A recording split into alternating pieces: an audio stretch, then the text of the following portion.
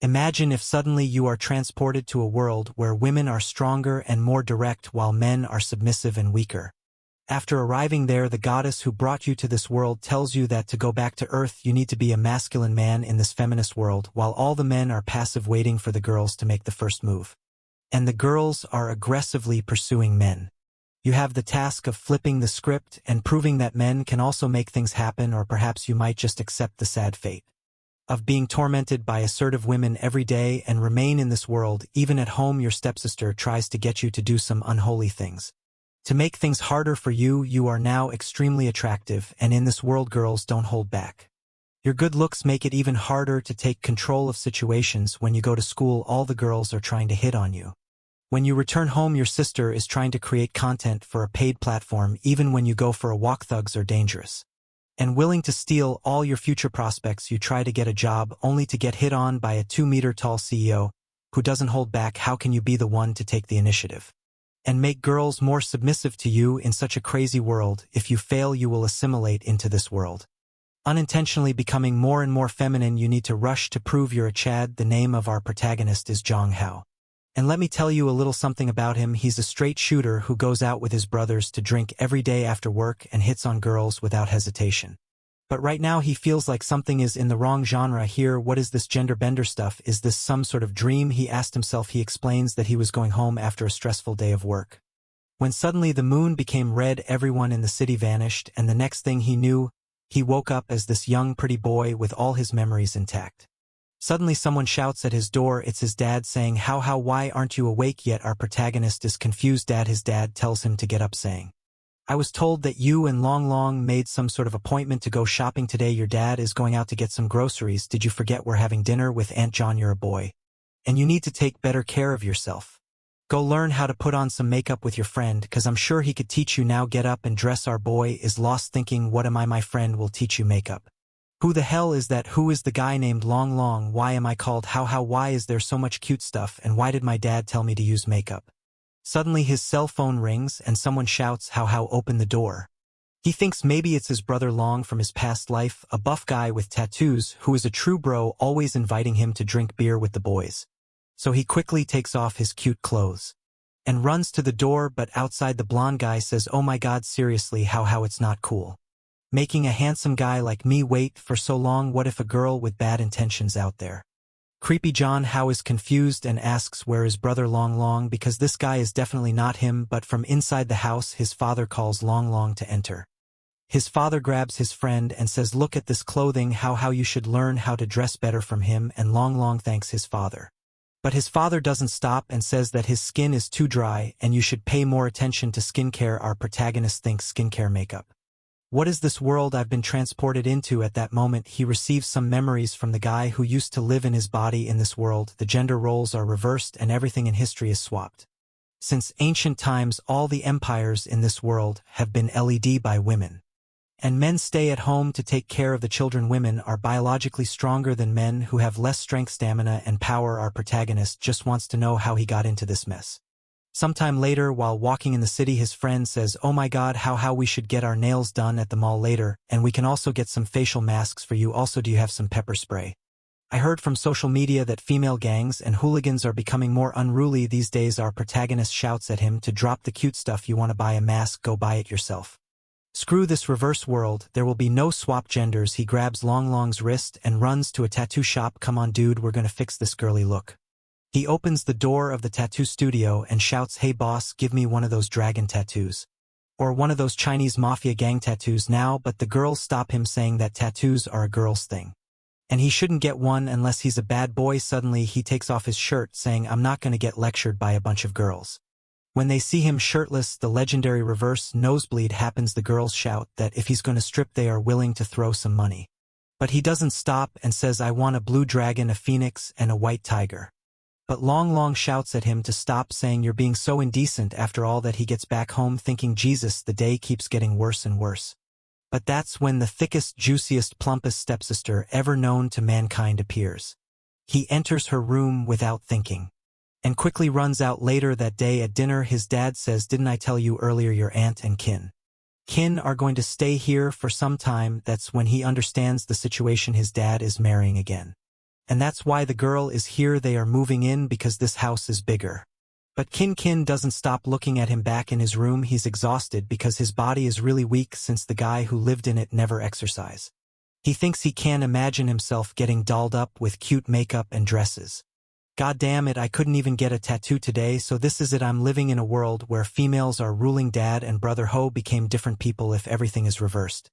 Do I need to act feminine? He shouts, I would never do that, and throws a teddy bear. I don't want to do this cute shit.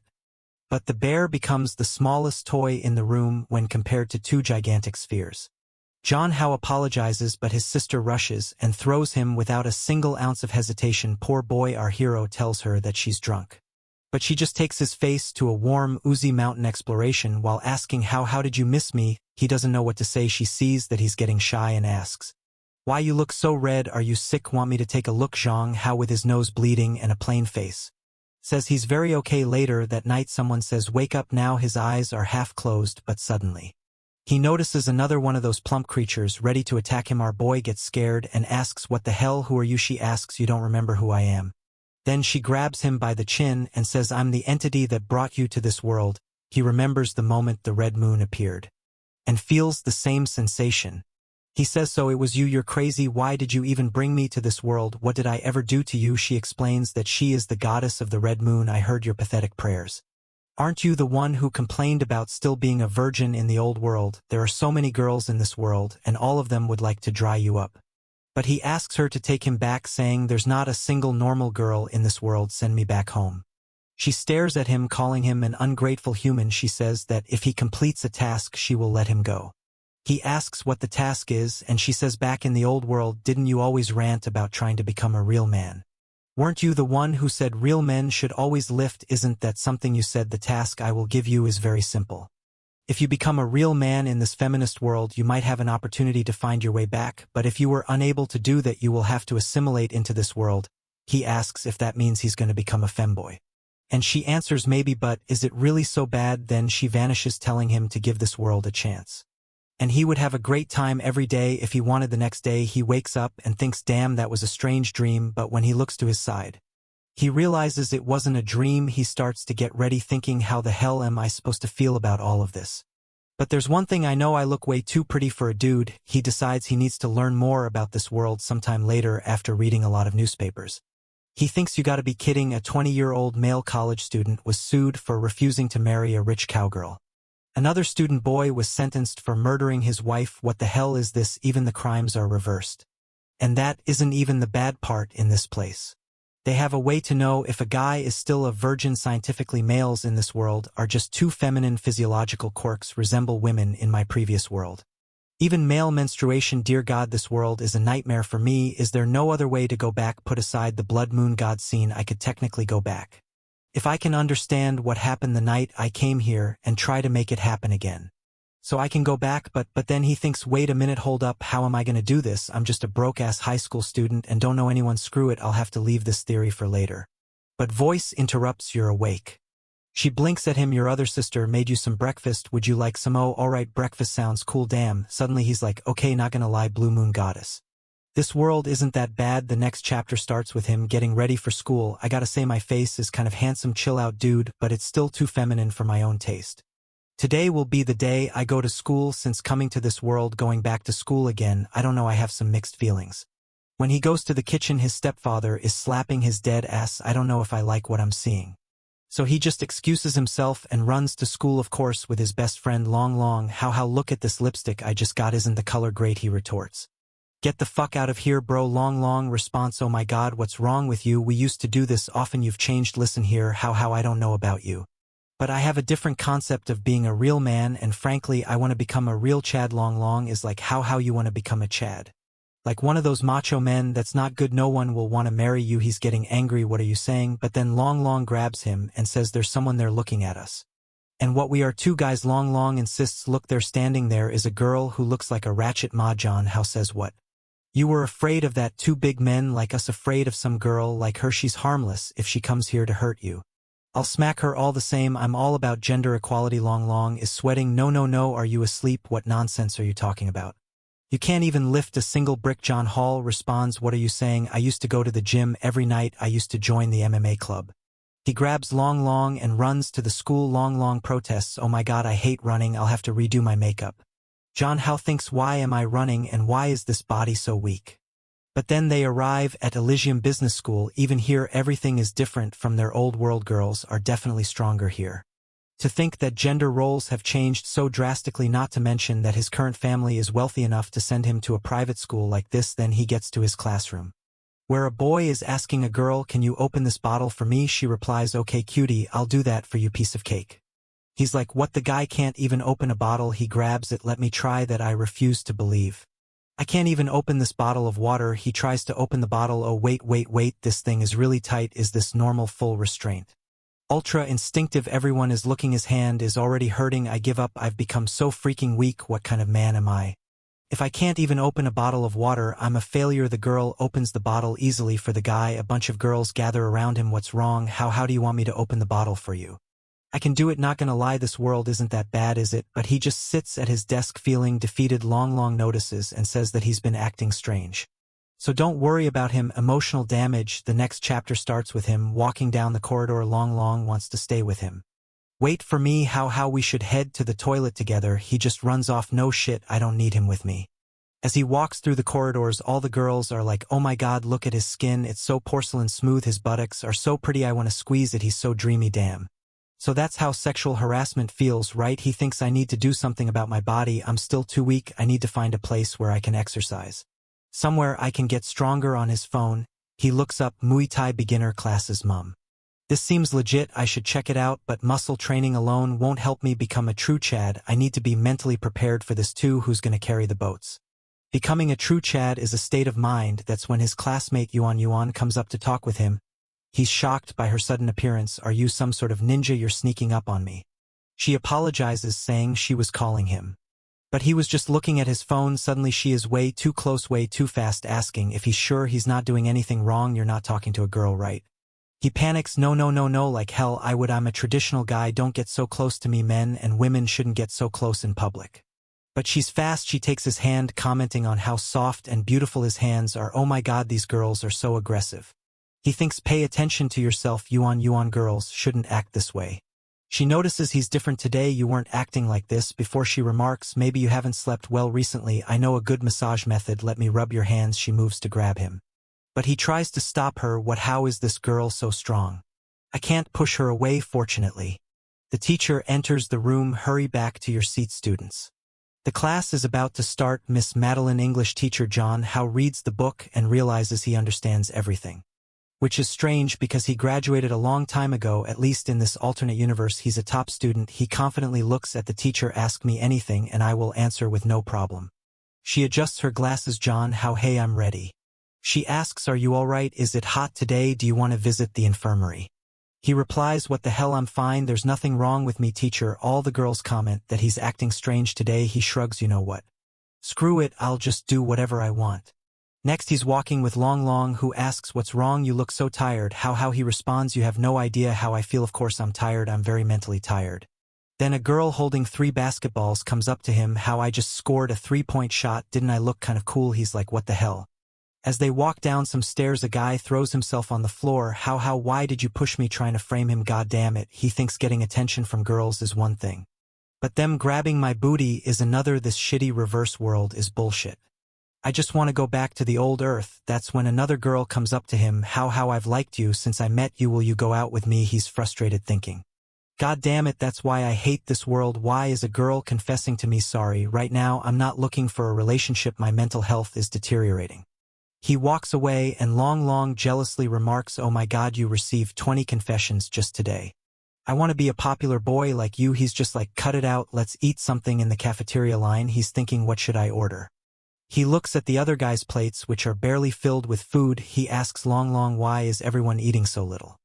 Long replies, "What are you saying? How every guy needs to eat like that, or you're gonna get fat." Goes to take his food and ask for some salads and fried veggies. He's puzzled. What, not even rice? You're gonna faint in the afternoon. But Long says, "Oh no, I'm just trying to lose some weight." That's when our boy realizes the difference in calorie needs in this world. He makes a mental list: how to be a real man. Step 1, exercise. Step 2, ask your bro Long to coach me. Step 3, get rid of all the flirty clothing I've got in my wardrobe. Step 4, be a Chad instead of a pretty boy. He rushes to the counter. Hey, and give me everything you have. I want to eat pork. I want a ribeye steak. I want a large portion of everything. Give me some good Asian rice as well. Long Long is shocked. Why are you eating so much? You'll get fat. Haha, responds, a real man should eat more. I gotta eat to exercise. After all, you wouldn't understand. Everyone in the cafeteria is staring at him, whispering, oh my god, why is he eating so much? I think he's just showing off. Then Lu Fong shows up. Why do you eat so much? You look like some desperate foreigner working at hard labor jobs. Our boy just stares at him. Who are you? Lu Fong responds, Jang, how are you joking with me again? Study together, or have you gained so much weight that went to your brain? Jinhua retorts, you're blind. I'm just trying to eat. First you diss immigrant workers. Next you diss fat people. So you're a racist and fat-phobic. You're all sorts of nasty. Lu Fong is taken aback and starts to cry. I was saying all that for your own good. Why do you say that about me? The girl starts siding with Lu Fong. Why did Jiang Hao make him cry? That was so unnecessary. But clearly he's just trying to manipulate everyone. Public opinion seems to be against Hao Hao until another girl steps in. How much Hao Hao eats is his business. Are you saying boys can't eat a lot? That's just discrimination against your own gender. She turns to our protagonist. Hao Hao, you're very hungry today, aren't you? If you need more meat. Hao Hao was momentarily taken aback, thinking, not gonna lie, she's pretty. But Lu Fong yells, Jiaoyan and Jian Hao, you too. Hao Hao cuts him off. If you have something else to say, say it. If not, shut up and let your grandpa eat. Alright, leave now. Long Long puzzled asks, why are you calling yourself a grandpa? That doesn't make sense. But the girl Xiao Yun seems to like it, saying it's more attractive. Like a wild kitty, Lu Fong storms off. You're all vulgar people, you know. Jia Bian tries to offer more food, saying Hao Hao has all the time to eat. Hao Hao asks Long Long, who is this girl? Long Long replies, did you hit your head? That's Zhao Yan. She's had a crush on you for ages. Xiao Yan turns to Long Long, that game I introduced to you, League of Legends. Have you tried it? Long Long hesitates. No, the game is too difficult.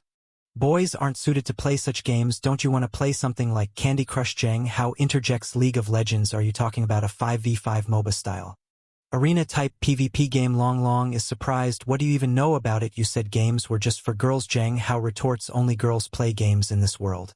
What is the logic? Javian clarifies, that's not true. There are boys playing the game too. They're just not as good as the girls at the pro level. But hey, how shall we play together? How stands up. I usually play support or jungle. I'm going back to the classroom. Boss Long, are you coming? Believe in Xiao Yang Lemons. Oh my god, when will How ever accept me back in the classroom? How contemplates, there are no pro players like Yuji or Ficker. But are the girls really that good in this world? What if the skill level isn't the same? I need to find a match to watch. The definition of being a real man in this world, what exactly does it mean? He asks Long Long, who's the girl alone in the window? Long Long responds, you mean her name is Mingwu Wei. Ha, transfer student. Long Long then shies away, asking, hey boss Long, are you interested in her? Zhang Hao replies, I mean she's pretty, but she doesn't talk. I don't know. Zhang Hao grabs Long Long and says, nonsense, just go up there and talk to her right now. Come on boss. The Long Long hesitates. No, it should be the reverse. Men now have to take the lead. Zhang Hao insists this is the past. Men now have to take the lead. He approaches her. Hello, I'm your classmate Zhang Hao, and this is Boss Long. Nice to meet you. Mingwu Wei. Ha, normally girls would flock around him. But this girl doesn't react that way. Zhang Hao wonders about her story. He prompts Long Long, hey, say something. Long Long awkwardly asks, how are you? She replies, good. Zhang Hao notices the novel in her hands and asks, is that a novel you're reading? Long Long tries to discourage him. Stop it, she doesn't want to talk with us. But John Hall presses on, yo, my bro here thinks you don't want to talk with us.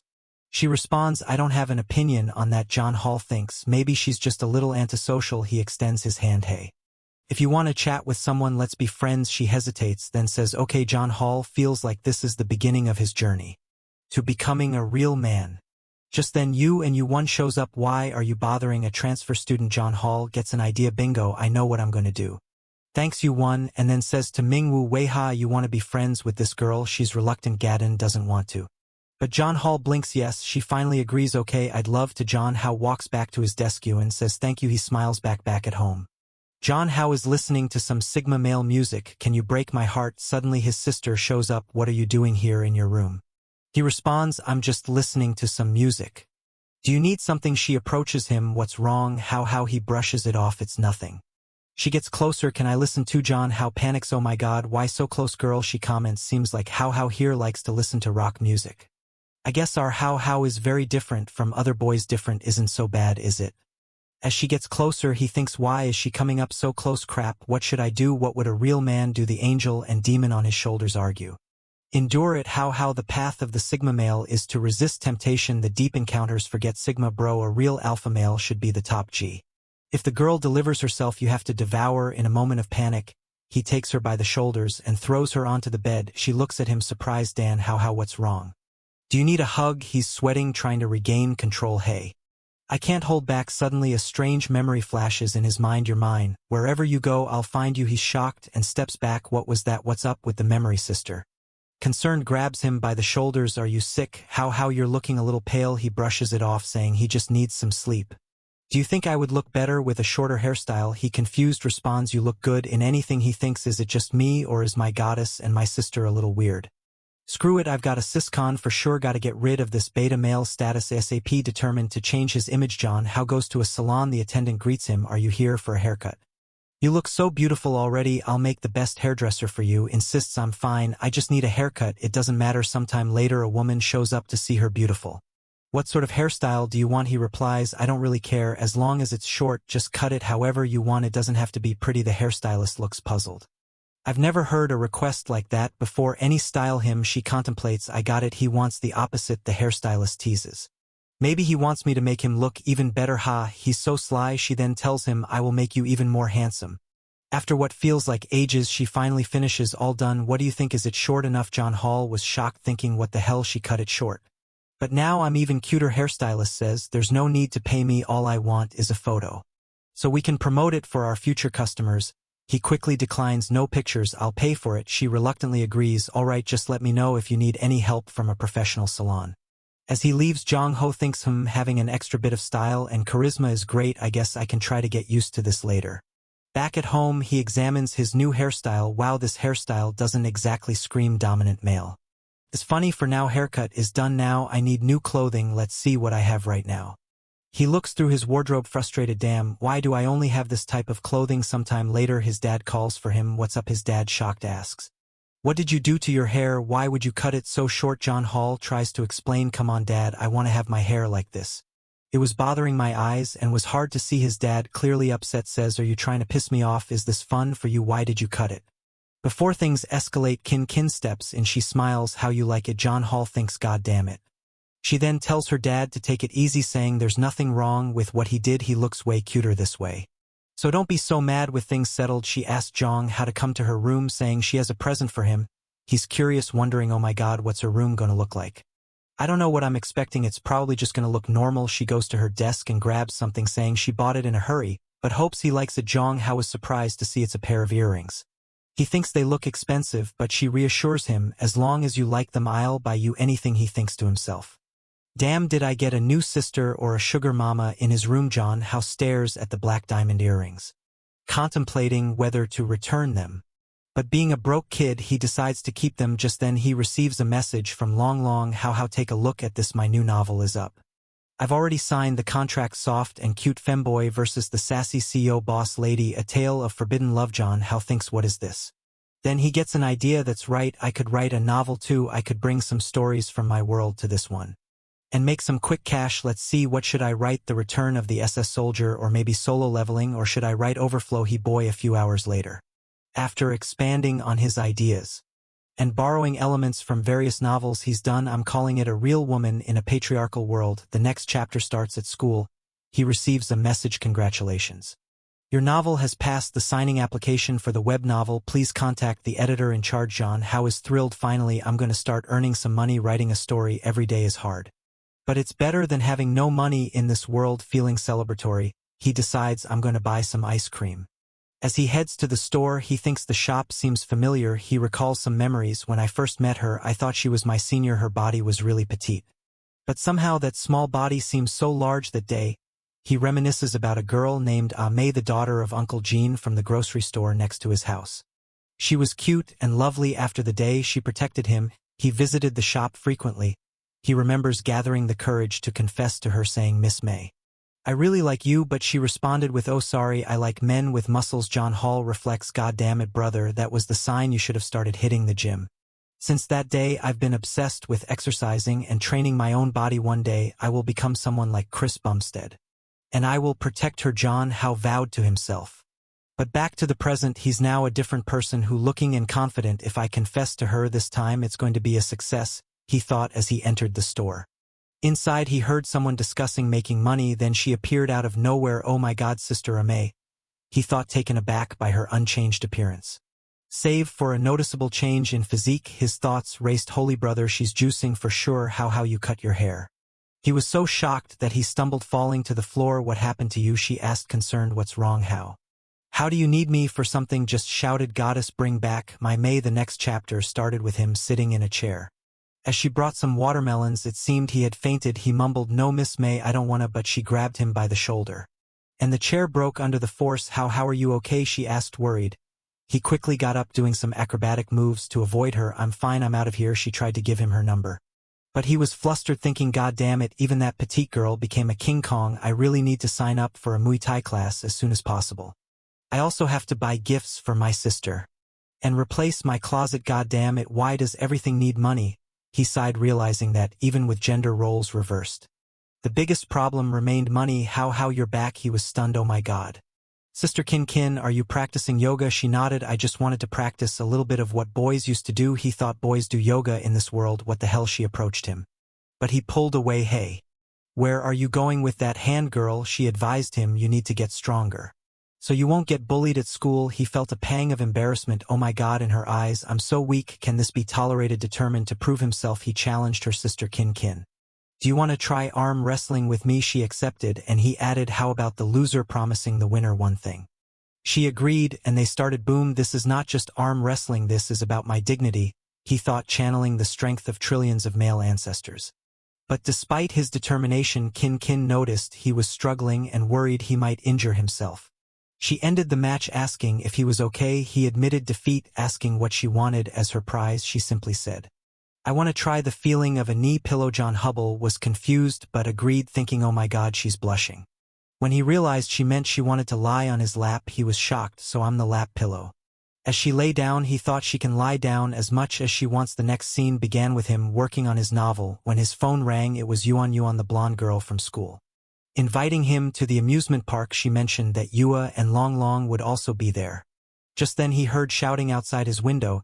He looked out to see Long and what seemed to be his sister. She immediately jumped on him, much to his confusion. Who the hell is this girl, Long? He asked. The girl, upset, cried, why don't you remember me? How could you forget? Long explained, it's been 4 years since he saw you. Of course he doesn't remember.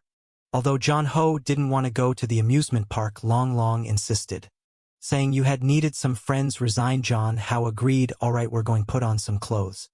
As they prepared, Long's sister took a picture of him. She remarked on his appearance, you are so beautiful today. They all decide to go to the haunted house. And upon arriving, Long already looks nervous and trembles, saying, I don't want to go. Jinghao encourages him, come on, you're a man, don't act this way. They have a brief discussion about who will go with whom. And it ends with you and Yuan Long and his sister going together, leaving Zhang Hao and Yu paired up as they walk through the haunted house. Zhang Hao asks, hey Yu, are you afraid? She doesn't respond, so he offers, if you're afraid, just hold on to me. She quietly grabs on him as they navigate through the spooky attractions.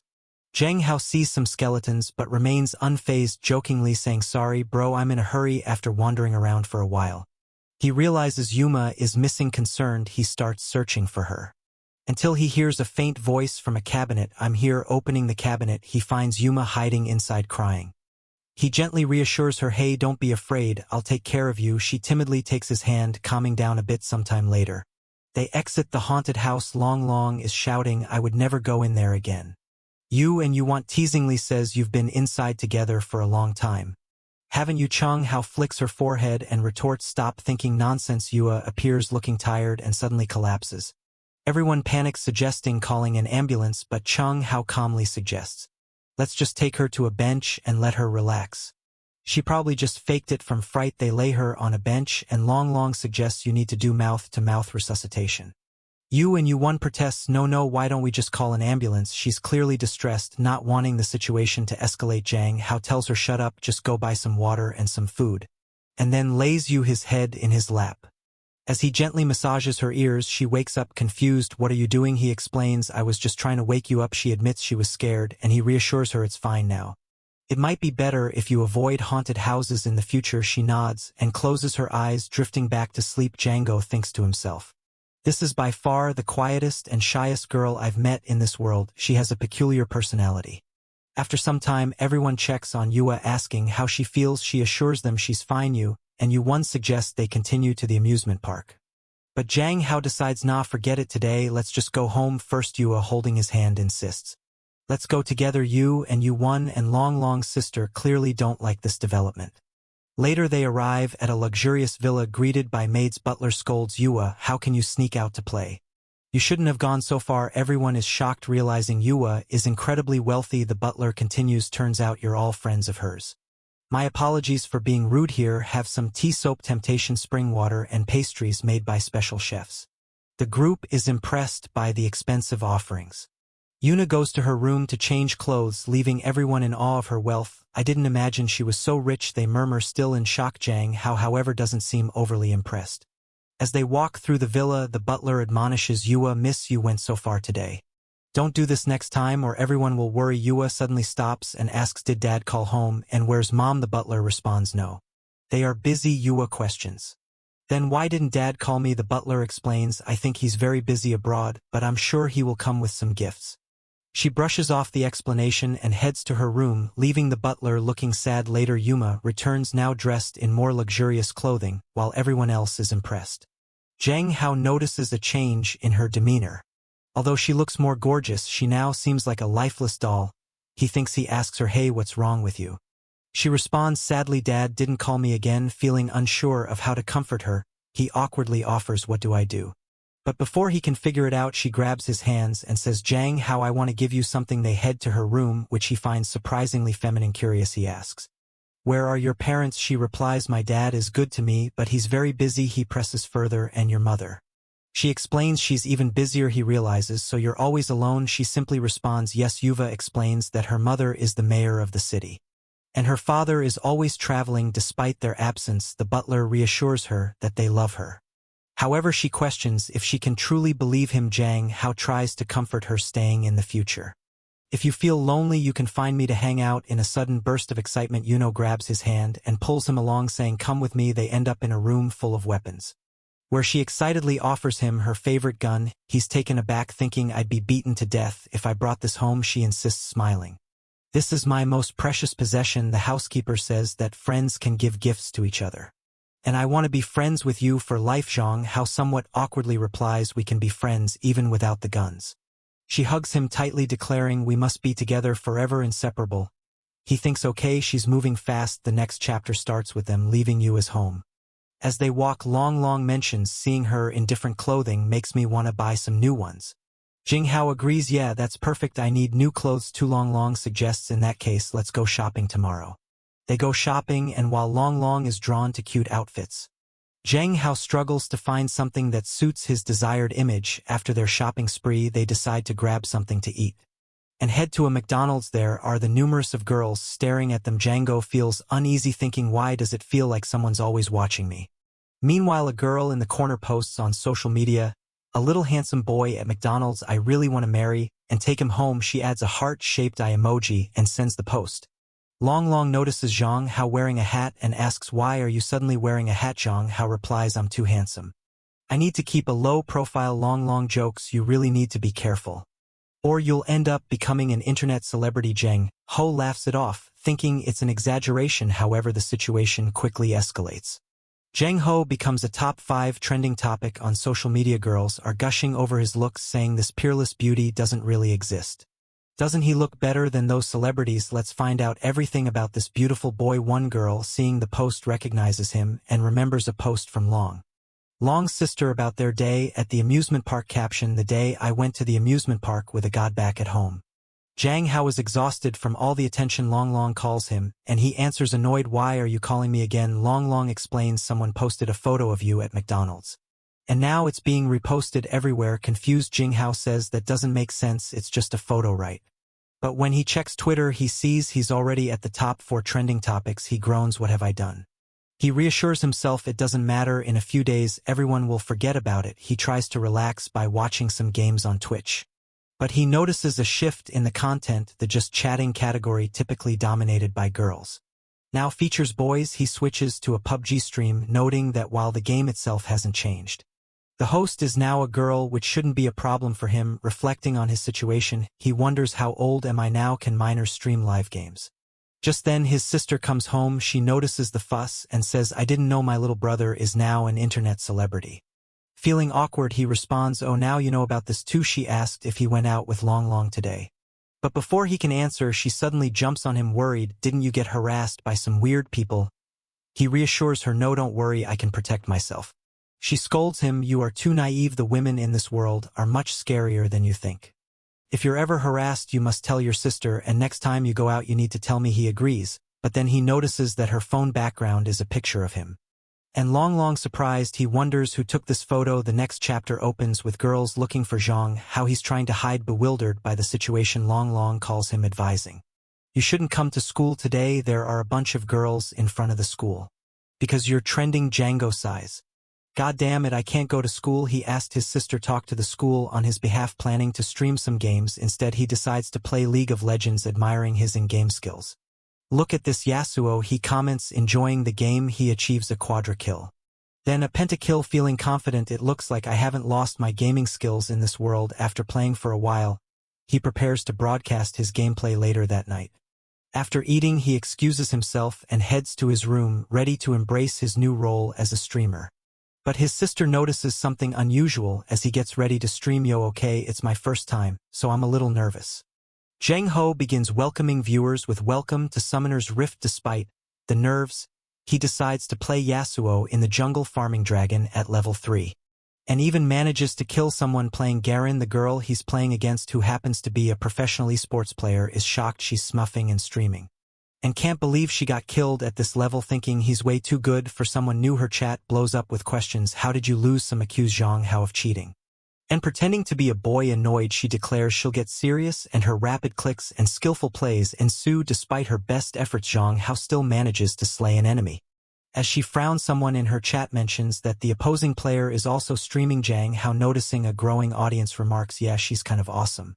But I'm better. As the game progresses, Zhang Hao's chat fills with accusations of cheating. People speculate he's a girl using a boy's ID. With some demanding proof he's male. Frustrated, Django grabs his headset and asserts, let me tell you, I'm a man, and I want to know, how did you all find my live stream? To prove it, he turns on his camera, showing his hands. The chat goes wild, complimenting his hands and clamoring for a face reveal. Some even fetishize his hands. Much to his confusion, starting a new game, the scene cuts to a girl in her office watching his stream. God damn it, another one, she mutters, recognizing his potential. She thinks if signed, this newcomer could definitely become a cash cow for the company. After finishing his stream, Zheng Hao signs off. Alright, let's stop for today. Thank you all for the support. This was my first day of broadcasting. See you later, boys. The next day he talks with Long Long about school. How is it today? Are there still many people asking about me? Long Long replies, there are a lot fewer people today, probably because they didn't see you yesterday. But still there's a lot of talk. Relieved, Zheng Hao says, thank goodness this popularity is fading fast. I should be able to go to school tomorrow. Long Long then asks, so how what you been doing at home these past 2 days? Zheng Hao admits, I've been writing my novel and doing some live streams.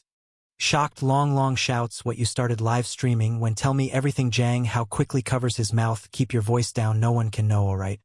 And I haven't signed a contract with the platform. Just then his phone rings with a notification, dear user, you have opened a live broadcast on the Do You Live broadcast platform, and your popularity has reached the threshold to sign a contract. Long Long is ecstatic. Yo, this is a good thing, brother, hurry up and sign it. With your good looks, you're definitely going to become very popular and make a ton of money. But Zheng Hao hesitates, no, I'm just a student, this live broadcast might affect me too much. And all the fame isn't going to be good. Long Long suggests you can just wear a mask when you broadcast. All you have to do is do some dances and people will give you gifts. Zheng Hao retorts, I do game live broadcasting, it doesn't matter if I don't show my face.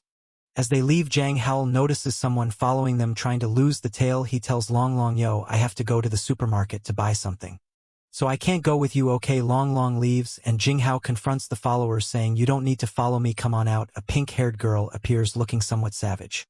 She exclaims, I'm so lucky, the internet celebrity is right in the territory. I manage handsome guy's sister will take care of you, okay? She even sticks her tongue out, teasingly confused. Jing Hao asks big sister. Who are you? The girl behind her shouts, don't you know our sister Lu? She runs everything around these streets. Shek Hao looks at the girl and says, oh so Miss Lu, I don't know you and I'm not interested, also I need to go home and take a shit. The girl shouts again, but this time she gets punched in the face by her own gang member. She then looks at Jang Hao and says she likes his personality, admitting that she doesn't want to offend him. She just wants him as her boyfriend.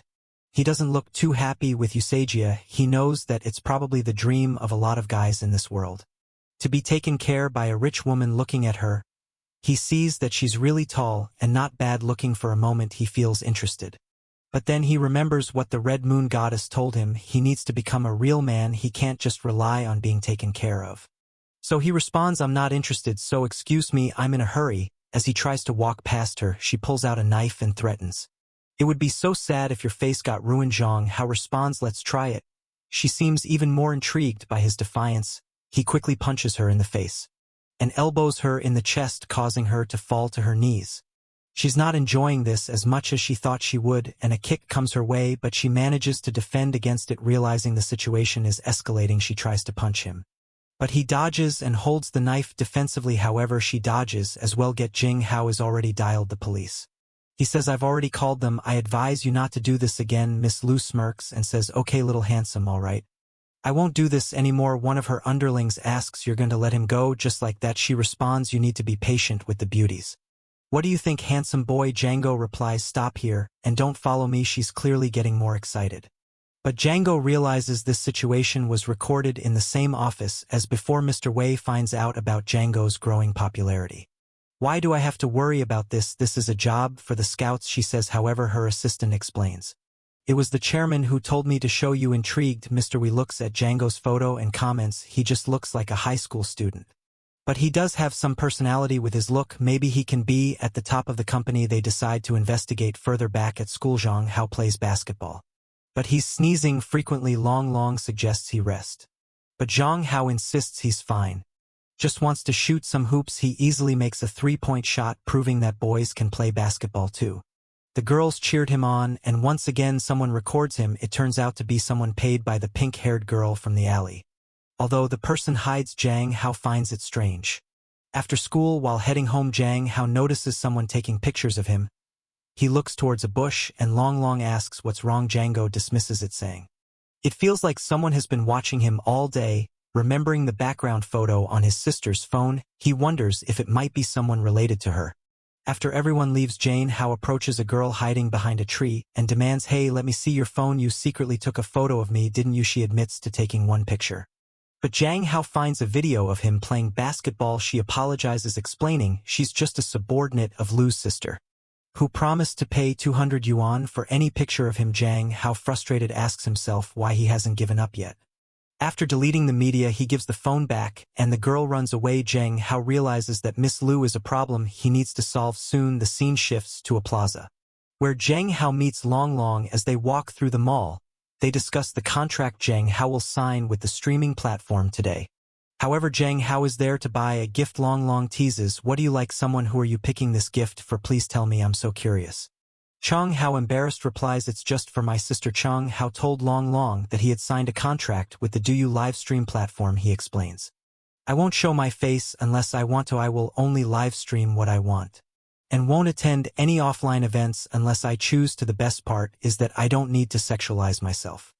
Long is impressed, asking, how did you get such a good contract? Zhang Hao admits he doesn't know. I just asked and they accepted.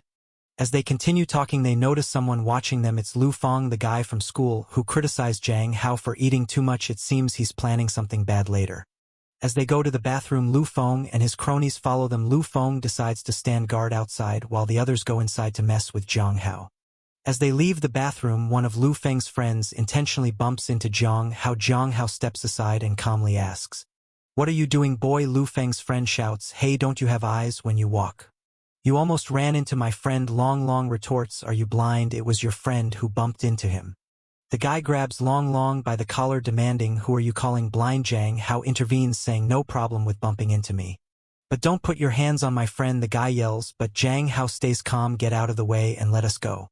Suddenly the guy tries to spit on Jang Hao, who dodges and exclaims, "Are you sick?" Enraged, Jang Hao punches him. The guy's friend steps in to help, but Long Long stops him, engaging in a fierce fight. Damn, he's looking like Killua in this frame, Jang Hao thinks as Long Long handles the situation with unexpected skill.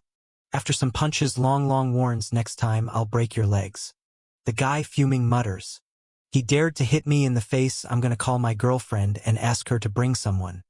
Later, outside the mall, someone shouts, "There he is, it's that guy." A girl, referred to as the trampoline girl, approaches and asks, "Is that the bastard who bullied you?" The guy confirms yes, it was him. The plan is to take pictures and post them on the school forum. They confront Jang Hao with the guy declaring, "Wife, he was the one who hit us." Jang Hao responds defiantly, "How dare you eat chickens? Come to me again." Long tries to explain, "It was all your fault. You tried to spit on us." Jang Hao, getting impatient, says, "Go quickly, I'm in a hurry." But the trainable undergirl seems smitten with him, staring at his face. Her boyfriend, annoyed, shouts, "Wife, what are you in a daze for? Teach him a lesson." She responds, "No matter what, it's wrong to hit someone first, but I'm not unreasonable. If you apologize to my boyfriend, we'll forget about today's matter." The guy wants his girlfriend to attack Zhang Hao, but she hesitates, knowing the crowd. Frustrated, he accuses her of falling for Zhang Hao. "You fall in love with him, right? I saw the way you were staring at him." Jang Hao remains calm. "Please just go, get out of my way." The guy tries to stop him again, but Jang Hao warns, "I'll warn you. If you mess with me again, I will beat you until you lose all sense." A trampoline. A girl interjects, "Shut up, or you're not gonna get that Gucci bag." She then turns to Jang Hao and asks for his number. From afar, someone named Ife records everything to post on the school's social media forum. Meanwhile, a limousine pulls up nearby. Mr. Wei, observing from her car, sees Yang Hao. Yefi continues recording. Lu Xian, the pink-haired girl, "Why are you filming?" Ife tries to hide, but Lu Xin grabs his phone. "Oh, so you're looking for trouble? Dare to take a photo of my man?" She grabs his neck, and Ife seems oddly pleased, almost enjoying it. Lu Xin then says, "Come with me to see your brother-in-law." The tremble-on girl, seeing Lu Xin, becomes nervous. "Why is Lu Xin here?" Lu Xian approaches Zhang Hao and says, "It's only been 2 days. But do you know how much I missed you?" He ignores her and turns away. She then addresses the guy on the ground. "She caught him taking pictures of you." Zhang Hao looks back, asking, "What do you want?" Lu Xian, seemingly preparing for a fight, instead grabs a bouquet of roses and walks over to Zhang Hao. She pleads, "Please go on a date with me. I really like you." Zhang Hao, "As long as you're my boyfriend, you can do whatever you want." He's thinking, why don't we just fight? Could she at least follow the script? He says, "I'm not interested in you. It's impossible to deal with you. If you have nothing else to do, just get out of my way." "Brother, she's not going to stop." She says she's too anxious, and asks him to please accept the flowers. He's staring at the flowers, thinking, the first time I saw her, she showed me a knife, and now she's bringing flowers. "Sister, take the flowers away. I'll tell you again, I cannot be your boyfriend. So please leave." She tells everyone to leave the place. She approaches Long Long and says, "Come here, you were Zhang Hao's friend, right?" He doesn't like it. She whispers in his ear, "You better take care of your friend. If my people go crazy on him, I can't stop them.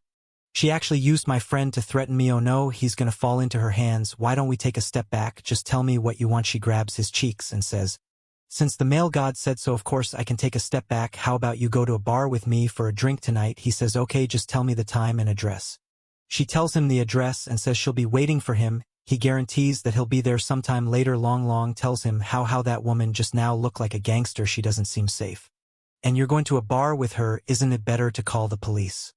Zhang Hao explains that unfortunately they can't do that. They don't have any criminal evidence, so she would just be released and then come back to bother them. He says, "Tonight I'll go see your attitude. First, don't worry, I have practiced kung fu. You can't do anything to me." Long Long grabs him. "No, brother, you must not die. Relax, dude. It's just a bar, not an execution." At that moment, a woman wearing glasses shows up and asks Zhang Hao to come with her. He's annoyed again. This is so inconvenient. Then a group of what should be intimidating girls shows up and he reluctantly agrees. "All right, lead the way." He tells Long Long to go home and to call him if he needs anything. The scene shifts to Zhang Hao walking into an office. Seeing the woman, he thinks her aura is too strong. Her name is Inan, president of Fenghong Media Group. She looks at him, gets up, and walks closer. "Good qualifications. There's no one like you in the market. Now look, sign this contract. I can make you famous." He grabs the contract, glances at it, and says, "Sorry, you may have got the name wrong. I don't intend to be a star, and I don't want you to make me popular. I'm in a hurry to go home for dinner. So I'm leaving." The secretary grabs his shoulder. "You're just a high school student. Don't be so ignorant." With a swift movement, he grabs her wrist and says, I said I don't wanna and throws her to the floor. Why Nun seems interested and moves towards him. He dodges her first attack and goes to punch her face. But she blocks it. Oh damn, his hand locked. She says a high school boy, who can also work hard, this is a bonus. He responds thank you, but I don't want to accept your kindness. She tells him there's no rush and that in this world there's nothing she cannot do. She'll give him some time to think about it. And instructs the secretary to send him back staying. I was thinking this woman is not going to be easy to deal with. The next chapter starts with him at home preparing to see the girl at the club. He takes a recording pen, a pocket knife and pepper spray. Sends a message to Long Long. If I don't call you by 8:30, call the police tonight. I need to find a way to draw a line with Lu Sin. We then see him walking in the rain heading to the bar she told him to come to. When he enters, someone welcomes him and says, Zhang Hao, our boss has been waiting for a long time. He just says lead the way. In one of the rooms in the bar, the girl is sitting on a couch. When they enter, he says, I promised you that I would be here today. But I don't want to do anything to you as a person. Why don't we just go back to the beginning of our relationship? You don't know me, I don't know you, it's good for everyone. But she responds that it's going to be difficult to do and moves closer. He insists, you know it's impossible. If you do this again, I'm going to call the police. She taunts, call the police, but I'm just chasing a boy. Is there something wrong? A girl behind him interjects, Sister Lu, stop talking nonsense with him. Let's just take some photos and videos of him. If he tries to resist, we'll post everything on the internet. He looks at her bewildered. What do you mean by that? While they think he's scared, he's actually relieved because his voice recorder is on. Sister Lu asks, what did my little girl say? To make sense, the girl pulls out a knife. He remarks, oh, you even brought that, is it? Because if I refuse, you're going to kill me. Sorry, but I... Then he quickly uses his spray, rushes to her, grabs the knife, and holds her as a hostage. Sister Lu is impressed. You are brave enough. He mourns, don't even think about sending anyone over. Unless you want to see blood in the streets, it also won't do you any good to call the police. He heads to the door, releases the girdle, and walks away. The girdle, undeterred, thinks, Zhang Hao, I have all the time to play with you. But then she receives a message. Sister Lu. Zhang Hao asked me to send this picture of you. He said that he recorded all the conversations in the box just now. If you don't want him to send these things to the police, don't provoke him anymore. Enraged, she shouts, no wonder you dared to be so rude just now, you little bitch. Meanwhile, someone observes Zhang Hao running away and informs Mr. Wei that he's fine. The next chapter starts at school. Zhang Hao reflects on what he did yesterday, hoping the threat will keep the crazy girl away.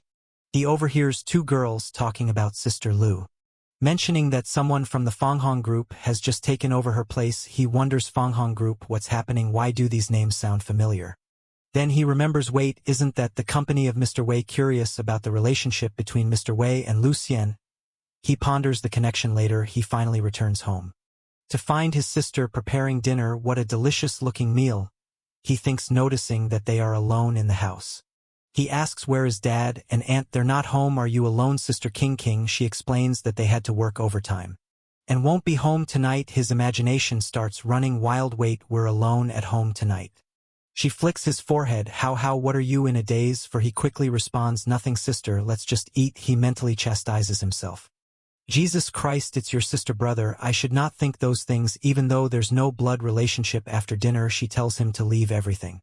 She'll clean up. She suggests he go upstairs and start streaming. He offers, are you sure you don't want any help? She grabs his hands and says, I will never let your beautiful hands be stained with oil. He reluctantly agrees of okay, alright. Back in his room, he starts streaming again. He announces today is going to be 2 hours. And I'm going to be playing some ranked games. 2 hours later, his sister comes into his room and asks, are you tired of live streaming? She pats the bed and says, come here, I'll give you a massage. Brothers, we must stay strong. He thinks as he shyly approaches her, saying, it's fine, you just did some housework. You should take a break. She pulls him towards her, happy that it seems he cares a lot about her. He assures her, of course I care about you, we are family. However, it seems she doesn't like the word family, and recalls a memory of him as a child saying, Sister King, don't be afraid. How will always be your family member. Suddenly she starts crying and he asks, what's wrong? What's the problem, sister? She responds that she's crying because she's so happy right now. Zhang Hao reflects on the situation, thinking, at least in this world my father doesn't have to be alone, he actually has a family. He then says, as long as I am in this world, I will protect this family and make sure that everyone is happy. She seems surprised and apologizes for crying in front of her little brother. He reassures her sister, thank you for treating me like a real family. Oh damn, brother. She's looking at him in a way that suggests she might have something more than family stuff on her mind. Now both are lying in bed And he asks King, are you sure we should go to sleep together tonight? She tells him that right now is the perfect time. Since dad and mom are not at home and she's always wanted to have this close conversation, he's curious, alright, what do you want to talk about? While looking at her, she gets close and asks, what type of girl do you like? He stammers, maybe gentle and kind. She continues, is there someone like that in your school? He thinks about Yua and then shakes his head. She advises him that he's still too young and should focus on studying. She also mentions that since he's good-looking, she, as his sister, always worries about him. As they talk, he drifts off to sleep sometime later. He wakes up wondering if it was all a dream. He gets out of bed, goes to her room, but can't seem to find her. As he looks at her bookshelf, he finds something interesting, a story about his sister, who likes to do something with her brother. He's shocked. What the hell is this? Could it be that his sister has some thoughts about this? She even cried when he told her that they were family yesterday. Suddenly he got a headache and recalled some memories. A girl with glasses seemed to be bullying some other guys and taunting him. In the next chapter we start with him doing a live stream. However, he finishes early and everyone in the chat is asking, do you have some problem? What's going on? He ignores the chat, feeling distracted and unable to focus today. His mind is elsewhere, particularly on the memory of the girl with glasses, which makes him feel sad. Additionally, his viewers aren't increasing and he realizes he needs to come up with ways to grow his stream. Because he needs the money, he receives a message from the streaming platform informing him that his popularity isn't growing and offering some suggestions. He accepts and gets a follow-up message the next day.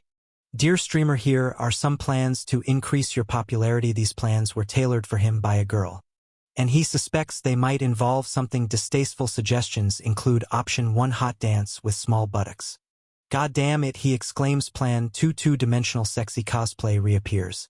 Alright, option 3, fitness god, sweat dripping. He's exasperated. I knew it. He and Long head to a coffee shop where Long asks, why did the administrator want to interview you? He's unsure. I don't know, she just told me to come here.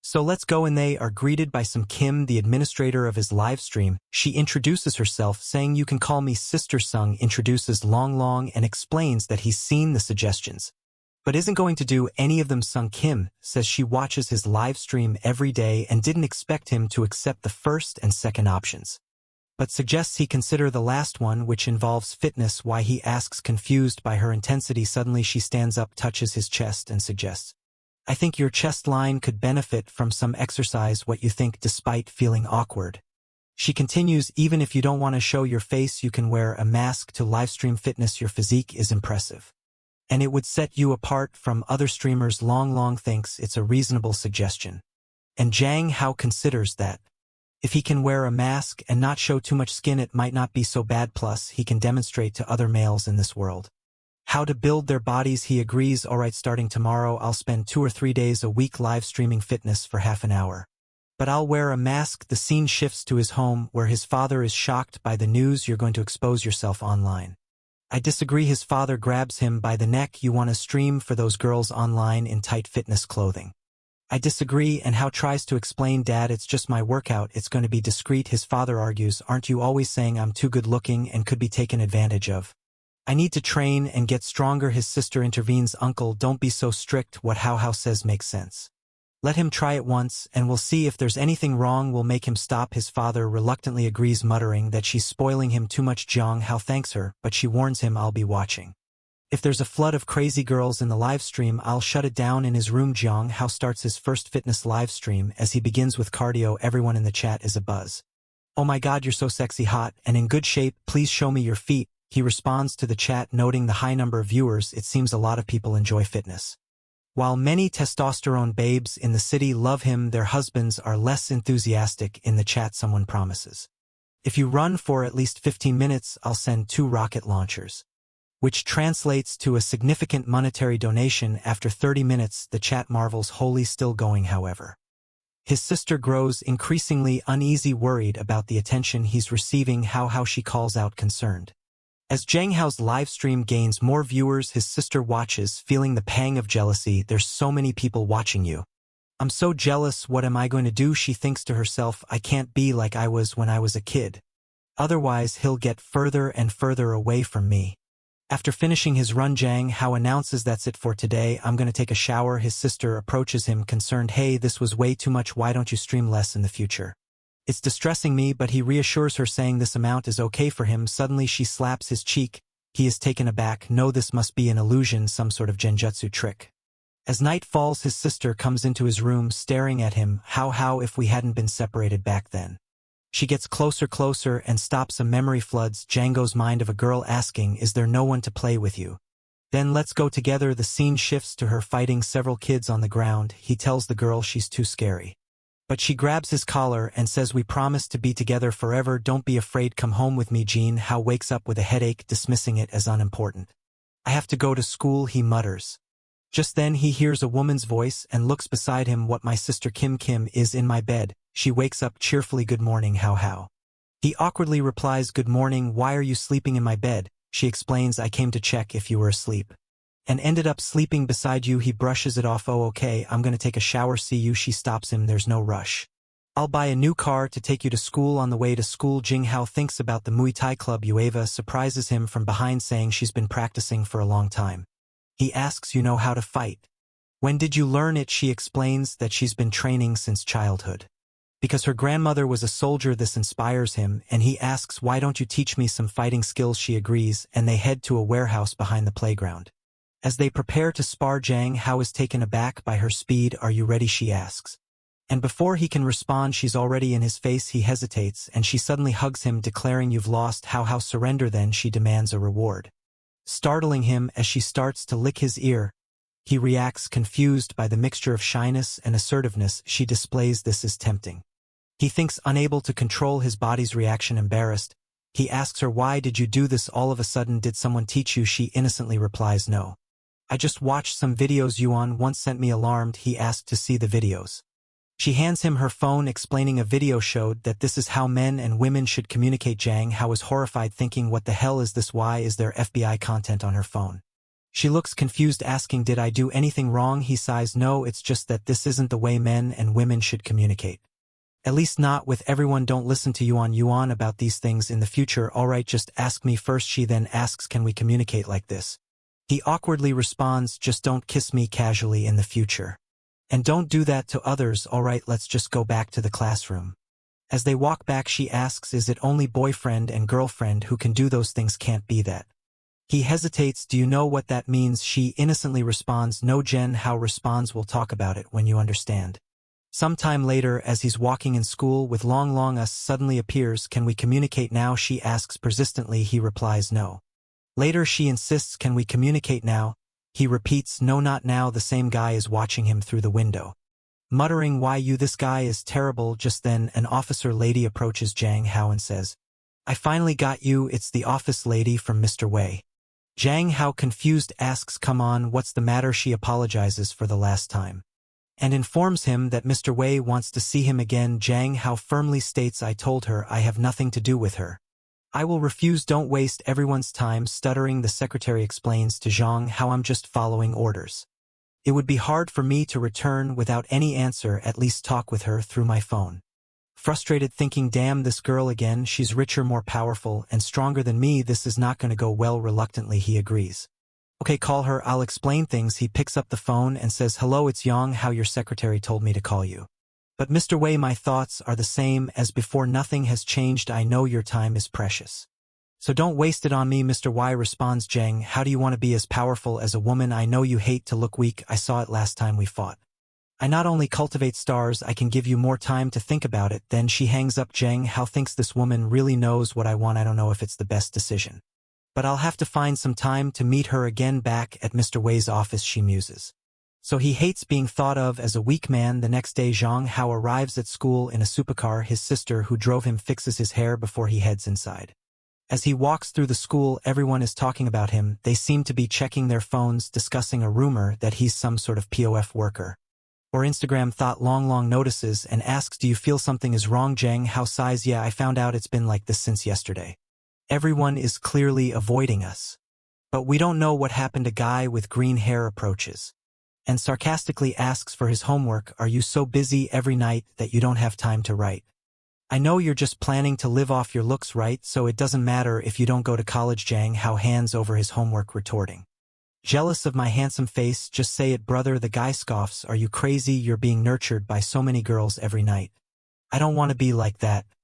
Jiang Hao puzzled asks nurtured, that's a new one. The green-haired guy smirks, yeah, everyone knows you've been entangled with girls several times at the school gate.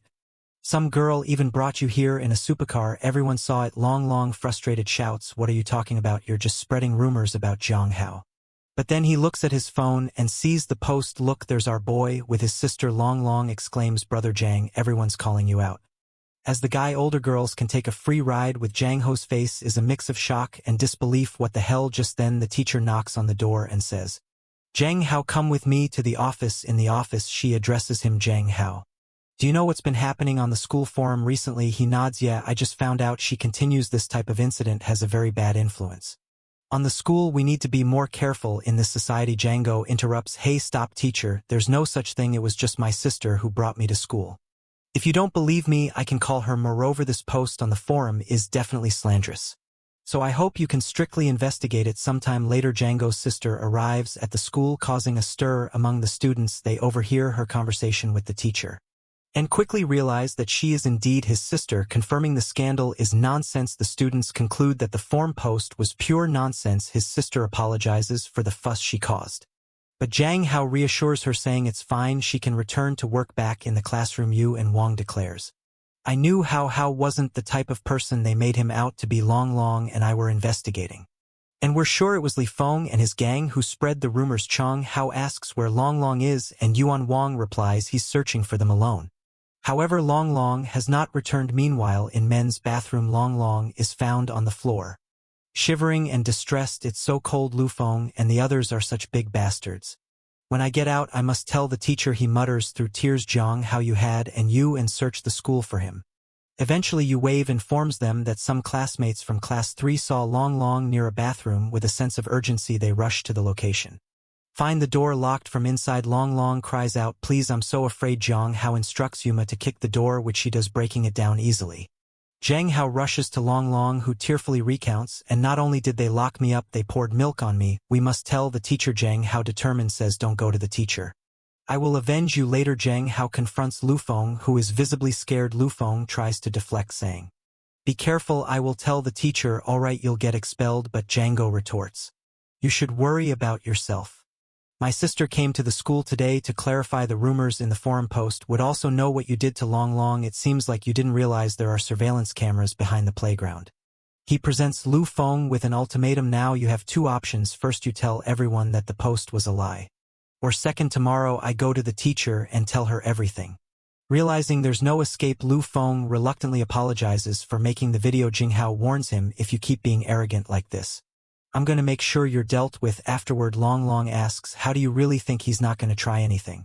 Jiang Hao confidently replies, he's a senior in high school. If I hand over this video to the teacher, he'll at least get a major demerit. But it's getting late, let's go home.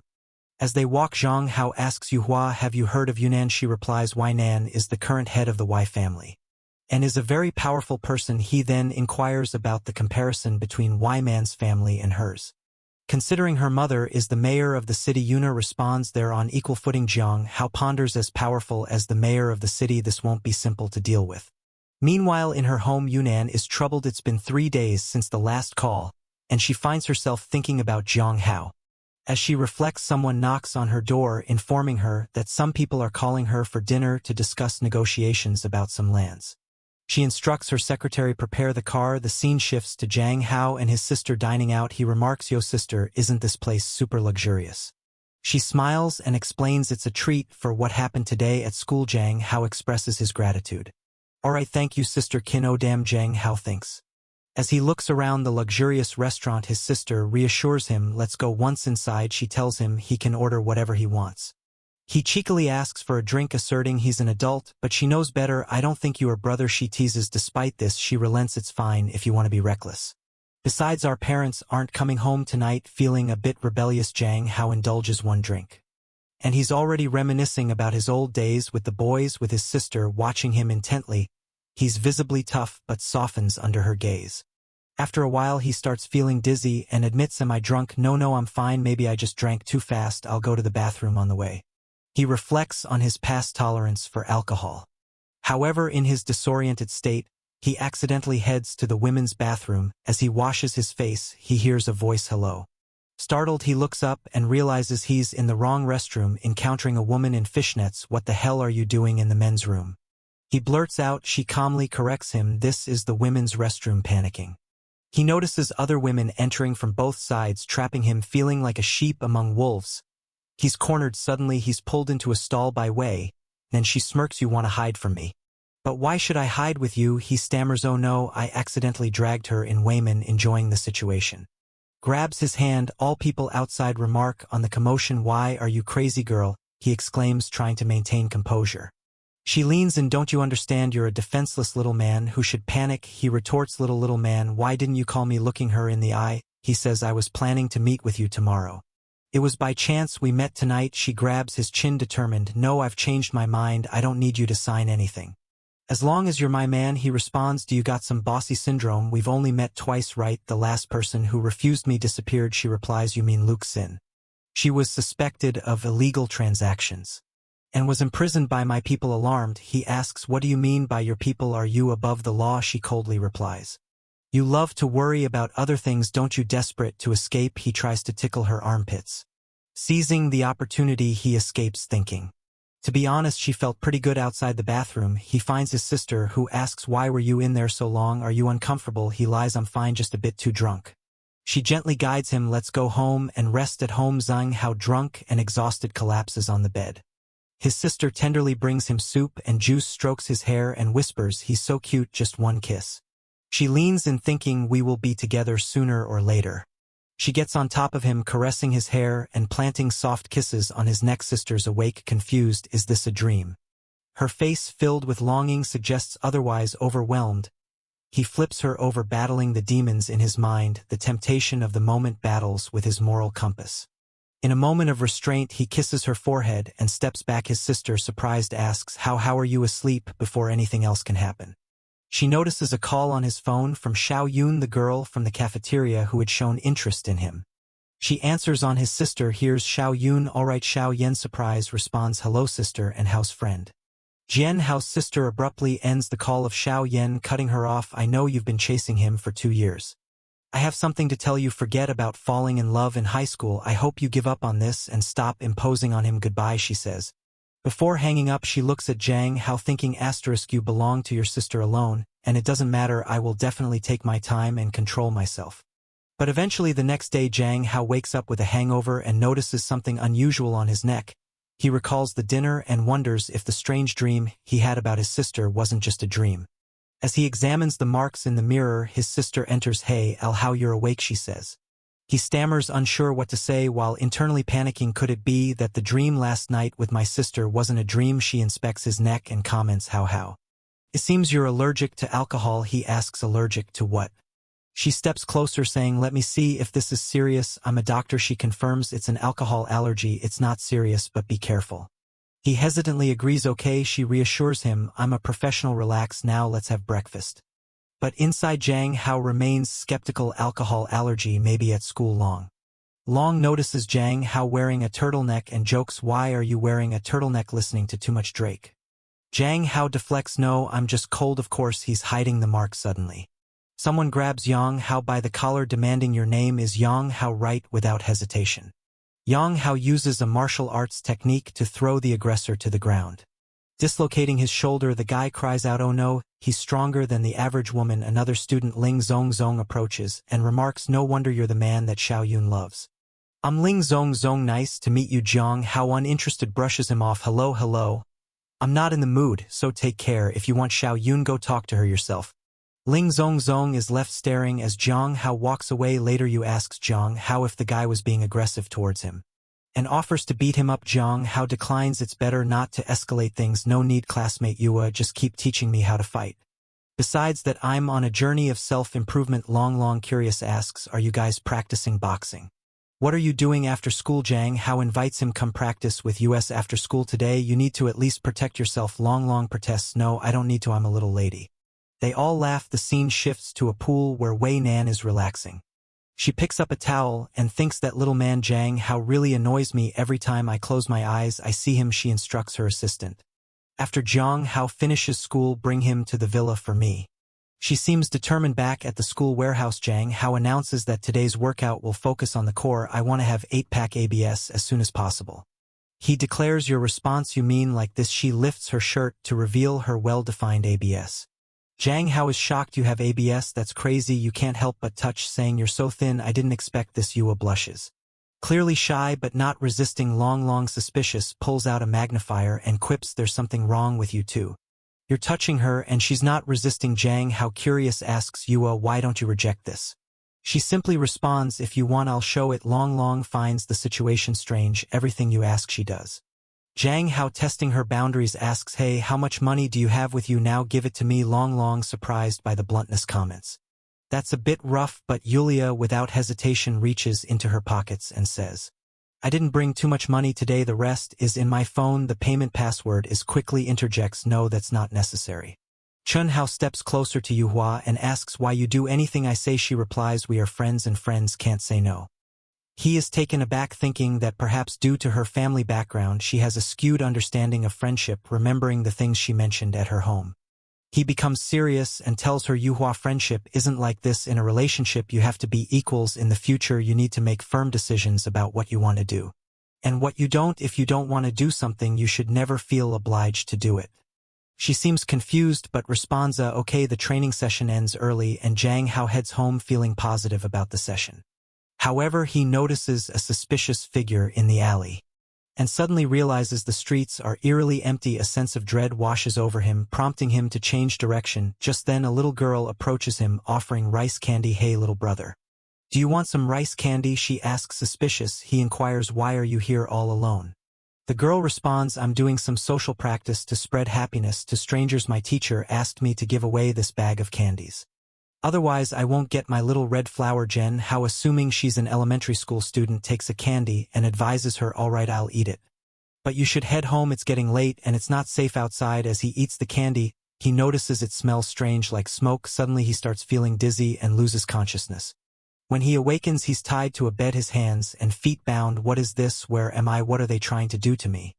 And why are there so many mirrors? The little girl, now revealed as an adult, says, Mr. Wei. He's awake. Jang Hao recognizes her, exclaiming, you kidnapped me.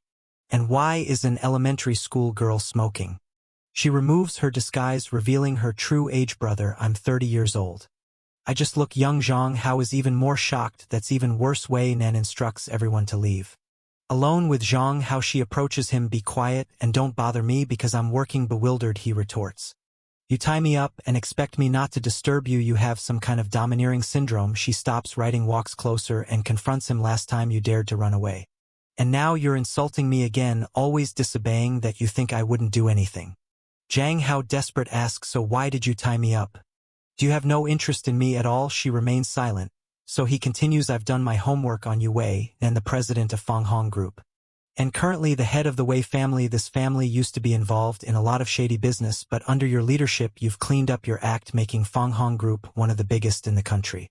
But there's a lot of blood in this history. People in this world even look up to you as a national goddess. Why would someone like you fall in love with me? Do you think I believe that? Wayman listens intently as he goes on, and you want to use me as a star for your business. To be honest, I have no idea what you're planning and don't want to know. I just want to live a quiet, ordinary life. I don't want anything to do with you. So please let me go. Thank you. Why Man stays silent, her expression unreadable, before finally speaking, really, you're not Jang Hao at all. Shocked, Jang Hao asks, what do you mean? She continues, probably since the day you stopped being Jang Hao. After being released you changed. Bewildered, he demands, what do you mean by that? If I'm not Jang Hao, who am I? Calmly replies, that I've been too many changes in you. Before and after I've done my research, you know what you were like before. You were raised by your father alone and received a very traditional education at school because of your good looks and academic performance. You were the dream of many girls. That's what people used to say about you, gentle, cute, and considerate. But now everyone thinks you're a tough guy, right? You've completely changed. Yahello fat to himself, damn, I got careless. I didn't expect someone to figure me out. Because I crossed over, I was still trying to adapt to this world and hadn't had time to understand this body's past. But how did she conclude that I'm not Jang Hao based on just those materials? Why Man continued, another point is that you weren't excited enough. When I appeared in front of you, he was confused. What, just because you're famous? She clarified, no, because you were my fan. She showed him old posts on social media and he saw, oh my God, why is there such a perfect woman? as Y man in the world and someone wants to exchange some photos of Y Nan. Another post read, I need to study hard and become a man worthy of Y Nan. Chung Hao was stunned asterisk. He didn't know the guy in this body worshipped her. Once a day she sat beside him noting. But now it seems like you have no impression of being my fan these days. Don't even try to tell me you have split personality or amnesia. Humans are creatures that need to learn. I noticed that as a gaming streamer you got into the top 100 in just a month. Your game account showed no prior experience. Also, you who never fought before can now face a head-on confrontation with a gangster leader. So I'm 100% sure this isn't split personality, it's a real change of soul. He responded, that's crazy, no normal person would think that way. But even if I've changed my soul, what do you want to do? She just stared at him before dropping the bomb. My team is studying the blood moon. He recalled the girl and asked, why are you so sure? She replied, according to our previous research, the personality change in you happened just a few days after the blood moon. I think you're related to it, she continued, as long as you're willing to assist. With our investigation, I'll tell you why. He hesitated. I don't know, she reassured him. Don't be so nervous, I guarantee your safety. And I won't take any samples from you for experiments. The contract is there. You can earn money just by cooperating. Take it home and review it. He asked, who else is researching the blood moon besides you? She said, as far as I know, just me. He nodded. Understood, I'll go back and take a good look. He hadn't expected anyone else in this world to know about the blood moon. He decided it was best to proceed cautiously.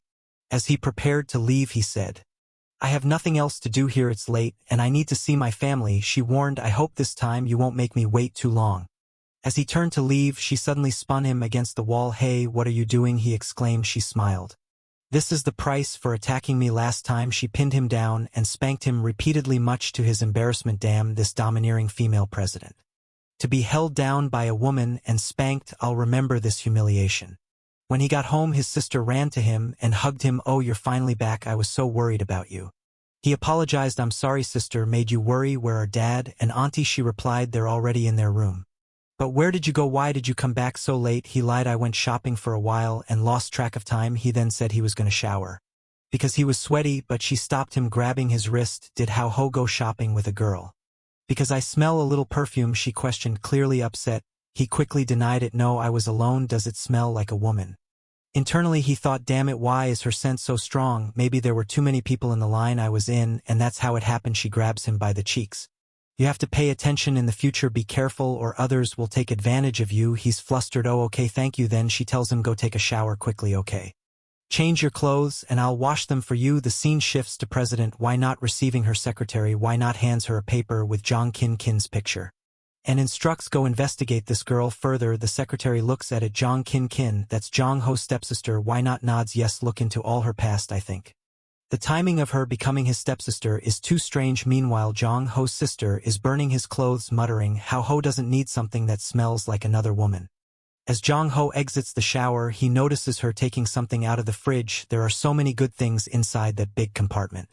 She asks, finish washing, what would How Ho like to drink? He replies, just some cold milk is fine.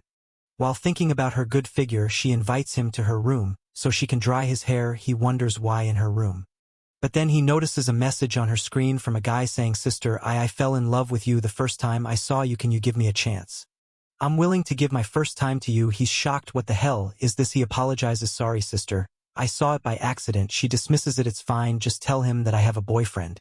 Annoyed, he says, Sister, you shouldn't bother with guys like this. He's not good if he's using these types of messages. She smiles, clearly having planned this, and hands him her phone. I'm so happy you care so much about your sister. I'm gonna take a shower, so block this guy for me, okay? He agrees, alright.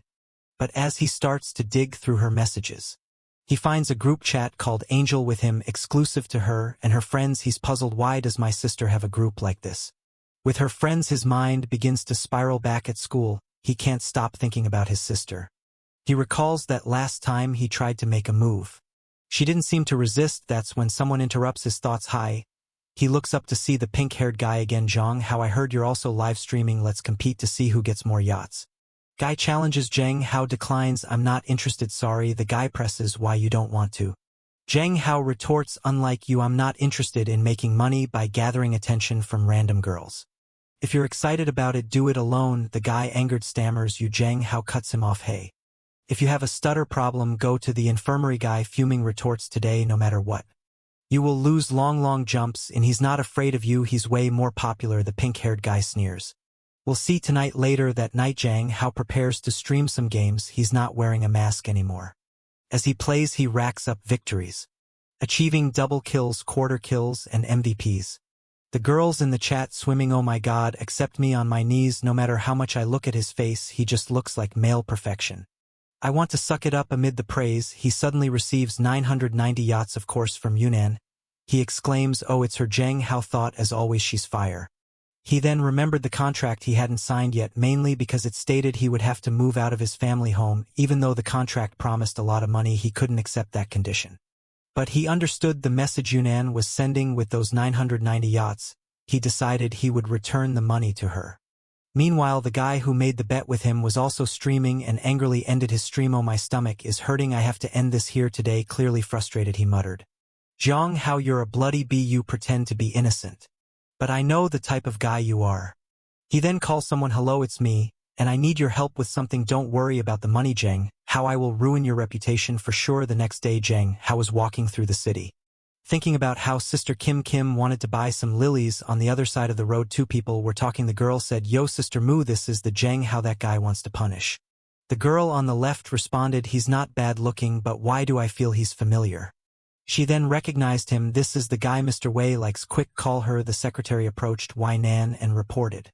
I have something important to report about Jang Hao. Wei Nan asked what the secretary explained. Someone under my staff informed me that a streamer asked one of my subordinates to take nude photos of Jang Hao. Wayman coldly replied. Terminate the contract with the guy. The rest is up to you now. Go back at home. Jang Hao was contemplating the value of the 990 yachts, wondering how Wei Nan could afford so much. That's when he received a call from Wei Nan. However, his sister walked in and asked, who are you talking to? How? He quickly lied, oh, it's just a girl who sells insurance. But he knew he was in big trouble now. He hung up the call, and Wei Nan was not happy. She shouted, get me a car right now. In his room, Jang Hao thought it was rude to hang up on her. I need to discuss how to return the money from the yachts. Suddenly she called again, come out of your house alone right now, or I will send someone to arrest you. Shocked, he responded, are you going to break into my private house? What are you doing then? He heard a car horn outside his window. When he looked outside, he saw a dozen cars. Hey, are you serious? I'll call the police. She calmly replied, go ahead and see if it's illegal to park on the side of the road. He conceded, okay, fine, I'll come out, but tell everyone to leave. He told his sister, I'm going to the convenience store to buy something. Okay, she offered to accompany him, but he insisted, no need, I'll be back fast. Outside, he called, why man, I'm out, so hang up. She asked him, besides me, who else have you offended?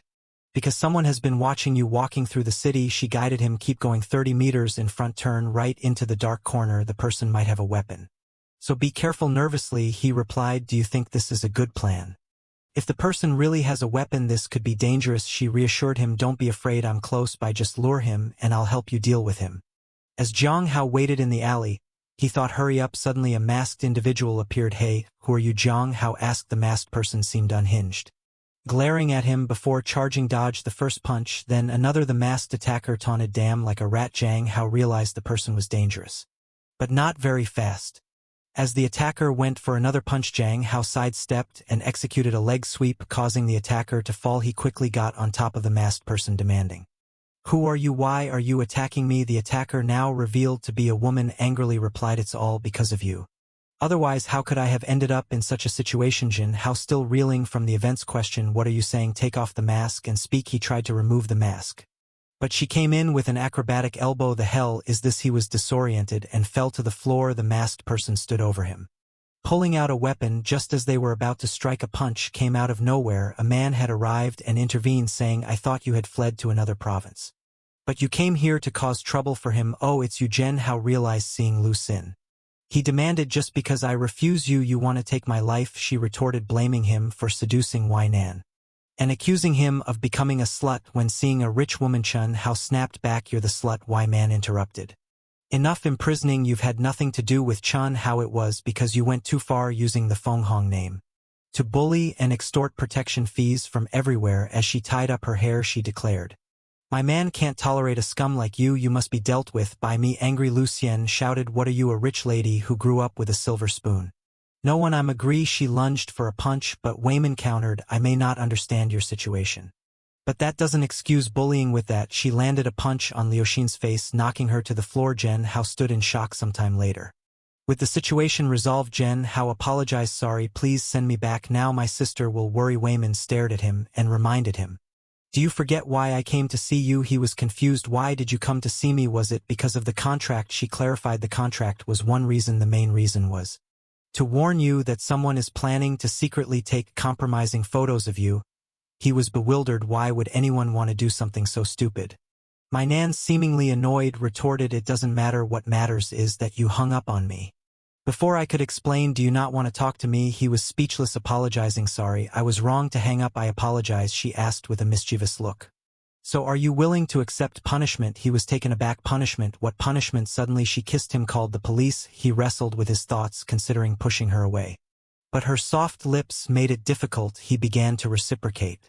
But suddenly remembered his sister and pushed Wei Nan away. Miss Wei, why are you doing this? Why are you playing games with me? I'm a high school student, and you just took my first kiss. She questioned, are you sure you're a high school student? She pondered, internally realizing this was his first kiss. He continued, that's not the point. You helped me tonight, but you took advantage of me. Also those donations you sent me, I want to return them. She laughed, that's just a little money. Who do you think I am? What I don't understand is, do you want to get rid of me? Why don't you want to sign the contract? He hesitated. I can't sign it right now. She demanded, give me a reason, but he said, I can't explain right now. I'm too tired. Let's go back. As they parted ways, why now? Thought Jen Hao. Why man have never failed at something. I set my mind to some time later. Back at home, Jen Hao lay in bed reflecting, why did I think of my sister when I was with Wei Nan? Maybe I really like her. No, Jen Hao, wake up, she's your sister, forget about it. The next day at school, you greeted him. He responded, good morning, and thought to himself, after a day with the president, being with Yua feels so much easier. He notices her legs and realizes that for the first time she's wearing black stockings instead of white. She asks Jen, how are you okay? He responds, yes. I have a gift for you. He hands her an AK-47 pendant and says, thank you for always teaching me martial arts. Wasn't this the gun you said you liked the most in your house? She takes the pendant and thanks him, saying she will cherish it very much. He replies, as long as you like it, it's fine. Internally, he thinks, why does just a change of socks make me feel something different? Later, during lunch break, they are eating together. He asks her, why are you staring at your own legs?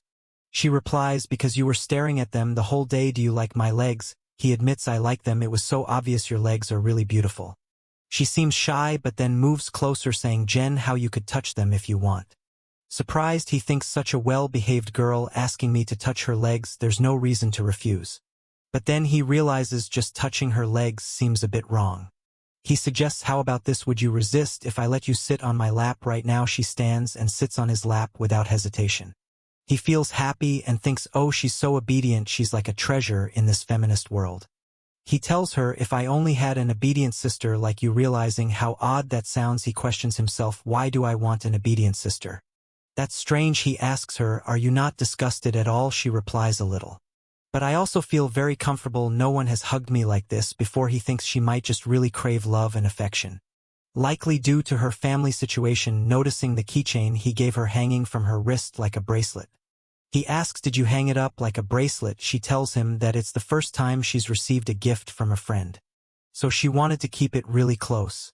He's shocked and asks, the first gift? No one has ever given you a gift before. She explains that her previous friends only asked her for money and never gave her gifts. He tells her those aren't real friends, don't bother with them in the future. He then asked, but Yuan didn't ask you for money, did she? She replies, no, the only thing she does is give me strange books and movies. But since you told me not to listen to them, I didn't look around. He's thinking, Yuan, do you really think the FBI isn't out there? He then tells her to put the keychain in her bag and promises to buy her a bracelet instead. Back in class, he's relaxing at his desk when he notices something pixelated on the floor. Curious, he reaches for it, but someone else grabs it and shouts, Jen, how could you bring this type of thing to school? Confused, he asks, what are you talking about? The guy continues to shout, this school is getting ruined by you. Everyone around is stunned, thinking, damn, did he actually bring that kind of thing to school? Some girls, however, don't believe it, thinking Jen Hao isn't that kind of person. Staying calm, Jen Hao stands up and says, look at my drawer, there's a bunch of things other people have stuffed in. It's the same with that thing in your hands. Don't even think about putting all this on me. If you keep making trouble, I will put this thing in your mouth. The guy leaves and everyone gathers around Jen Hao. Long comments, brother, that guy's a pervert for sure, putting that type of thing in your drawer. The girls seem to believe Jen Hao and he reassures them it's fine, it's not a big problem. Outside, the guy seems to be scheming something else. The next day Jen Hao continues to find similar items in his drawer. He mutters, what the hell, it's endless. Frustrated, he throws the items in the trash and kicks the trash can, exclaiming, God damn it. Every single day the scene shifts to Jen Hao and one exercising. Wong tells him, brother, I've heard some boys talking about you again. The past 2 days they're saying you're bringing, stuff every day. Jen Hao unbothered replies, I don't know who it is, but it's been 4 days. They're spending a lot of money just to slander me. Long asks, what are we going to do? He tells him, don't panic, I will find a way to catch him. Next scene, he's talking to Yu Ha and whispers something we can't hear. She nods and says, okay, I'll get it and we can set it up after school. Later that day they install something in his drawer. Long says, now we're going to catch this pervert. The next morning someone sneaks into the classroom before everyone else. As they approach Jen Hao's drawer, a laser activates. Beep beep, a picture is taken. Jen Hao catches the culprit red-handed and mocks, yo, night and day, and you're still working hard, aren't you? But brother, this cost us a lot of money to prepare, so let's not waste it, and throws the evidence in his face. The guy grabs and asks, how did you find out? Chen Hao replies, I didn't catch anything. I just installed an anti-theft system. Now let's see you at the office. But the guy shouts, don't let him go. Suddenly other guys and even girls show up. He tells the girls, bring him to the toilet. First the girl rushes at Chen Hao, but he dodges one of her punches and delivers another. Then someone comes in and tries to kick him, but he blocks it. Suddenly Yua shows up looking angry. The guy shouts at her not to get involved. Jen Hao, shocked, watches as she jumps and knees the attacker in the nose, knocking him to the floor. She steps on him and blood spurts out. She's just staring at the guy who was already trembling, and she begins strangling him. The guy begs her to stop, but she coldly replies, I'm gonna kill you. Jen Hao shouts at her to stop, saying, I'm fine, if you keep going things will get serious. With 3 people already on the floor, the teacher arrives asking Jen Hao and Yu Hao, what are you doing? Jen Hao thinks, damn, the teacher. The next scene shows the school making an announcement. Ling Zongzong, a student from Senior 2, Class 4, is expelled for bringing prohibited items to school with the intent to slander Jen Hao. Looking through the window, Wong asks, do you think she's okay? Jen Hao replies, I don't know, but considering her family, this is not going to be easy for her. Later he runs home. His dad asks, why didn't you call? I could have picked you up. Jen Hao grabs a towel and says he's fine. Then heads to his bedroom. He picks up his phone and calls Yua, who answers with a crying voice. He asks, what's wrong? Why are you crying? She explains that after she got home her mother locked her in the warehouse, and it's too dark and scary. They're shocked. He asks, warehouse? What the hell? Johan explains that whenever she makes a mistake her mother sends her. They're feeling bad for her. Jinho says, do you want to talk about something? I can talk with you. Talk until she falls asleep. The next day he wakes up with a headache and realizes he caught a cold. Just then Sister Kin shows up explaining that she was going to wake him for breakfast, but noticed he had a fever. She insists he take medicine, but he feels weak all over and thinks, and why is my body so weak? There's a little rain did this to me. She smiles and asks, can your sister feed you? He's flustered, but says no, we're siblings. She backs off, seemingly confused. He thinks she might have noticed something, but quickly dismisses the thought. She asks, what's wrong? How isn't your body so weak? I can help you. He has some hallucinations, but brushes them off and takes the medicine himself. She wonders why he seems resistant and asks, did he actually notice something? She brings him soup and he's touched, thinking it's normal for a sister to care so much about her brother, especially since they're not blood related. He asks Sister Kin, why are you so kind to me? She pauses before replying, because I'm willing to take care of you for the rest of my life. Jean Hao is shy, thinking this sounds like a marriage proposal. What's she saying? He quickly takes the bowl from her and says he can eat by himself. Watching her, he thinks sister always seems so calm. Maybe I'm overthinking, maybe she's just a caring sister-in-law. After eating he goes back to sleep and she stays by his side. He feels a sense of peace with her presence. When he falls asleep she seems happy, thinking if this was before this would be impossible, but I really want to know. Do you hate your sister? The scene changes to Mr. Wee, who is thinking about Jen, how she can't get him out of her mind. I actually forcibly kissed him because he was so cute. She says she likes his self-confidence and finds him the most unique guy she's ever met. Then she stops and thinks, why Nan, aren't you thinking too much about that little man? Meanwhile Jean Hao is sleeping. While all these girls are thinking about him, his cell phone rings, waking him up. He answers, seeing that Wai Nan is preparing to talk with him. She's nervous. It's me, Wai Man, she says. He responds, Mr. Wei, what's the matter? Does someone want to deal with me again? She tells him, I can't sleep. He's confused, and what he gets up thinking, look at yourself, calling a high school student at 2 o'clock in the morning. Do you want me to tell you a bedtime fairy tale or sing you a song? She's angry. Talk to me carefully. He retorts, you want me to be polite. When you call me in the middle of the night, what's your business with me? She then asks, did you learn your fighting skills from your classmate? Lin Yuhua, right? He says, are you investigating me again? She smirks and tells him Lin Yuhua is average. Why don't you come to me? I can give you professional training. You have a good base. If you work hard, you can become a good bodyguard.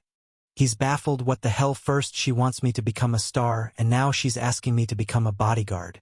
God damn it. So he tells her, I'm just casually practicing with her, don't call me again. If you have nothing to say or I will change my number. She's taken aback, but tries to continue. Wait, there's no one else around you right now? He says, no babe. And hangs up. That's it. He gets up, preparing to start his day. He notices a note beside him. If you go to the bathroom, wear a jacket. He's touched, thinking, damn, my sister really cares about me. Suddenly his sister shows up. How are you awake? Can you help me choose some clothes? He turns to see her in a long outfit. And nose already bleeding. Don't come out like this, he thinks. If it weren't for my strong determination, I would have died by now of losing so much blood. He hastily chooses an outfit for her. As she turns around, he notices a tattoo on her ribs. The scene shifts to her leaving for work. She tells him to stay home and recover. Okay, sister, good work, he replies. He's contemplating, I need to go back to my old life, but I also need money. How can I make money faster? He recalls receiving a 50K bonus for reporting Lu Xing's actions, and decides to follow up on it. At the police station, the guard informs him that he can't take the money yet. It might take a month if everything goes smoothly. Insists, I am an adult, can't you just give me the cash directly? She apologizes, explaining that the conditions were set by Mr. Wei.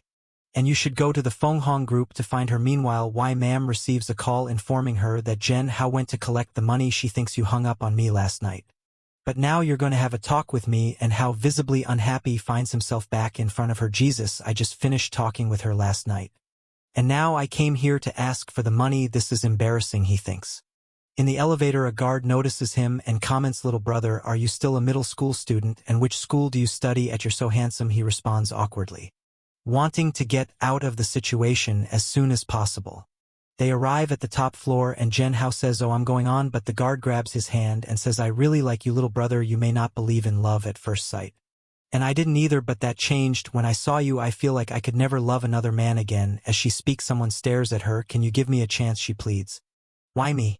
And the company president is there, glaring at the guard. Hi, President Wei, the guard says nervously. Wai Man coldly orders, get out. You don't have to come to the company anymore. The guard falls to her knees, pleading, I'm sorry, what did I do wrong? Jean Hao interjects, she didn't do anything wrong. Why are you firing her? Whine and snaps, are you interceding for her? The girl, crying, insists, Mr. Wei, I work hard for the company and never make mistakes. Please don't fire me. Jean Hao helps her up, saying, all girls have pride. It's not the end of the world to change jobs. She sobs, no, with the outside world knew I was rightfully fired by Mr. Wei, no one would dare hire me. Shocked, Jenna Hao watches as Wai Man grabs him by the wrist and pulls him close. How dare you flirt with other people in front of me? She hisses. He responds calmly, which eye of yours saw me flirting? I was just helping her up, pushing her arm away. He adds, she was just showing me the way and I said a few words. It's unreasonable for you to fire her over this. White Man demands, what were you talking about with her? He retorts, aren't you a bit nosy? It doesn't matter what I talked about. Annoyed, White Man glares at him, you really know how to make me angry, she says as she stands. Zhen Hao notices her well-toned figure, a result of regular exercise. I can't help but stare. She smirks, you can keep her if you want. Let's play a little game. I'll throw a cigarette upwards. I'll use my left hand and you'll use your right if you catch it before I do. She stays. Chun Hao, confident in his reflexes, accepts when Nan is impressed by his confidence. She tosses the cigarette and both of them reach for it. Zhen Hao catches it first. Yes, I won, he exclaims. But Wai Man doesn't stop and falls onto him. You won and I lost, she murmurs. He's flustered, thinking, is she just taking advantage of me? But he decides, forget it, I don't suffer anyway. She teases, you don't know how to be reserved, do you? Rolling up my skirt and touching my leg. What shame, he insists. I caught the cigarette, so you can't fire her now. Please get up. I do this every time. I think you really like me. She admits, I don't know if I really like you or not, but you're the type of guy who attracts me the most. I've never met a man like you, self-assured, brave, and responsible. He brushes off her praise, asking, just give me my 50,000 please. She agrees, but says she needs to go to the bathroom first. Zhen Hao thinks she's overly happy and just stalling. He then receives a call from his sister, who scolds him for not staying home. He lies, saying he was helping Long with his homework. She reminds him to come home soon and be careful. As he waits while Nam returns from the bathroom in different outfit, Jen, how shocked by her beauty, thinks she's not only a boss, but also has beauty that rivals my sister. She notices him smoking and chides kids shouldn't smoke, annoyed by her controlling nature. He explains, I just lit it to smell it, and asks, why did you change your clothes? Were you doing something in there? One man confesses, I'm also a normal woman, so don't tempt me so casually. In the future I had to relax because I couldn't stand your temptation.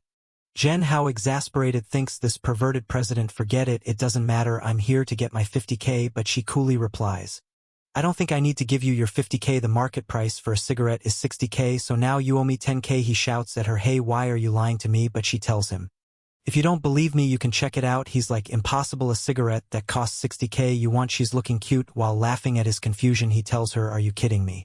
But she just says the price is real. But letting you pay is fake. Here, you can have your 50K. He looks at the money and says, even though you have a bad temper, you are a trustworthy person. So thank you. He adds, damn, but my behavior just now was a bit inappropriate.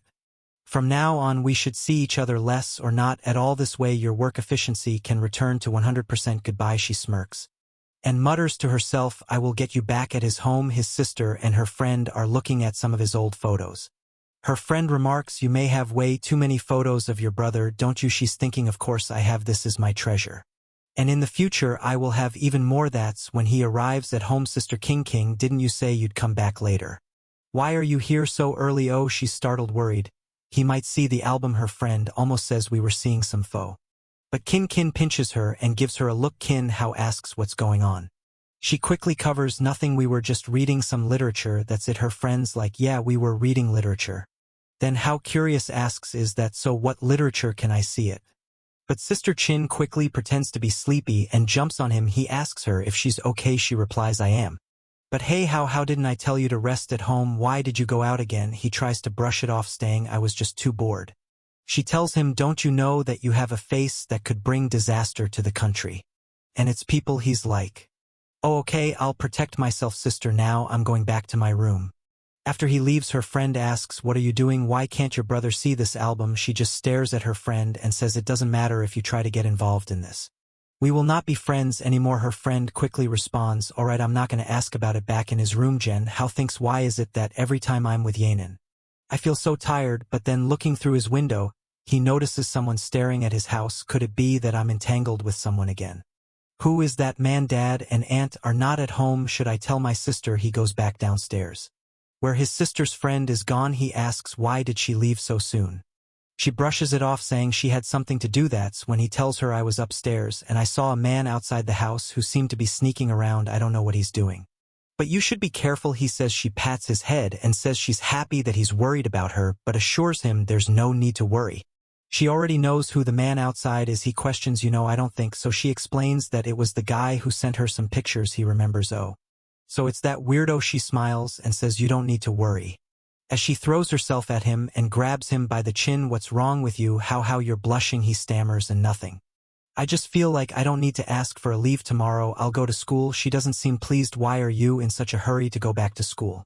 Do you have a girlfriend there? He quickly responds, no, of course not. I wouldn't fall in love so early. She pulls him closer. Don't lie to your sister. Having a good-looking brother like you is a happy trouble. And I really want to keep you by my side, okay? He asks, what did you say? She quickly covers, nothing. I'll drive you to school tomorrow. The next morning she drops him off at school.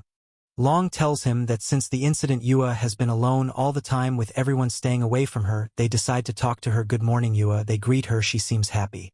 And Jen Hao apologizes for involving her in the incident, but she just asks him, are you afraid of me? He pats her head and says, how could I be afraid of you if you're so obedient? With that, she looks happy. All the girls in the class comment that they wouldn't mind being isolated if they could get attention from the male god. It's time for lunch break, and they're together in their room. She opens her bento box, revealing a variety of dishes. Seeing that he's only eating some bread, she offers, do you want to eat mine? He's pleasantly surprised and says, hey, that's really nice. He grabs something to eat, and she stares in his hands. Jen, how your hand? Can I touch it? She asks. He chokes a bit and asks why. Suddenly she explains that the girls in the class said that she's never kissed a boy or held a boy's hand, and that she's wasting her good looks. They also said she's too naive and would never have the chance in her life. He reassures her, that's fine, there's no need to rush, it'll happen eventually. But she looks down and says, my grandma told me that I should never let anyone belittle me. Then she asks Jen, how can I kiss you? He's shocked what she looks at him expectantly and asks again, can I? He thinks for a moment and says, if a kiss can make you feel less bitter about what they say, I don't mind. He's thinking you're so good. If it's just a kiss, I won't refuse it. She tells him, I'm going to kiss you. As she moves closer, he gently grabs her by the neck and says, for the first time I'll do it. If you're shy, you can close your eyes. She blushes and they share a kiss. She thinks her heart is beating so fast. While Jen Hao reflects that this moment is perfect, someone knocks on the door, startling them both, but she quickly reassures him, saying that the door is locked so they're safe. The people outside are probably wondering why the room is locked all the time, questioning what's going on inside, feeling a bit embarrassed. He turns to her and says, well, now you've kissed a boy, haha. No one will tease you about never having kissed anyone in the future, haha. But then she grabs his hand and places it over her heart, saying, John, how what's happening? My heart is beating too fast. Am I sick? The protagonist is caught off guard since she placed his hand on her chest. He tries to play it off, putting his hand on his head, and explains it's just dopamine in your brain. Because you're happy from kissing, it's nothing serious. In his mind, he's worried that she might start liking him, which could be problematic. But she quickly admits that she liked it and wants to practice kissing more. Despite her heart racing, she says it felt comfortable. And she's already leaning in. The protagonist tries to downplay the situation, saying that it's not common for friends to kiss each other. Even though he doesn't mind, she shouldn't ask other friends to do this, just him. She agrees. He then says that he'll teach her slowly. The scene shifts to Yua in her room watching a video that claps can be heard all the time. She watches it from start to finish, but notices that her heart didn't race. She wonders. Zheng Hao said that Yuan's heart races when she watches these things. But nothing happened to me. Why is that? She recalls that Zheng Hao said he would teach her slowly. She wonders if she can call him now. So she calls him, he answers, and they start talking. She tells him she watched the video Yuan sent her, but her heart didn't race. She asks why and if he can explain it to her. The protagonist is shocked, knowing that if Yuan sent the video, it must have been something quite explicit.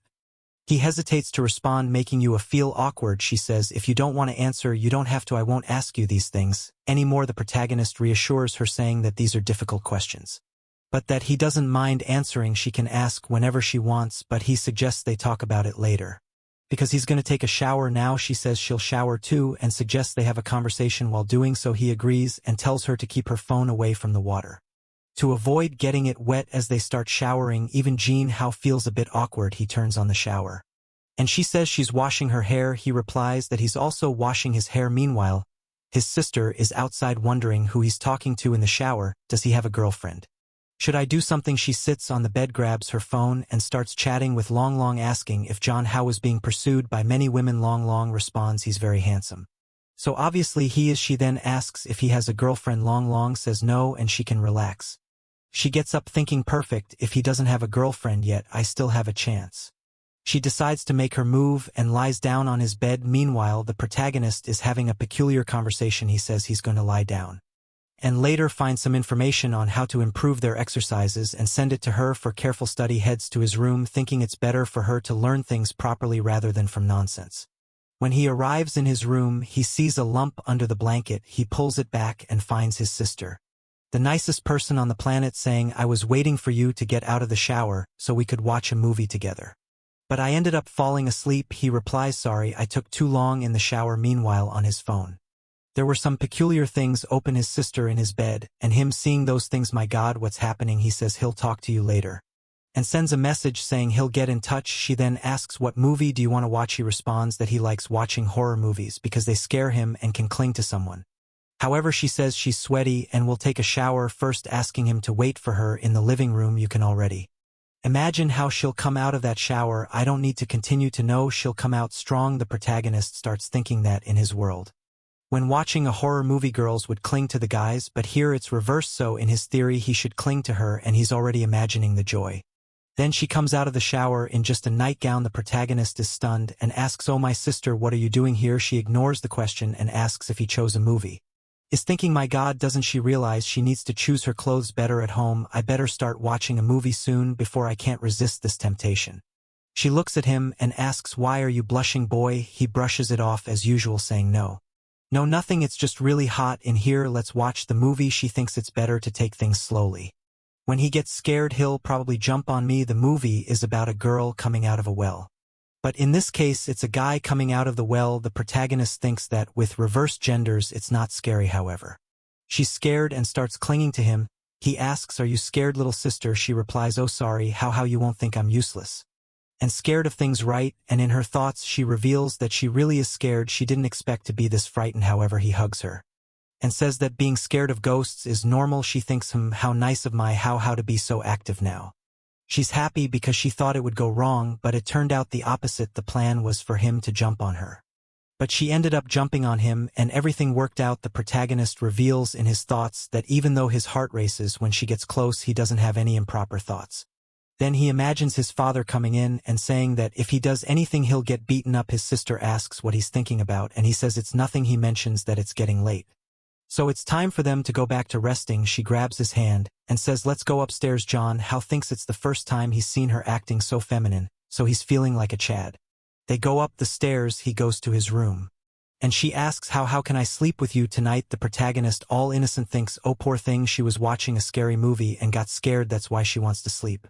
But then he imagines that the problem with letting her sleep here is that he won't be able to sleep with her next to him. So it'll be difficult, but she gives a little pout and asks, "Don't you want me to sleep with you?" John How responds, "I don't mind, you can sleep." She lies down next to him and says he's brave because he wasn't scared. While she was terrified, he says she doesn't need to explain because they're family and she can be herself. She doesn't need to hide how she feels around him. She gets all shy and hugs him, lying close to his neck, and John How is petrified. The day passes, morning comes, and she gets up all happy, saying that sleeping next to him was a blessing. She's never slept so well. She looks at John How with wide eyes, looking like he didn't sleep a wink. She asked, "What happened, little brother? You couldn't sleep, what happened?" He's just remembering how she kept putting her head on his chest, and he couldn't concentrate to sleep, waking up every time. She thinks it was because of the horror movies that he had nightmares, and says they won't watch those things anymore. John How is pretending and thinking that his body is completely exhausted, drained from the night. As he's getting ready and brushing his teeth, Long sends some messages. And it seems like he made some stickers of John How saying things like, "The baby is angry, don't eat, the male god is angry." Long is saying he's going to post these emojis online, and they're going to go viral. John Hall tells him to stop taking pictures of him. He goes downstairs and asks what his sister is doing there. She says she received an emoji from him. Long, "Send it to everyone." John Hall says that it's garbage that Long made and she shouldn't use it. However, obviously this crazy sister loved it. As soon as they get to school, the girls are all looking at him thinking he's the guy from the emojis. They approach him saying, "I got your emoji pack, it's so cool, could you sign here and autograph my backpack?" He runs off, opens a door, and shouts, "Long, you bastard, come here, you jerk." Long replies, "Do you want more emojis? Relax, come here and pick some." John How responds, "Are you crazy? Delete those damn stickers or you're getting beaten up." In the midst of this conversation, Yuba asks John, "How are you upset?" He says no, that it's all just a joke. Then he notices that she cut her hair a bit and asks if she trimmed it. She jokes saying she didn't cut it, just washed it. Then she admits she cut her bangs to look cuter for him. John How chuckles, thinking that it's much easier to deal with her than with his sister. Or way, because she's much more obedient. She mentions that tonight she wants to show him a new secret base. It seems like they're in an old school hidden under a desk in a random room. It looks like some people are already making out there while he's under the desk. However, John Hall feels like he's in a forbidden place. At that moment she tries to say something and he covers her mouth. But when he covers her mouth, she blushes and starts licking his hand. John How is paralyzed, not knowing what to do. Then she looks at him and asks, "You know what I want?" and attacks him with a passionate kiss. John How, of course, has zero resistance and just accepts it, thinking that she's always close to him. And they're basically in the same class. She's always affectionate. The only problem is if his sister finds out about this, he's in trouble. She'll never take care of him again, but the kiss is already happening. And she's completely dazed. He then tells her, "No, my dear, when you kiss you have to breathe, hold on a bit." She says, "Okay, I'll keep practicing." He tells her, No, calm down, we need to go back to class, time's up." A while later they're holding hands and John How is thinking, do I want to date her? Do I want to go out with her? Then he remembers his sister and realizes he can't choose. Interestingly, he didn't even think about why. And in the next panel, who's there? Why herself in her office talking to her secretary. The secretary is saying that they should capitalize more on John Ho's image because just from taking some photos of him at the mall, he became super famous. However, Why warns, "I don't want his photos circulating on the internet, he's going to be my man," but the emojis are everywhere. And the secretary alerts her it's too late. The emoji pack of him is selling like water in the desert. Why is furious. She pulls out her phone to find the emoji pack, seeing several photos of him circulating on the internet, and gets furious, wanting to know who did this. She looks at a pile of documents on the table thinking, "Dan it, I have to take care of my business." But I can't stop thinking about John, how she says that the more he resists the less she'll be able to help him. She bites her finger remembering the kiss and leaves, saying that everyone should forget about him. Because he will be her man on the way home. As he's about to enter, a car is parked outside. Who is it? It's her again. John How walks over and says, I've already told you we won't see each other anymore. Erase me from your life. Don't talk to me. Didn't we agree not to talk? Did you change your mind? She says that even though they kind of agreed not to talk, she couldn't control herself and came here to see him. The warrior couldn't resist. John How scolds her again, saying you're the CEO of a company, a trained soldier, and you can't even control this kind of thing. She responds that she saw his photos flying around the internet and a bunch of women talking about him. She couldn't hold back. She grabs him by the collar and pulls him close, saying, do they think they can touch my man? John How is lost, looking at the door, thinking if his sister shows up things will get complicated.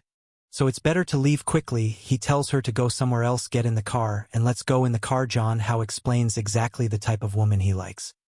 He prefers women who are cute, act like a baby sometimes, and are obedient, unlike her, who just wants to disagree with him all the time and be bossy. He thinks it's terrible to be with Wei, because when you're with her it feels like she just wants to control you and you have no opinion at all. She lets out a sigh and chuckles, asking if he likes that type of weak woman and questions if women in his world were like that. John Hall says she can imagine whatever she wants, but he won't talk about how his world was. However, she needs to know that she is not his type. Then she asks, how can all these incompetent women compare to me? I have money, status, fame. None of that is a problem for me.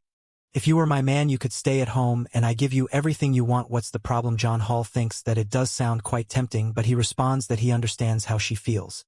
But if she finds another good-looking guy she'll forget about him soon, so they just need to give it some time and everything will pass. And she grabs his chin, leans in and says that do you think she's like that? You just don't know the kind of woman she is. John How snaps, telling her not to involve Yua. However, he accidentally used a pet name for Yua, which we noticed, and got a bit angry because it showed their intimacy. John How notices Wei's anger and gets upset that she's upset, saying what's the problem with using a different name for her? If you want I'll call you by a different name too. She feels a bit embarrassed and turns away, saying that's enough of that. However, John How notices that she got shy just because he said that. He explains that it's just the way friends communicate, and she doesn't need to overthink it, and if she wants they can either be friends, just don't follow me around everywhere.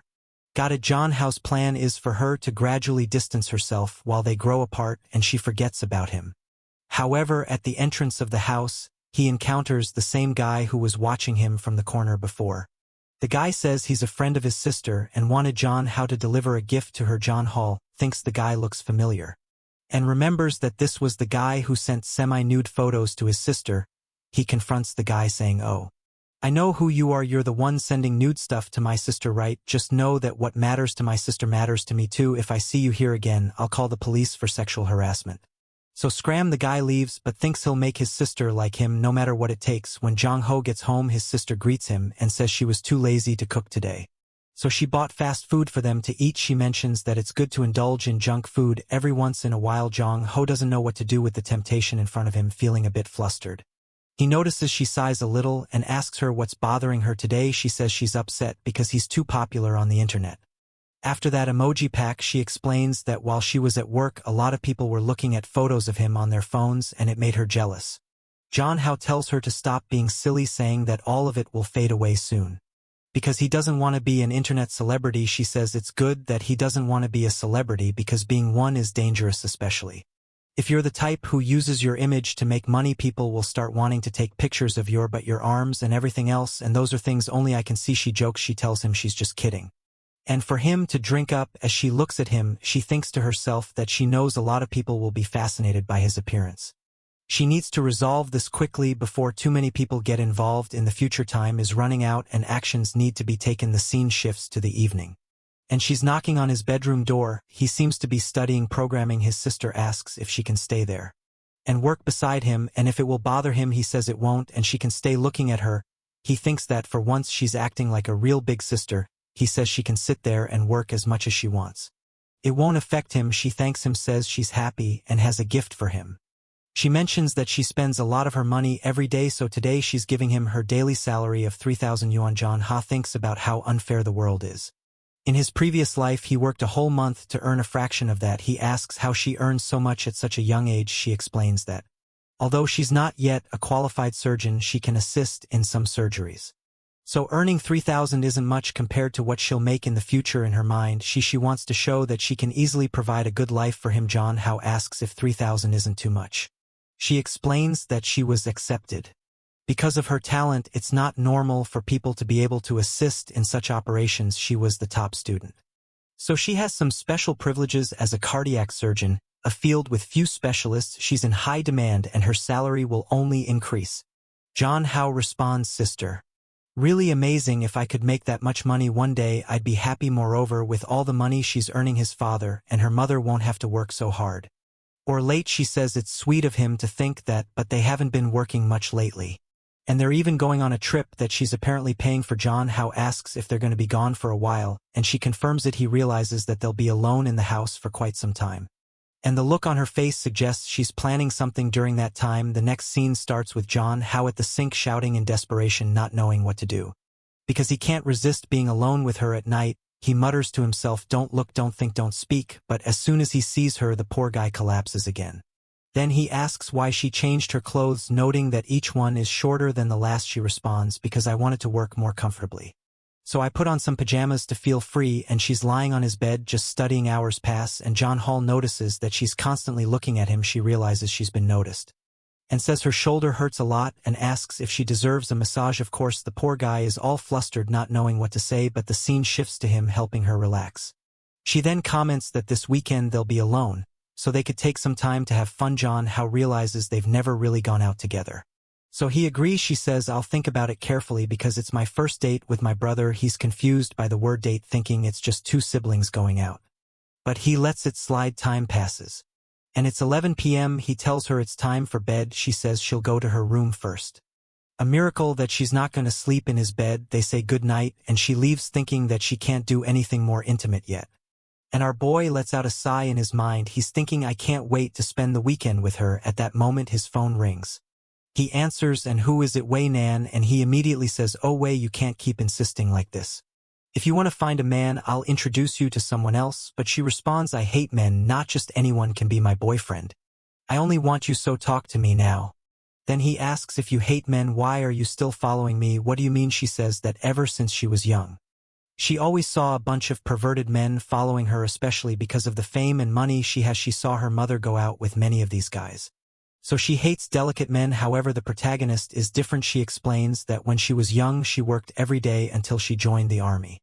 So it's not her fault that she doesn't know how to take care of him. She even wants to learn. However, all she knows so far is how to work, run a business, make money, and fight in wars. But she wants to do her best for him. She just doesn't know how, but she'll give him everything he wants. She says that she could literally take him to space in the future because the Fenghong group is studying rockets. John Hao replies, I'm not interested in going to the stars. He continues, anyway, I'm gonna sleep now, so we should go to sleep too. I'm hanging up, and he hangs up while the guy just shut her down. After she poured her heart out, that's cold, man. But as he hangs up, he thinks about how she's the kind of person who studied every day and barely had a childhood, which is why she's a bit manic. He feels a bit sorry for her. As he closes his eyes to sleep, he has another flashback of his sister saying no. You can't look at anyone else, and clinging to him. The night passes and the protagonist wakes up at school. Ever since the emoji craze started, he hasn't been able to go home alone, because his sister has been picking him up every day, worried about his newfound fame. In the morning, you agree to him, and he asks why she's so late. She says it's because she was thinking about kissing him. And suddenly she goes to kiss him. He says, whoa girl, keep it down, okay? That's a secret. You can't just say that to everyone. She gets closer, touches his finger, and says, John Hao, let's kiss. He replies, calm down, and tries to explain that kissing is something more intimate and should be done at school or with just anyone. She responds, okay, then let's kiss at my house today after school. John Hao suggests, how about we just focus on classes first, then we can talk about it later. But he notices she looks sad for not getting a kiss and feels sorry for her.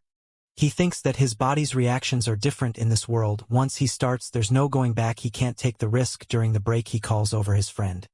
Long as they leave, the girls are all over him saying, oh my god, it's the emoji guy, sign my bag emoji guy. He's wondering what's going on and why things are getting worse every day. Long shows him a video titled The God Who Appears Once Every 70,000 Years. John Hao is furious. One girl even tries to grab his butt, but Yueha is there and quickly twists the girl's wrist. The girls, knowing Yueha can fight, are shocked. John Hao tells you how to calm down and let the girl go. Just then the principal shows up and tells everyone to leave. And they all scatter. Meanwhile, the two guys who always cause trouble for John Hao are talking. The green-haired one says to the other man, "When you were famous, everyone followed you. Now John Hao is stealing all your fans." The purple streak replies, "I don't get what they see in him. What's he got besides looks? Can he sing, dance, rap? No, right? The only thing he's got is his appearance. He's useless." Then they hear some girls talking about a fancy car parked outside, and the guy wonders what's going on in front of the school. There's a lineup of luxury cars. And who is it? Obviously it's wine. And John Hao sees the scene and long exclaims, "Wow. Look at that, a line of luxury cars. What's happening? It's so impressive." John Hao dismisses it, saying it's nothing special, let's just grab something to eat and get out of here. He's still confused about why he's become so famous. At that moment his phone rings, and who is it? The legendary Wei. He says, "Girl, do you have to follow me even to school?" She replies, "Come here, I'm taking you to dinner." He responds, "Oh, is that you in the car? I'm not going, I'm eating with my classmates." But she replies, "I knew you'd say that, so I came prepared." She gets out of the car and orders a feast to be served. The staff literally sets up a table for a whole feast. But as soon as John Hao sees this, he calls her in a panic, telling her to stop, and that he'll eat with her. Yuba asks what's going on, and he makes an excuse and runs off, leaving her looking a bit sad. Wei, noticing Yuba's sadness, gives a sly smile. This girl is something else. John Hao talks the Wei and tells her that he doesn't want anyone to find out what's happening between them. If anyone does, he'll never speak to her again. She feels hurt by his words, but thinks he's cute. When doesn't know what to do, she orders the staff to pack everything back into the car and leave. The scene changes to her waiting for him at the corner. Wearing a hat, he comes up and asks, "So you want to go out to eat?" She says yes, and he agrees, but only if he gets to choose the place. She agrees, so he takes her to the most rundown place possible. Hoping to make her dislike him, he says, "I love this place, it's my favorite, but I know you're a rich tyrant, so you probably won't like it." She really doesn't like it. He thinks, "Yes, hate me, I go into the shabby restaurant." And she's shocked by how run down it is. She pulls out her card and tells the owner not to let anyone else eat there. While she's around, John Hao quickly intervenes, saying, "You may be rich, but if you do that, where will poor people eat? If you're just gonna flaunt your wealth, let's leave right now." She thinks, "Man, you're really difficult." John Hao orders a big bowl of instant noodles with a fried egg. She looks at the menu and wonders if something this cheap is even edible. John Hao, a bit embarrassed, says, "I've eaten this my whole life. If it were poisoned, I'd be dead by now." The restaurant owner glares at her and tells her to order quickly because she's holding up the line. John Hao places his order, and Wei insists the staff wear gloves and use only fresh ingredients for her. The owner gets upset, but quickly changes her tune when we flashes some cash, promising to use all the proper attire and ingredients. John Hao watches and thinks this is getting a bit mean, but then we grabs him and says, "Stop looking at her, only look at me." He thinks, "Wow, you're even jealous of the restaurant, aunt." But she cuts him off, asking if he really eats here. He confirms, saying, "Yes, this is where poor people eat." She can't understand it because she's always surrounded by wealthy people and doesn't realize how her actions are inappropriate. He makes it clear that he doesn't have a Cinderella complex. He doesn't want to be pampered or supported by her. If that's what she wants, she can just leave. The scene shifts and a restaurant lady comes out dressed like a top chef, complete with a mask, hat and vest. She's almost like a surgeon. The food she brings is impressive. Wei looks at the meal and says, "This is actually edible. I had worse in the army, especially considering that I love you." John Hao thinks this girl is crazy. Wei doesn't want him to eat it, saying it's not clean or nutritious. John Hao was puzzled by her madness, but her words show that she's trying to care for him in her way out of nowhere. She asks, "Why do you kiss so well? Who taught you that?" He dodges the question, saying it's not the right time to talk about such things, and claims he learned it all from watching TV. Wei warns him, "You better not let me find out you have any kind of relationship with another woman. If not, I promise I'll do something about it." John Hao is taken aback. The scene shifts to John Hao talking with Long in the room.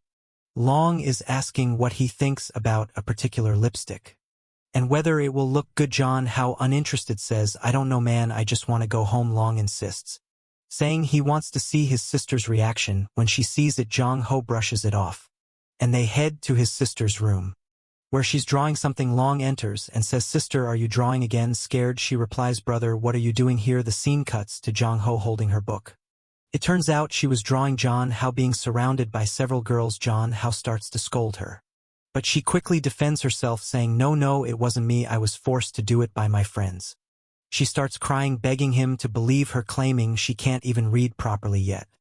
However, John Hao opens a file on her PC revealing 500 gigabytes of study material showing she clearly can read. She gets angry asking, "How did you find this? How did you discover everything I was doing so quickly?" John Hao cuts her off, saying he has to teach her a lesson. Since she's the sister of his best friend, he confiscates everything, stating that at her age she should be focusing on her studies and not drawing such things. He adds that if she follows his rules, he'll grant her a wish. At that moment, Jong Ho's sister calls, asking what he's doing. He replies that he's leaving Long Wang's house. She offers to pick him up, concerned for his safety. At her office, a colleague asks who she's talking to. She suddenly turns and leaves her friend at the office, suggests they go to a bar this weekend to hang out and meet some good-looking guys. However, she declines, saying she already has a very handsome guy she's going out with on Saturday. The friend, curious, asks who it is, but she says she'll reveal it once she has the results. Her friend then pulls something out of her pocket and says she's giving her a baby, but the exact item is censored. She looks at it, and her friend advises her to take precautions. Meanwhile, a guy who's been following her, possibly a colleague, overhears everything. He's clearly upset and has learned where they'll be shopping. Planning to confront them, she arrives home and hears a voice in the room. Why is he doing a live stream at this hour? She wonders. John Howell is furious during the stream because people have discovered that he's the once in 70,000 years guy. And he didn't want his personal image tied to the game. He wanted to keep it strictly a gaming stream. To make matters worse, even players in the game have been stream sniping him, recognizing him and asking him to remove his mask. He can't even play in peace anymore. Suddenly his sister shuts off the PC. Stop playing, she orders. The scene changes to the school. But honestly, if someone shut off my PC like that, I wouldn't be happy either. There could have to be some compensation for that. They recall what happened the previous night.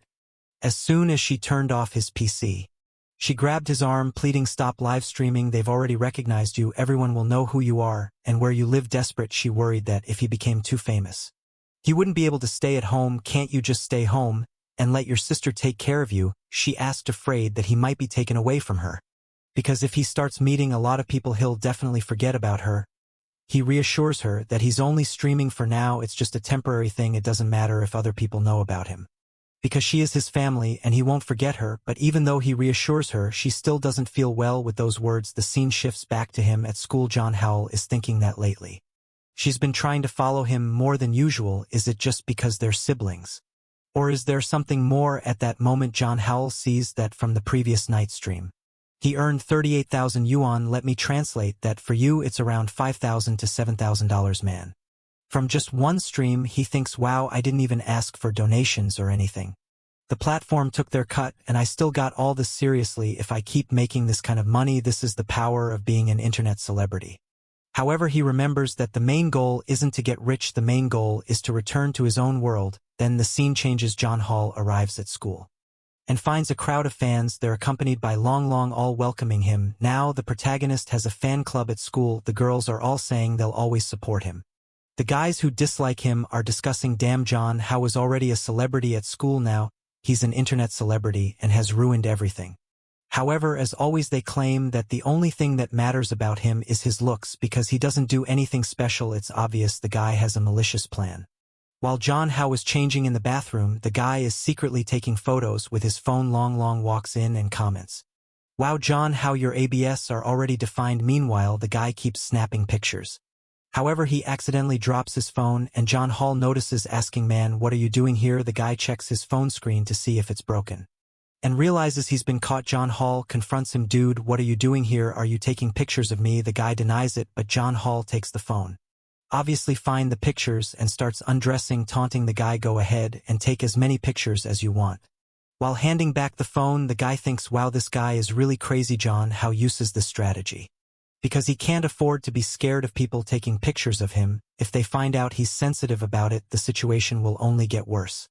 It's better to boldly face it. The scene shifts to Zhang Hao following the guy on the street, thinking he needs to find a way to get this guy to leave him alone and stop taking pictures of him. The guy is looking at his phone, thinking, that jerk Zhang Hao caught me, but I won't give up. Just then someone grabs him and pulls him into an alley. Zhang Hao turns the corner to see who it is and realizes it's Y-Man's goons. So he understands that she's the one orchestrating this. One of the goons tells the guy to say that nothing happened and disappear. Zhang Hao realizes that Y-Man probably has someone watching him at school, knowing what happened, and that this green-haired guy was taking pictures of him. So he calls her asking what she's gonna do with the guy. She responds, "Oh. So you know it was me who did this." John Hao says, "Well, your goon pulled the guy right in front of me. How could I not see?" Wayman replies that since the guy wanted to provoke John Hao, he has to face the consequences, but John Hao tells her not to worry about this kind of thing. He'll handle it himself, even more so at school. However, Wei says she doesn't care what he thinks she should do. She's going to handle things her way, even if it means doing so at school. John Hao angry says he's going to hang up knowing there's not much he can do. All he hopes for now is that the guy shows up at school tomorrow and doesn't disappear for good. The next day, as soon as he sees the guy is visibly startled and acts overly polite as if afraid. John Hall realizes that the guy was probably beaten up. While they're eating, Yuba notices that John Hall seems a bit down and asks what's wrong. He replies, nothing much, just a headache." Out of nowhere, she gets up and starts giving him a facial massage, saying that when he did that for her at the park she felt better, so she just wants to help. At that moment, she suddenly hugs him, saying she wants to stay close to him. She says that hugging makes her happy, and kissing makes her happy. John Hao, trying to play it cool, responds, "I want to make you happy too." He's standing there thinking about how obedient she is and how romantic the scene feels. Just thanks her and gives her a hug, but he realizes that even though he likes the hugs from his sister, in a way he doesn't feel as relaxed with them as he does with Yua. Even though his half-sister is very beautiful, it doesn't feel right because she's family. And with Why, he fears that getting involved even a little could be dangerous. Considering all this, it's only with Yua that he feels a sense of calm and peace. Suddenly she starts kissing his neck and asks for a kiss, even beginning to take off her shirt. Wow, she's really going for it. He tells her to calm down and not be so forward. But the truth is he also wants it. He just doesn't want anyone at school to see. He asks her what kind of movies she's been watching. She says she hasn't watched anything. However, he still thinks that she probably watched something to make her act like this, like a crazy person. He then tells her that these kinds of things are only for couples to do, only really after you understand what love is. And you're actually like dating. She then asks him, so what is love? He gives a generic response saying that love is when you love someone. Wow, a perfect 10/10's answer. Well done. He knows she won't understand anything, so he tries to give a half-hearted explanation, saying it's when you feel relaxed around someone. He asks if that's how she feels around him, because if they ever start dating, he doesn't want it to be just for physical things, but for love. After giving her all this advice, he says it's time to go back to class. She didn't say anything the entire time. Out of nowhere, Wong calls him, telling him to be careful. He noticed that John Hao has been going to lunch with Yuhua all the time, and she's probably taking advantage of him. But John Hao says it's nothing like that, they're just friends. Then John Hao starts thinking that if even Lan noticed the people watching him, like those hired by Wei, will probably inform her about Yuha. So he needs to distance himself a bit to keep Yuha safe. John Hao is doing another live stream. His sister comes in as usual, takes the microphone and says, "My little baby is gonna sleep. See you in the next live." By John Hao is like, "Hey, I'm not done here," but she replies, "Every time you play you get so focused. It's time to stop, let's rest. Come to bed and lie on your sister's lap, and I'll give you a massage." John Hall lies on the bed thinking, my sister is so nice, always taking care of me, not knowing her true intentions. She's just trying to convince him to stop streaming, saying that many of his viewers probably have bad intentions. She suggests he should stream less. And another thing, no matter how much they ask, he shouldn't show anything. Even if they ask for measurements or other details, he should refuse. He's confused, asking about what measures is she talking about. She laughs and says he doesn't understand the evils of the world, and that she'll teach him how to take the measurements of the 4 things. John Hall thinks to himself, hips, waist, chest. And what's the 4th measurement? The scene then cuts to her measuring his chest, lifting his shirt. He's shocked, thinking what on earth is happening. She comments, "You have great abdominal muscles." He mentions that he's been exercising. She runs her hand over his abs, saying she's a bit envious. Then she remarks that he seems to have a fever and starts pulling down his shorts. John Hao, alarmed, exclaims, "Oh my God, what are you doing?" Realizing what she's doing, she suddenly thinks that she almost lost control and messed up. John Hao wonders if she's really feeling shy, finding her rather cute. The scene changes to the next morning, and they're having coffee. She reminds him that today is their date, and he questions whether she understands the meaning of the word date. Half an hour later, she comes down from her room and asks him how she looks. He thinks to himself that she looks even more stunning than the girls on the internet, not doing a great job of playing the brother role. He just tells her that she looks beautiful, and that he'll go change so they can leave. As they walk around the mall, John Hao notices the guy who's always lurking around their houses there too. She comments that it seems like he's found them again, and that they were followed. John Hao asks, "Is it that guy in the hat, sis? I'll go deal with him." She stops him, saying, No, don't do anything. He works with me in the same lab. If you cause trouble, it can make things difficult at work, and I might lose my job. She wants to handle it more indirectly and ask him for a favor. He asks what the favor is, and she requests that they pretend to be a couple.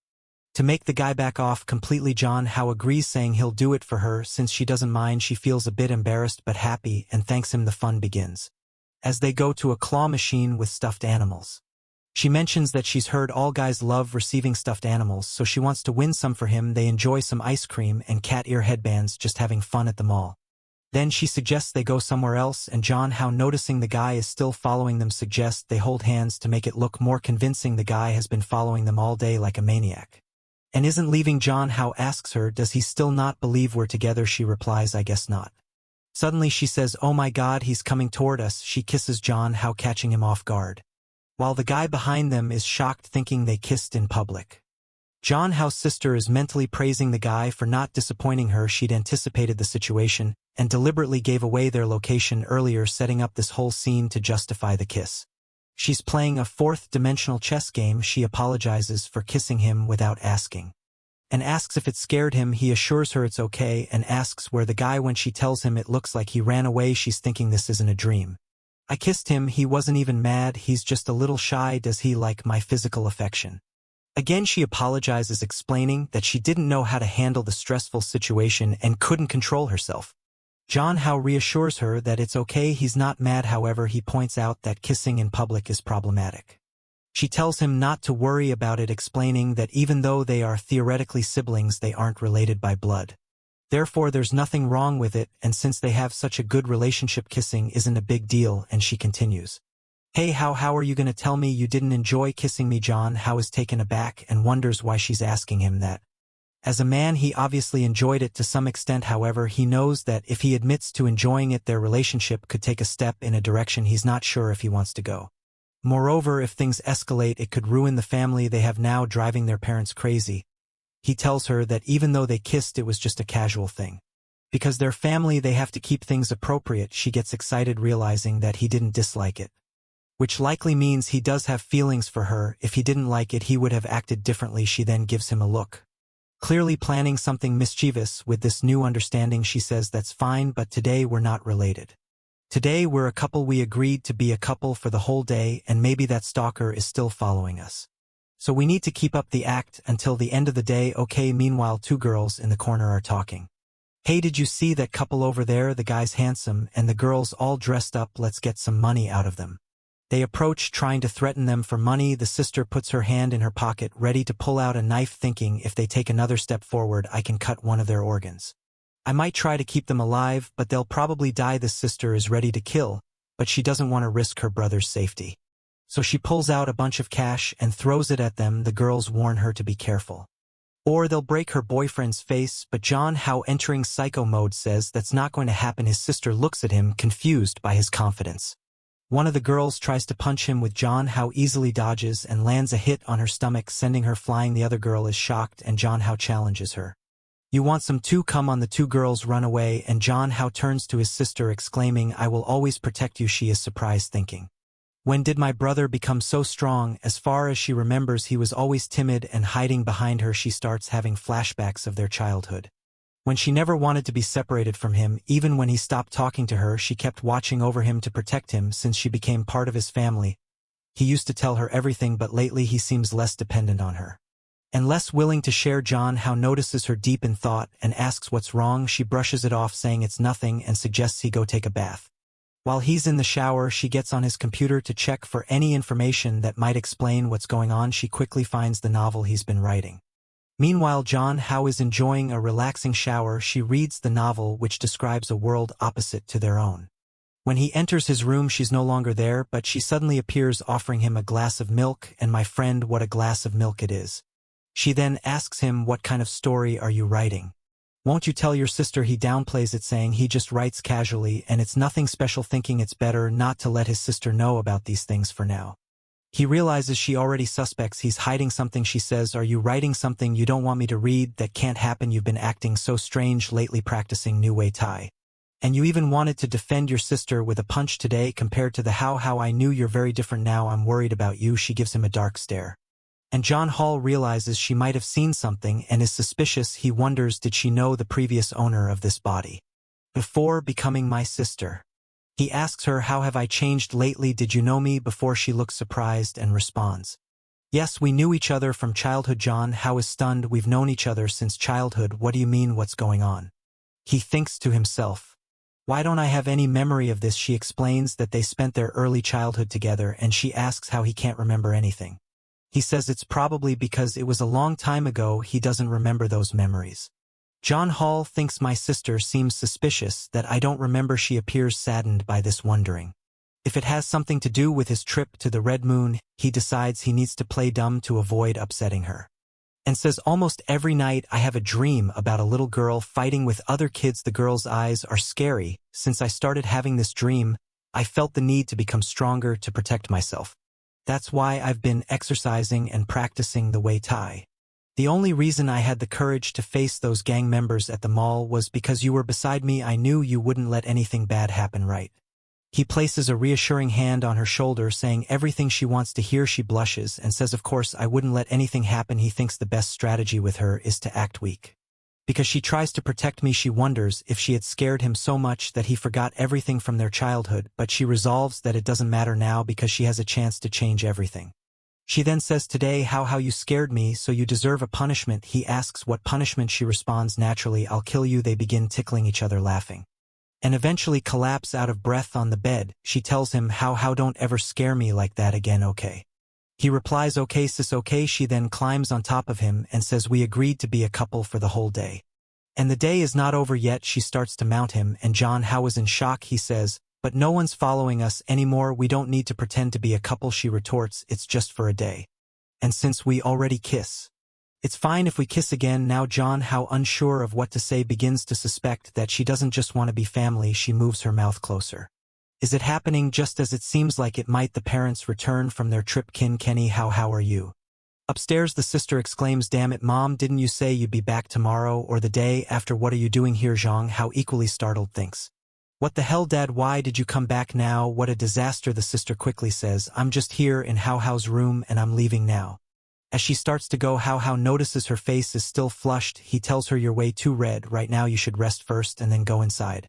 She says, so if my mom asks, tell her I have a fever and feel dizzy and went to rest. John Hao thinks to himself, it's confirmed. My sister Kin really is a dangerous girl. Could it be? What should I do? The world is so upside down that Zhang Hao even remembers that his mother went out to buy cigarettes and never came back when he was very young. That's why his father works like a condemned slave. And it's the reason John Hao was raised in a daycare, spending his entire childhood there. It was there that he met the coolest little sister. It seems like no one in the room talked to her, until the protagonist came up and said, hey little sister, why are you always alone? You just got here.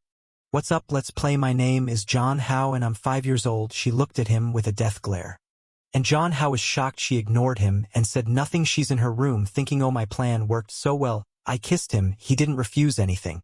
Does he like me too? She's even sweating just thinking about it, and she's super happy. Oh, how I love you. Meanwhile, John Hao is in his room thinking, damn it, she's definitely interested in me. If it weren't for our parents coming home, we would have him. He admits to himself that she's nice, really nice. She treats him very well. Always takes care of him, is smart, earns good money, cooks, cleans the house. Wow. She really does everything. It's like you just need to exist. An NPC almost. Besides, he confesses, I have a crush on her. Every time I see her, my heart races. My God, what do I do? It's always been my dream to date a beautiful girl. But then his expression changes as he wonders, but what would my dad think of this? Could I somehow, manipulate the situation in my favor in the future? At dinner, Kim's mom asks Kim, did you take care of your brother while we were away? They exchange a knowing glance, and Kim smiles, saying, of course I did. But he's grown a lot too. So he took care of me as well. John Hao, confused, thinks, what does she mean by that? He quickly says, I finished eating. I'm going to a friend's house. Don't wait up for me. I won't be back early. Kim's mom responds, wow, you have a lot of friends. That's amazing. Do you want your sister to take you to this friend's house? John Hao hesitates and then says, no need. You all can stay here. I'm leaving. Bye. As he heads out, Kim says, something really good happened. He soon cuts to John Hao in the city thinking, I hope she doesn't say anything to anyone. Who did you go to meet in the city? It's Yuba, dressed a bit provocatively. Why are you wearing those shorts? Come on, put on some clothes. He thinks the other day he scolded her for changing her tights, but now she's walking around like this and he says nothing. Then he asks, what are you doing here, young lady? Did I say I would meet you at your house? But she replies, I missed you so much that I wanted to meet you halfway, so we could spend more time together. John Hall thinks this girl as he pats her head. Let's go home. They arrived at a mansion and he's thinking, I've been here like 10 times. But I'm still impressed by how big this place is. She says, how since it's just you and me here, what do you want to play? You can choose. John Hao, already feeling awkward, thinks he's everything she says can be misunderstood. As she shows him around the house, she points out the pool. John Hall thinks, wow. You have a pool at home, and not just any pool, it's like an Olympic-sized one. Yuna mentions she thought about taking him to see the new weapons in the arsenal again. But one of her friends said he might not like that. So she brought him here to see if he'd enjoy the pool. John Hall thinks, well, the weapons would have been interesting. But unfortunately, I didn't bring a swimsuit, so I guess swimming's off the table too.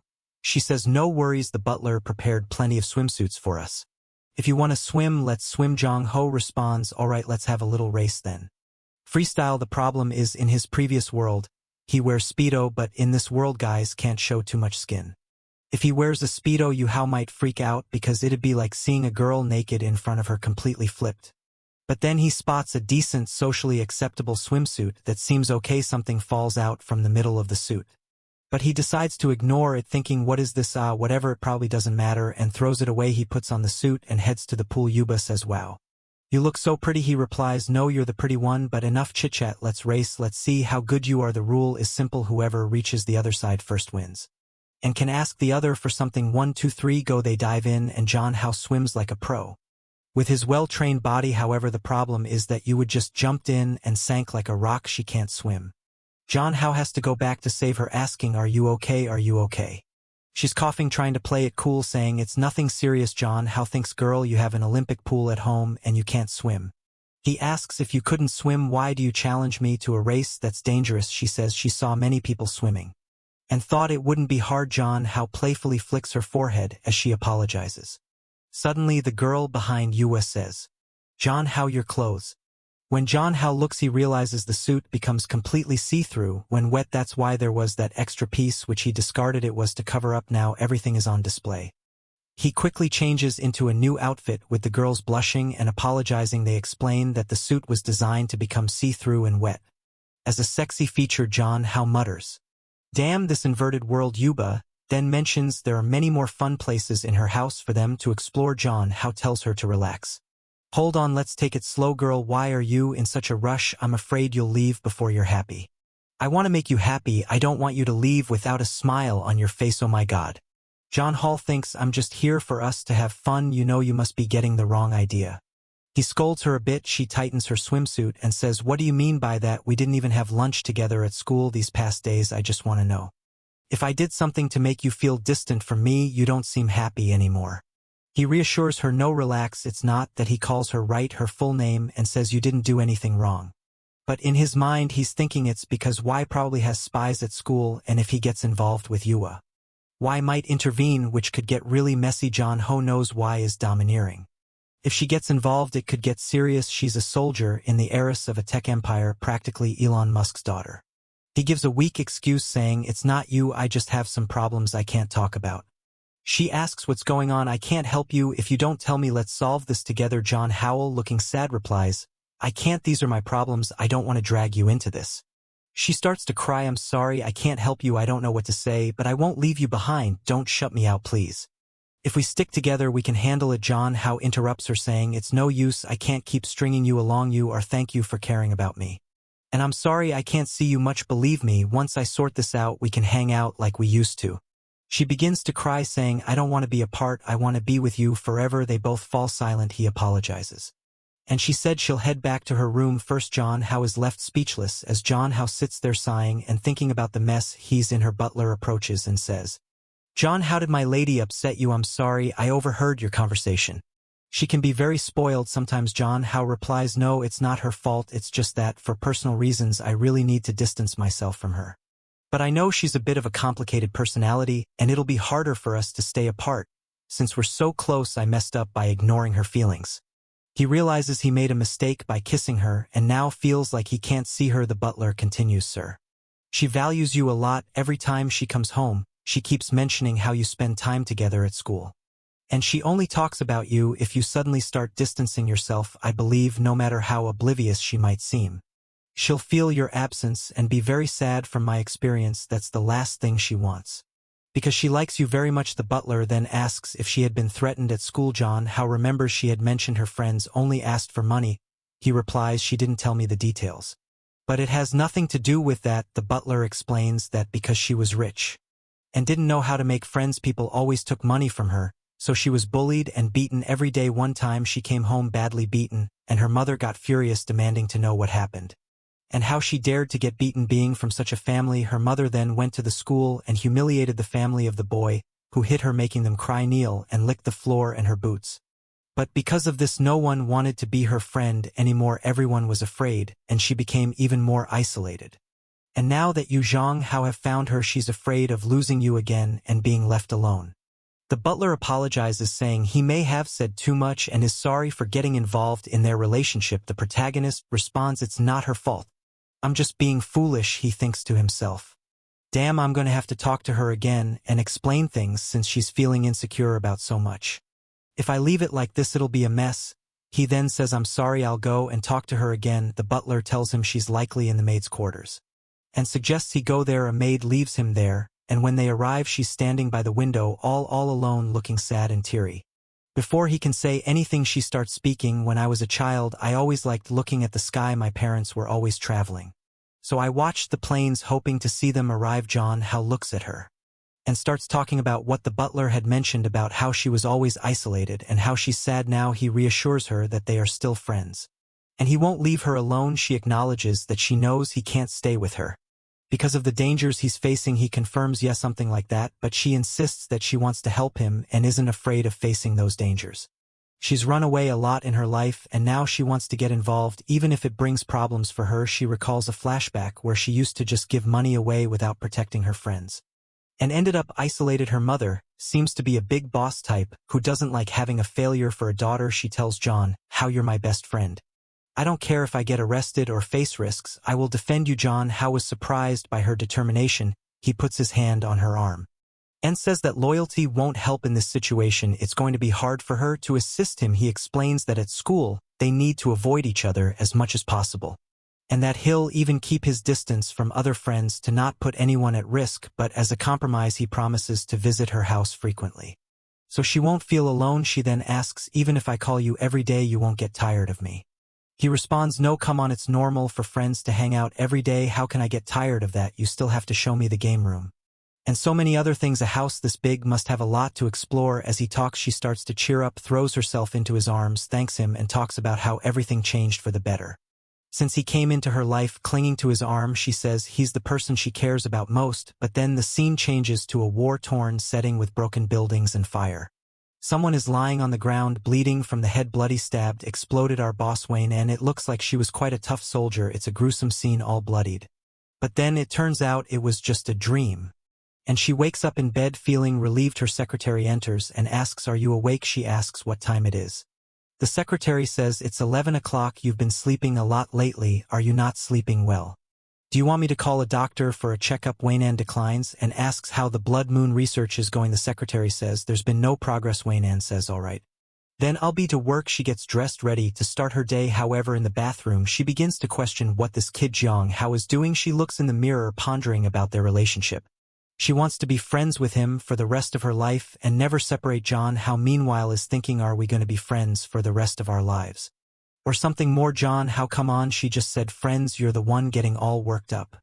And then she completely breaks down. My defenses against her because she gave a little smile, looked down, called him, and leaned in for a kiss. John Hao holds back and says, hold on, have you forgotten everything? Let's take it slow. She says she thought she could be honest, that she just felt like giving a little kiss.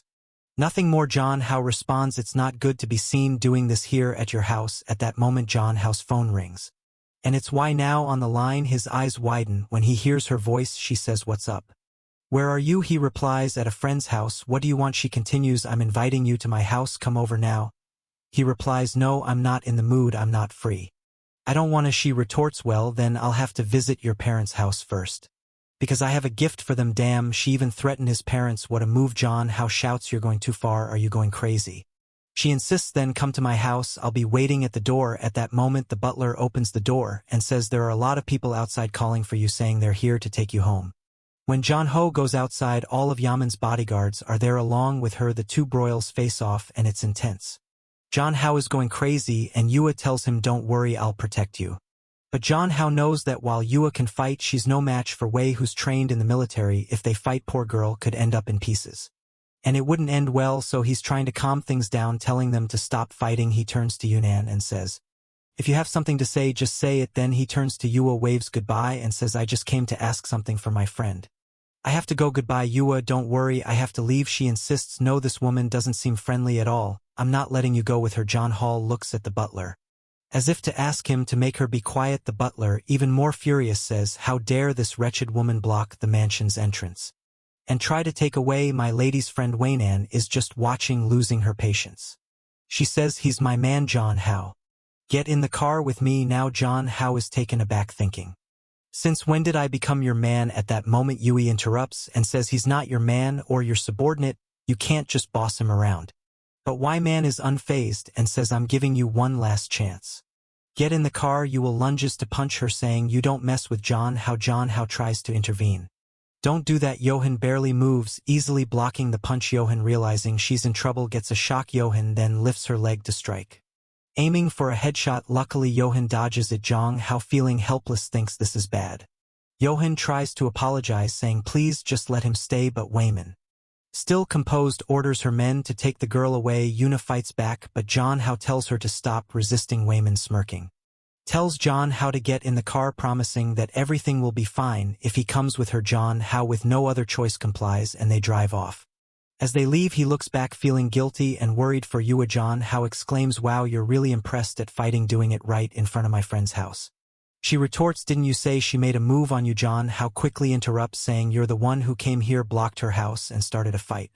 Do you really want to get beaten that badly? He continues, why is your temper so bad with a heart like that? I don't even know how you managed to become a president. Did you use some underhanded methods to get there? He goes on, saying that the fight had been stopped. She could have been in the headlines tomorrow. President of Fenghong beats up schoolgirl. Wang Nan cuts him off, saying, if it weren't for you hanging out with other girls, I wouldn't be this pissed off. It's your fault. Because I always lose my mind when it comes to you. John Hao tells her to stop acting crazy, saying he's not the kind of guy who likes being protected and followed around like the other guys she's used to. She responds, you're crazy, I've never had a man before. John Hao, taking it back, asks, you've never been with anyone? She makes her face like yeah. So what? He's shocked, thinking, what the hell, she's actually single, never been with anyone, how is that possible?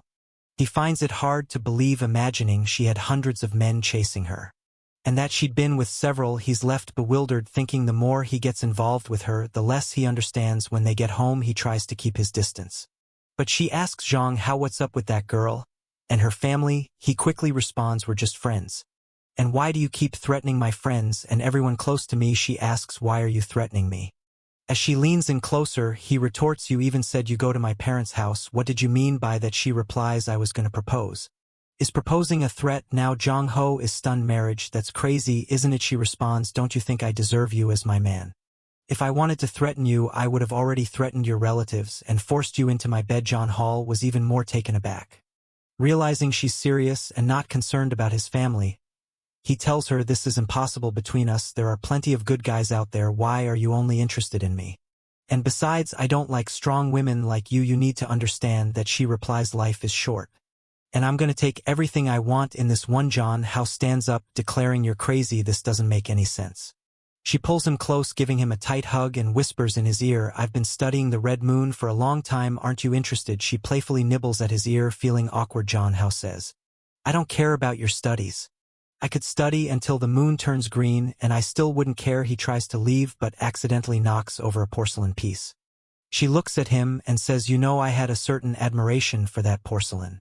You just broke. John Hao, panicking, asks how much. She coldly replies, 2. He stammers, 2 million. She corrects him, 200 million. Now John Hall realizes he's in deep trouble, owing Y-Man 200 million in the next frame. She goes with her foot towards him, saying, pay up. He says, no, that's impossible. There's no way the thing is worth 200 million. She then tells him that if he can't pay, he'll have to become her husband, but being a responsible person, she'll only make him pay 100 million. If he doesn't pay at least 10 million in the first month, he'll have to negotiate with his body. John Hall thanks, my God, 100 million, 10 million a month, that's impossible. The thought runs through his head, damn, I'm screwed, but this condition from Y Man isn't so bad, maybe I can use my body for this. At that moment the girl from the Red Moon appears and gives him a flick on the forehead asking, are you sure, John? How snaps out of it, confused, wondering what just happened. He mumbles, well, 100 million is 100 million, stating the obvious. She responds, as expected from the man, I like you're brave. He replies, a real man was born under the heavens and the earth, how can I be depressed suddenly? He finds himself thinking he can't even dream of an easy life. He concludes that he must find another way. He can't do this. Night falls, and John How returns home to find his little sister waiting outside. He asks, hey sis, why are you out here? She smiles and says, I was just waiting for you. He tells her, you didn't need to wait outside, I would have come eventually. She notices something in his hand and asks, what's that you're holding? He replies, just an old antique. A friend gave me, nothing special. She offers to buy him an antique if he's interested in studying them, but he declines, saying there's no need to spend her money. Despite his reluctance, John Ho decides to ask, hey sis, how much money do you have saved up? She responds, I don't know, around 3 or 4 million. Why do you need money? Are you asking for access to your sister's bank account? I'll give it to you. I'll give you everything. Here, let me go get it. He quickly grabs her wrist, saying, no, relax, I'm just concerned because you're spending so much money. She goes, oh my God, my brother cares so much about me, even worried about my finances. He then heads to his room saying, I'm going to my room, see you later. John How decides to do a live stream. But let's be real, meeting 100 million, he's going to have to go all out, so he messages his manager asking, do you have a plan? I need to make money. What should I do to blow up the views? The scene shifts to the chat going wild, people saying, oh my God, the God of Men has arrived. So hot. The protagonist is thinking, I haven't fully planned out what I'm going to do, but I have a few ideas. People in the chat suggest, if you take off your mask, I'll give you 10 super yachts. He's tempted, thinking 10 super yachts. Maybe it's worth it, just take off the mask for a second, but then a message from his manager pops up advising, don't do it, wait a bit longer. When you're a top streamer in the future, you'll make way more than that. She plans to reveal later that he's the boy seen only once in 70,000 years and capitalize on that. John How tells the stream that he won't be taking off his mask just yet, but they can stay tuned as he might consider it. He mentions that he's tired of the current game and isn't in the mood for exercise. Asking, what do you guys want to see? One person says they're tired of watching the same game he keeps playing and wants to see if he knows how to play a shooter game. Another person suggests he spread his legs and film it. And yet another suggests he do a singing stream because it's easy. The protagonist thinks to himself that there's no way he's wearing a short outfit and shaking his, but not even for 100 million. So he decides to sing a little song instead, thinking that as long as he doesn't sound like a complete lunatic, it'll be fine. He's not a professional or anything. But he sang decently in his past life. He starts the stream singing a little song and the chat lights up with comments about how wonderful his voice is. He starts receiving super yachts as gifts, and he begins to wonder how much they're worth. At one point someone requests a specific song, but he refuses, saying he won't sing that one but can sing others. As he continues singing, the donations keep rolling in, and the chat is filled with adoring fans gushing over the delicious guy seen only once in 70,000 years. The protagonist is eyeing the gifts and thinking, at this rate, could it work out? He then announces that whoever donates 3 yachts will get their wish granted. After wrapping up the stream and thanking everyone, he ponders that while he would like to stream more to earn money, he can't stay up too late as his sister might scold him, and his father might stop him from streaming altogether. He realizes that his singing streams bring in more money than gaming ones. Making 50,000 in this session, he acknowledges that even if he streams all month and makes 50,000, it won't be enough. He needs to earn much more. Suddenly his phone rings and why Nana's calling. He immediately thinks she's calling to ask for the money back, but she surprises him by saying she just wants to see him and asked him to send her a picture. Calling him a sleazy fox, annoyed and confused, he agrees, but asks for 5 million to deduct from his debt in exchange for a photo. She negotiates down to 1 million and he agrees, thinking a million less is a million less. He sends her a picture of him, thinking, why is she being such a pain? The protagonist then considers asking you up for money, but realizes that even with the money from his streams, he still needs to make a lot more. He decides that he can't rely solely on his sister's funds. The scene shifts to the next day with the protagonist Writing down his plans to make money, find someone to lend him money, avoid selling his body, sing live, and send photos to Wide Nan. He notes that he's currently in debt for 100 million, thinking he's doomed, reflecting on his recent singing streams which have been quite successful. He considers calling his manager for more tips. He calls her and says, "Song, I need to make more money, what should I do?" She replies, "I didn't expect the god of men to take the initiative to call me. You want my suggestions for your streams? Obviously I won't suggest you act cute or start stripping.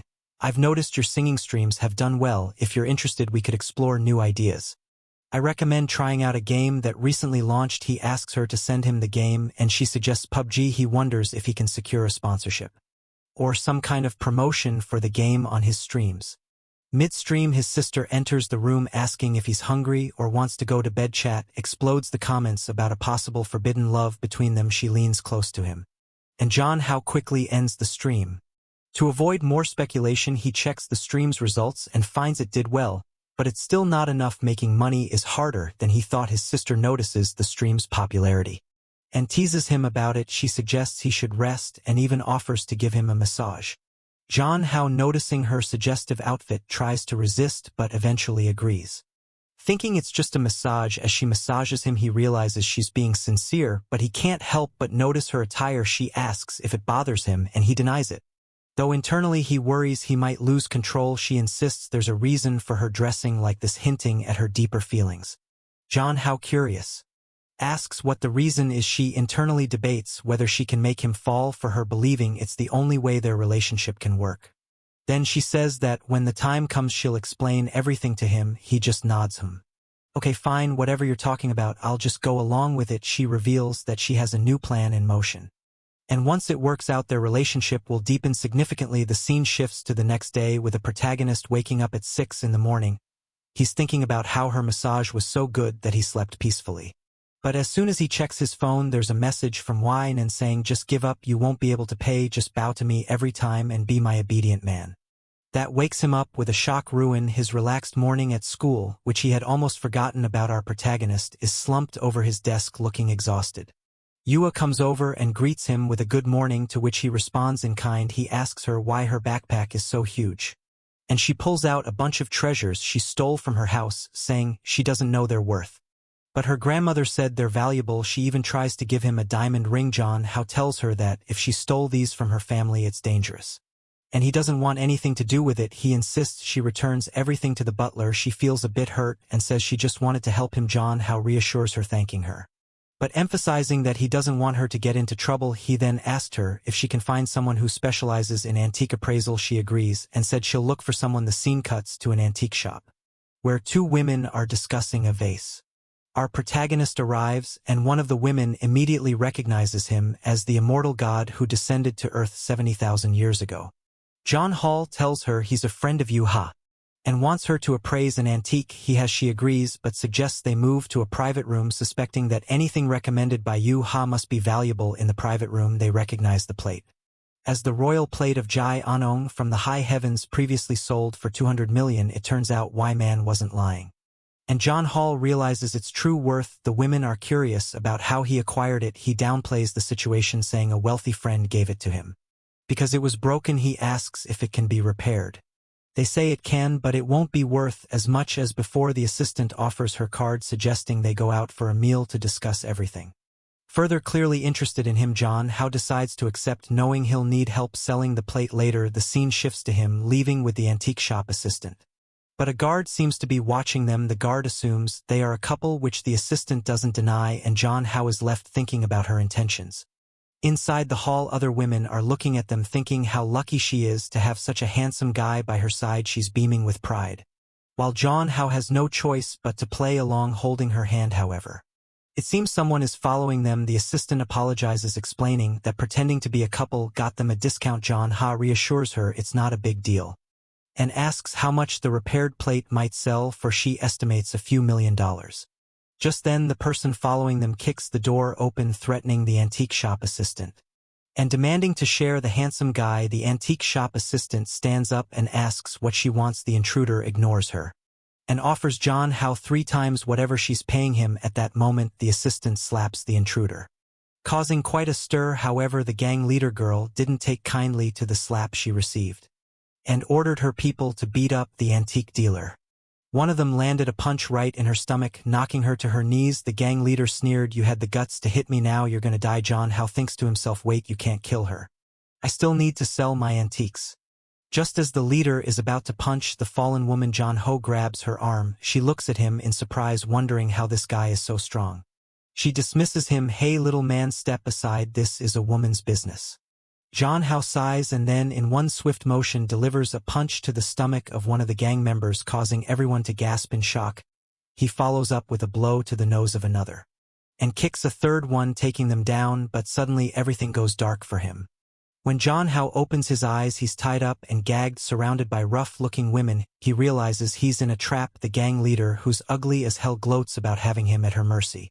They talk about selling him off to someone, mentioning a notorious woman named Looking who wants to use him. John Hao, desperate, tries to reason with them, saying he's just a student and doesn't know why they're doing this to him. The gang leader explains it's just business. He's been bought. She adds that if he agrees to be her man, she might help him escape. John Hao plays along, saying he likes strong women, and challenges her to untie him to see if she really is strong. The gang leader, intrigued by his boldness, agrees. "I love breaking in a wild horse," she says as she orders him to be released. Meanwhile, secretary informs her that everything is set, and they can proceed with the final stage of their plan. Signals to go ahead. Back in the warehouse, John Hao is freed and prepares to fight. He notices some metal bars in the corner and thinks if he can reach them, he might stand a chance. The gang leader taunts him, ready to make him uncomfortable, and lunges at him. John Hao dodges and heads for the bars, impressing the gang with his courage. Quickly grabs a bar and hurls it at the gang leader, who dodges, but he follows up with a blow to her elbow, dislocating her arm. The gang leader, now enraged, admits she underestimated him, but warns she can't ruin his face since he's to be sold. John Hao, unfazed, taunts her, "Let me go or you'll regret it." She sneers, dismissing his threat, confident in her gang's numbers. The scene cuts to the antique shop assistant, now battered on the floor, muttering that messing with Zhang Ho was dangerous, because anyone carrying an antique worth 200 million must be connected to powerful people. However, the gang dismisses this, thinking he's just a thief.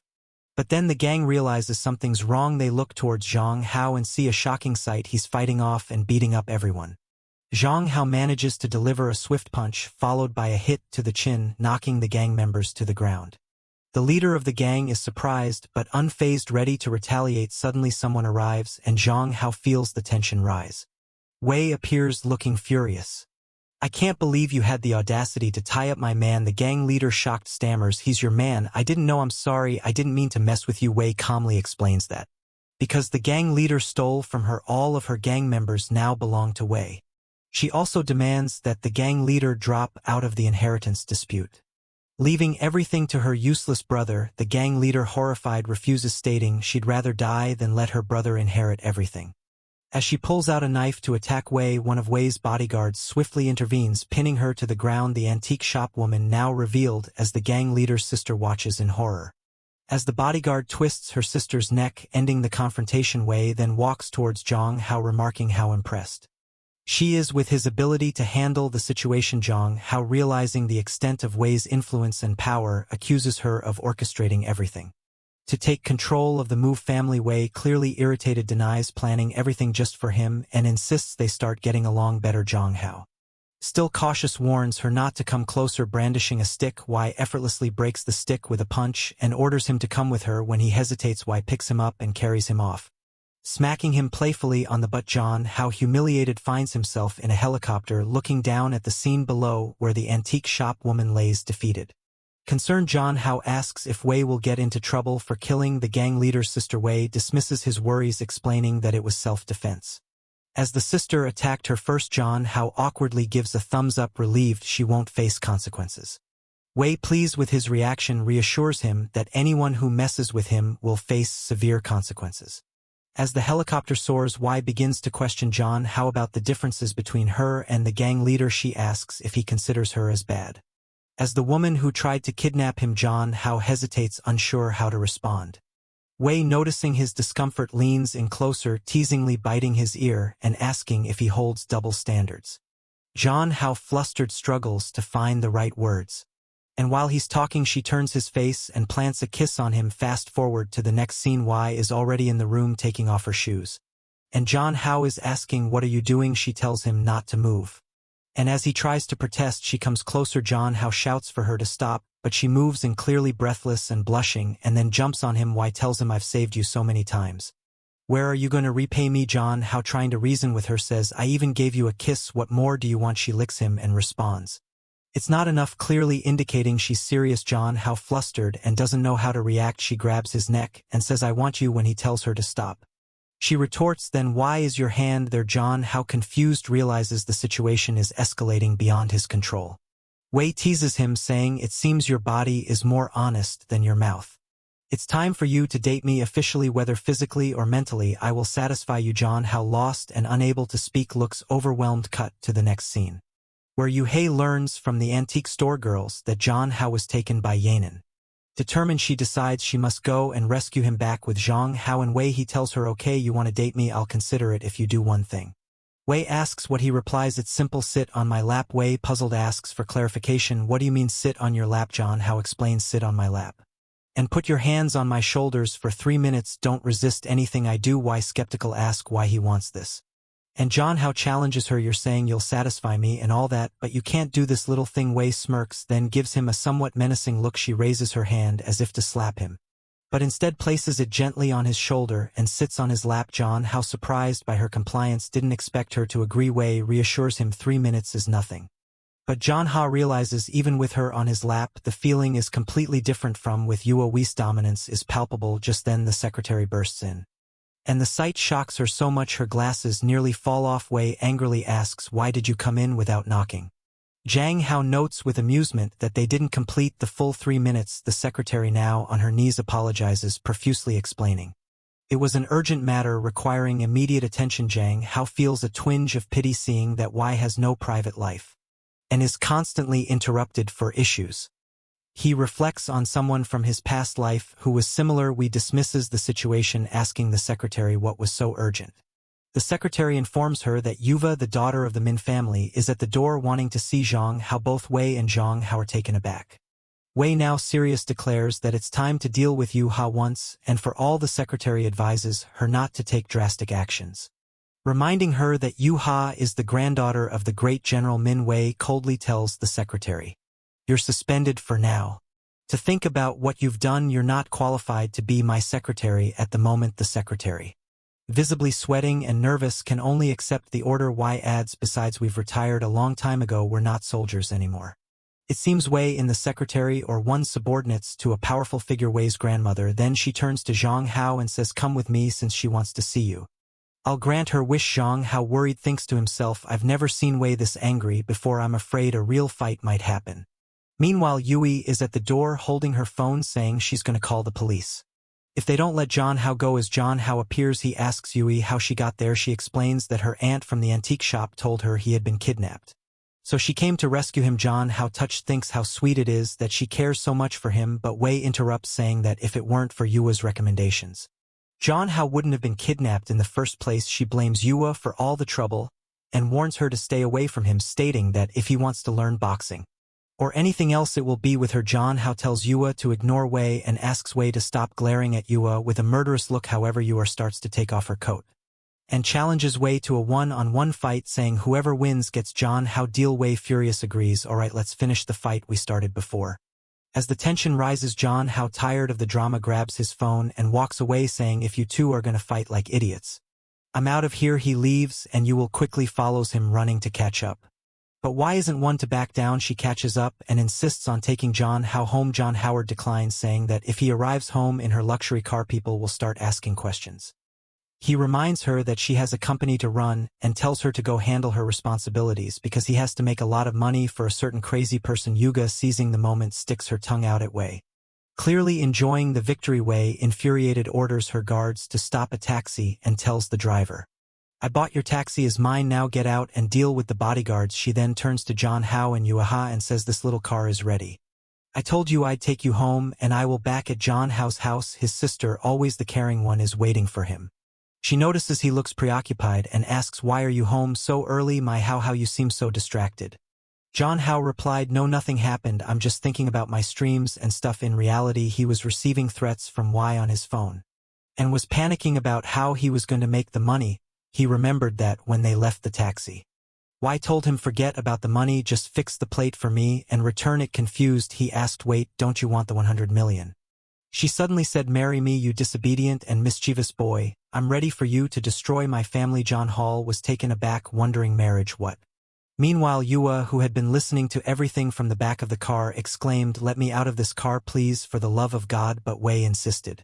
Your family doesn't live here, I'm taking you home. So the two of them went together. The message John Hao received from Y read, be good, don't think about making money, I'll support you. John Hao replied, you can support me all you want, but I'll pay you back. Thanks for bringing me home, but that's enough. Y goodbye. Yuba then messaged him telling him not to be afraid of Wei, and that if necessary she would beat up Wei. Feeling bad for Yuhua, John Hao advised her not to do anything, suggesting they keep their distance from Wei, and that with time she would forget about them. At home, John Ho was exhausted, reflecting on the chaotic day, being kidnapped, getting into a fight, and being forcibly brought home. At that moment, his sister put her hand on his shoulder and asked, how are you going to stream tonight? You look tired, do you want a massage? She offered massages every day, and while John Hao didn't mind, he appreciated her attentiveness. As she leaned back, emphasizing her curves, she said, lately I've noticed you're only focused on making money, but you're just a boy, you don't need to worry about these things, let me take care of you.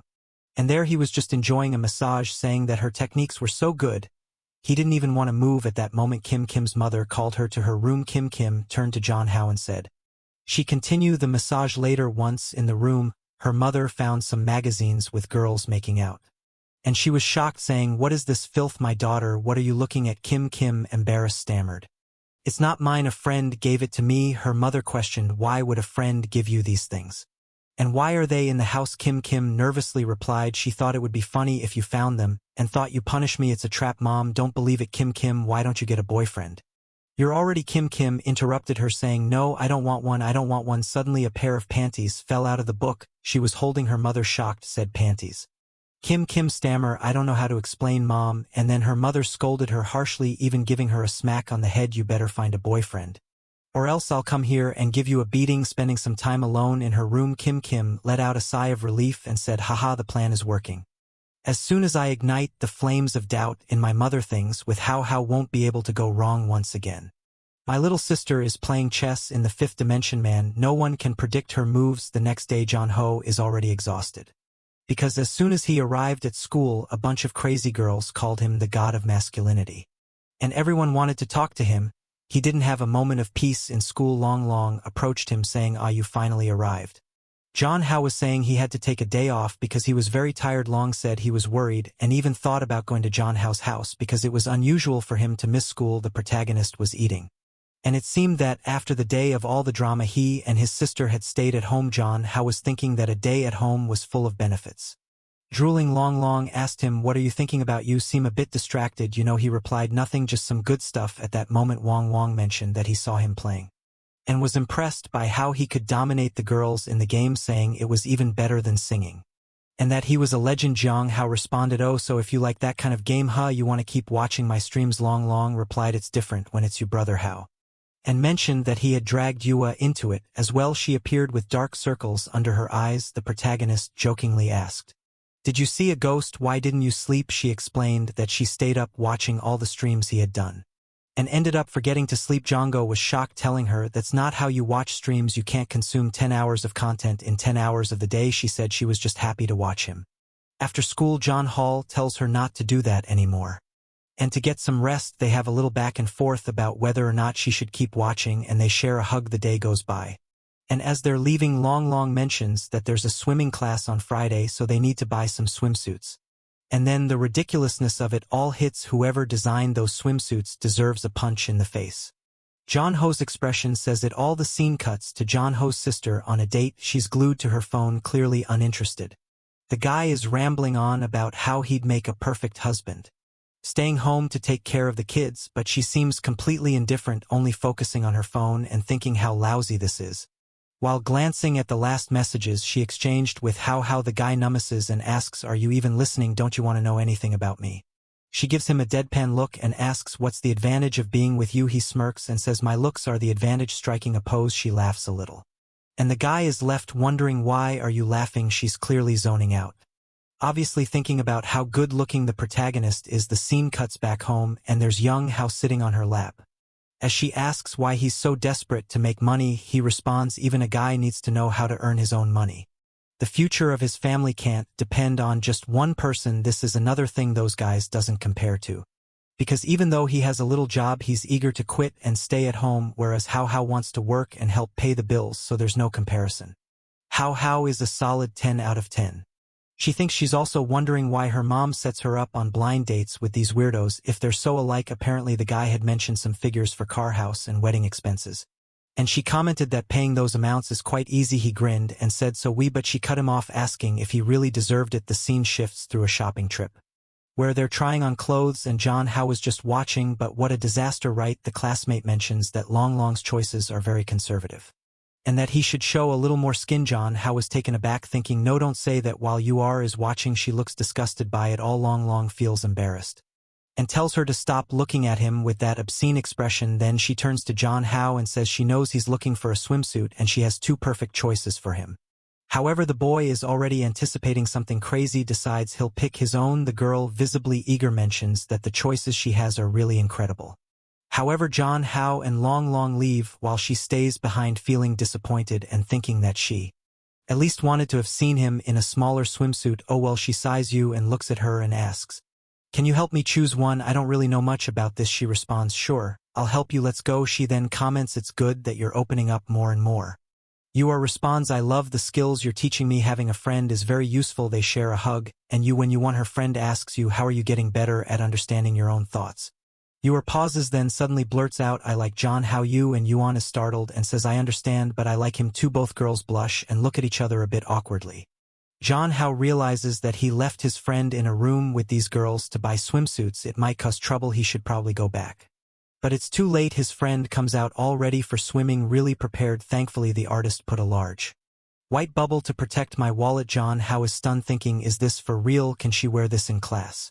She responds, "Everyone dresses like this, there's no problem at all." Then she asks, "Didn't you pick out Yui's outfit?" She says, "Yes, I did." He anxiously asks, "Oh my god, where is she?" The friend points, "She's over there trying it on." Hao turns to look and Yui that emerges saying, "I'm fine." Hao, "I just find this a bit weird. Does it make sense to wear stockings for swimming?" Friend argues it makes sense. The stockings are designed to protect women from the cold. Recent studies show that men love to see women like this. Hao and Long are left unsure of what to expect next. And the friend announces, "Here comes the latest trend. You have show off the beauty of the new era." She steps out and the scene is covered with sensor bubbles. What did they do here? Hao wonders, noticing that they made some adjustments. You are comments, "I feel kind of strange in this." Hao was speechless, frozen. The friend chirps, "There's another piece here." Yuba, feeling uncomfortable, asks, "Doesn't this reveal too much?" Hao grabs her hand and insists, "Stop listening to this crazy person, please." She tells him that there's no problem with showing a little skin. The scene shifts, and we get a little flashback of their friend, the blonde girl, talking to Yu Ha. She says she's going to confess her feelings to Hao. She knows he probably doesn't like her, but she's going forward anyway, telling Yoha that she wants to finish school without any regrets, and that she'll regret it if she doesn't at least try this plan of hers. Shook Yoha a bit. In the next chapter, it starts with her confessing. She says she knows she's not pretty enough but begs him to give her a chance because she's been in love with him forever. Hall thinks, "Oh damn, so she just called me here to confess." Then she continues, "Sorry, it's impossible for us. I don't like you." Damn, that was harsh. No consideration at all. Then she goes, "Wow, you didn't hesitate at all. You didn't say anything, not even a pause." Hao responds, "Sorry, it's just that I don't like you." He thinks it's easier to just give the decisive blow and cut her off cleanly, no turning back. She then asks if they can still be friends. The scene changes and the protagonist is back at school thinking he's becoming a criminal with all the hearts he's breaking. He's getting a bit full of himself. Long shows up saying he's been looking for Hao for a while. Hao asks why and Long says he was called to the tree today. Hao thinks he's going to get beaten up, but it turns out it was a girl who's been sending him letters for years. Long asked the protagonist, "Do you think I should go?" Hao was puzzled thinking everyone's confessing lately. Long continues, "I don't know if I should go. She's so beautiful, but I don't want to fall in love too soon, but she's so sincere. She wrote me love letters." What do you think, should I go or not? John How frustrated thinks. Go if you want, don't go, whatever, who cares. Long decides to go, and they head to the tree. There's a girl waiting there, and John How tells you how to help him. If the girl tries to hit him, the brave guy goes over hinting that he's gonna reject her. Yuta asks Jong Ho what he thinks it feels like to like someone. He says, I don't know, it's different for everyone. He then reveals that for him, if you try to forget someone and can't, you're probably into them. She agrees, saying it's the same for her. At that moment, the girl reveals herself to Long and kisses him, but Long responds with a slap, even wiping his mouth in disgust. Was that necessary? They rush over to Long asking if he's okay and what happened. Long clinging to John Ho's arm cries, Hall, it was my first kiss.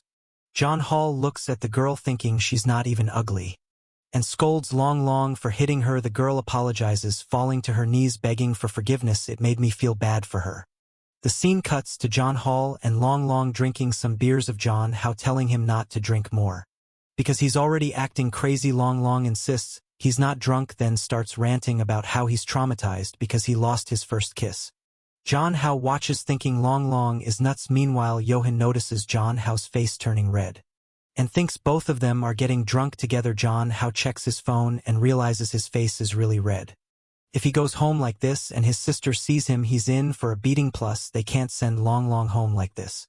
Might end up in trouble, so Yuna suggests they spend the night at her place. Later that night at Yu's house they arrive, and the butler is surprised, asking what's going on. She instructs him to make some food and prepare a room for the two guys. The butler is taken aback, thinking, wow, she came home late and brought two guys, I underestimated her.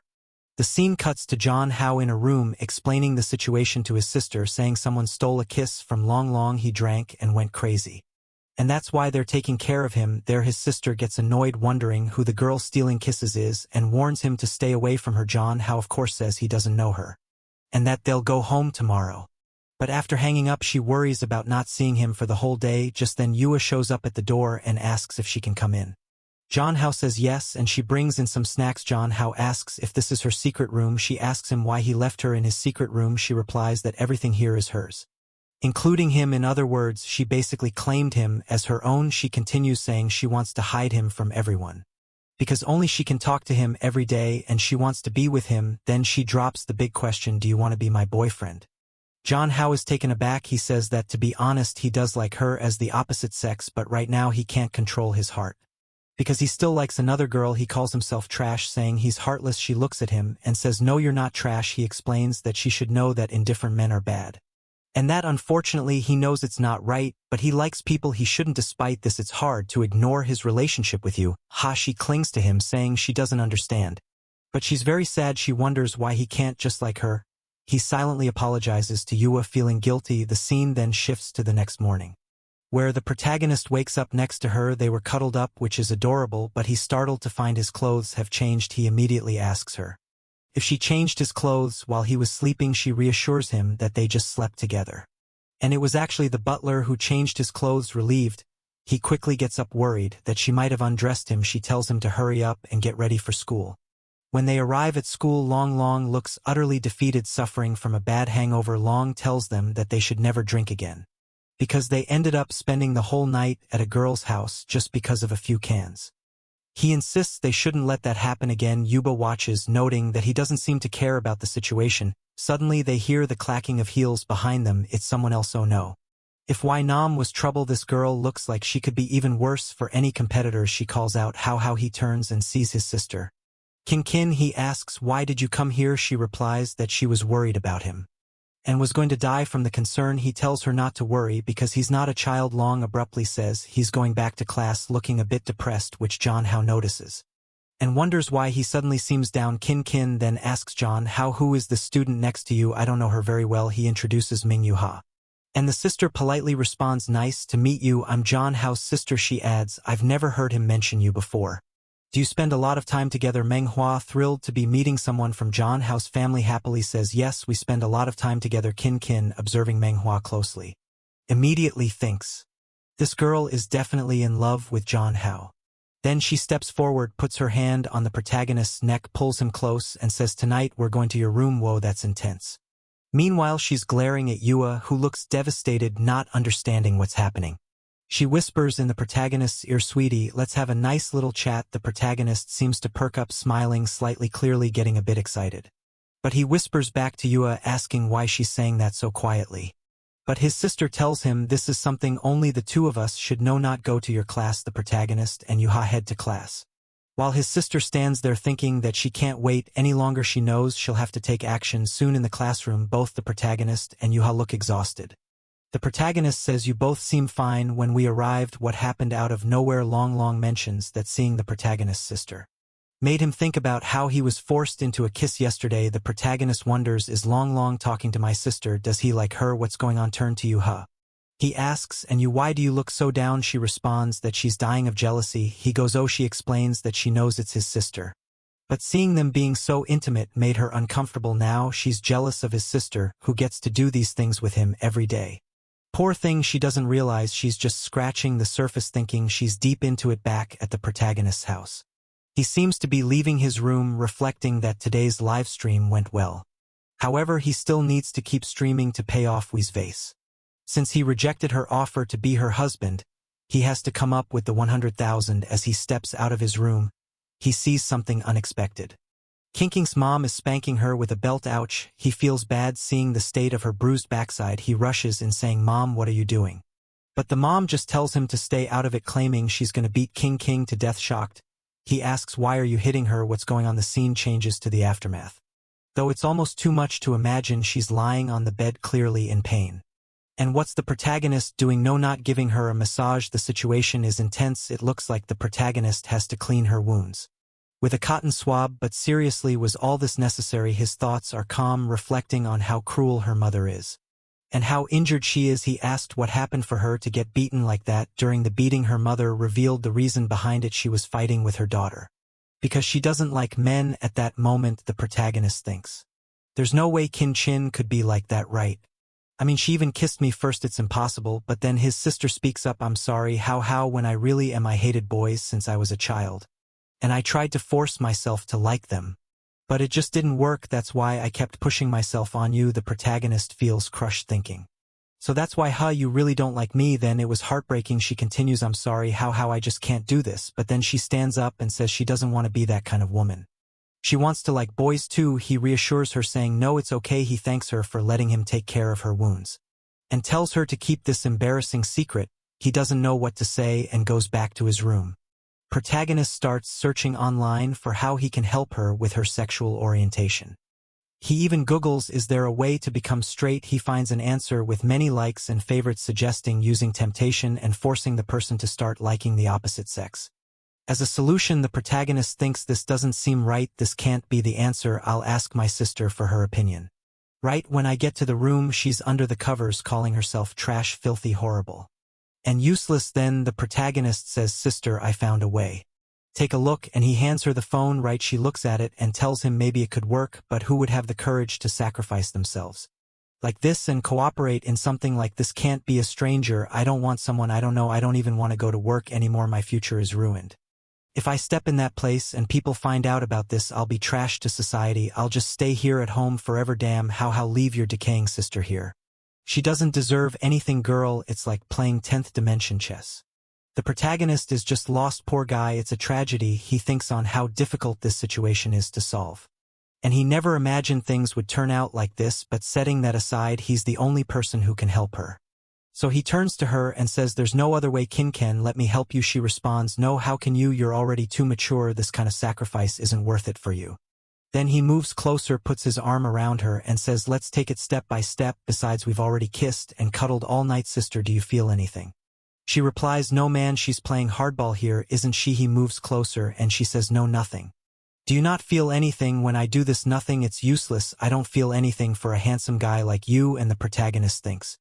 Still no answer. It seems Sister Kinkin is in a worse situation than I thought, but she's over there practically dying, thinking she never imagined the plan would work so well.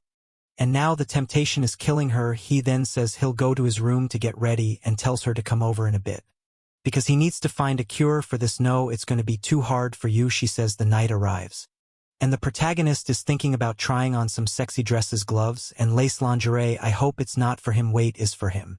Oh man, a false alarm. He said he's not going to wear those things. Phew, that was a close call. He decides not to use anything too extreme. But some shorts should be enough, right? He read somewhere that if he wears black and white gloves it will surely drive the girls crazy. It's like the equivalent of girls wearing stockings. The protagonist is lying in bed just hoping that all this will really help. The clock ticks, time passes, and the protagonist falls asleep. Then he hears how good night, and look at how she comes in. God help us, immediately thinks. Sister Kin Ken, what are you doing here? Our parents are sleeping. He's thinking maybe she's a spy or something. As he didn't hear her coming at all, he was fully prepared. He tells her, lie down here first, and let's just cuddle and pretend we're going to sleep as usual. However, in his thoughts, she's already looking beautiful. Even in the moonlight, I can see how wonderful she looks in that outfit, and she's starting to sweat a little. Despite this, she switches to her monk mode, remaining stoic and still lying there together. He asks her, tell me, how disgusting do you find the situation? Are you feeling uncomfortable? We can take it slow if you need. She responds, it's just a little uncomfortable. But I like the warmth of this moment. In her mind, she's thinking, oh my God. She's biting her lips and says, I'm still not very used to this, but let's do this. Hold me a little tighter. And gradually I'll get more accustomed. She pulls in closer and adds, if you're not comfortable either, you don't have to force it. He reassures her, no sis, it's all good. Thinking to himself, what am I reading? He says, we have plenty of time, so it's okay. While internally noting how strong his sister is, even in a situation she doesn't want to be in, and she's still considering his feelings. She's so kind. They touch noses. And for a moment it seems like a kiss might happen, but it was just a fleeting thought.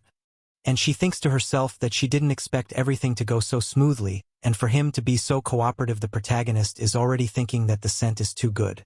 And you won't be able to hold out much longer. However, he doesn't want a small mistake to ruin the family. However, out of nowhere, he stops caring about the family and can't hold back any longer. He suggests, hey Kin Ken, do you want to touch my arm with this glove? I heard girls like this. She starts to drool a bit. Clearly liking it, he quickly says, no, it's fine if you don't like it, sorry, but she replies, no, it's good, I'll try to get used to these things, while staring intently.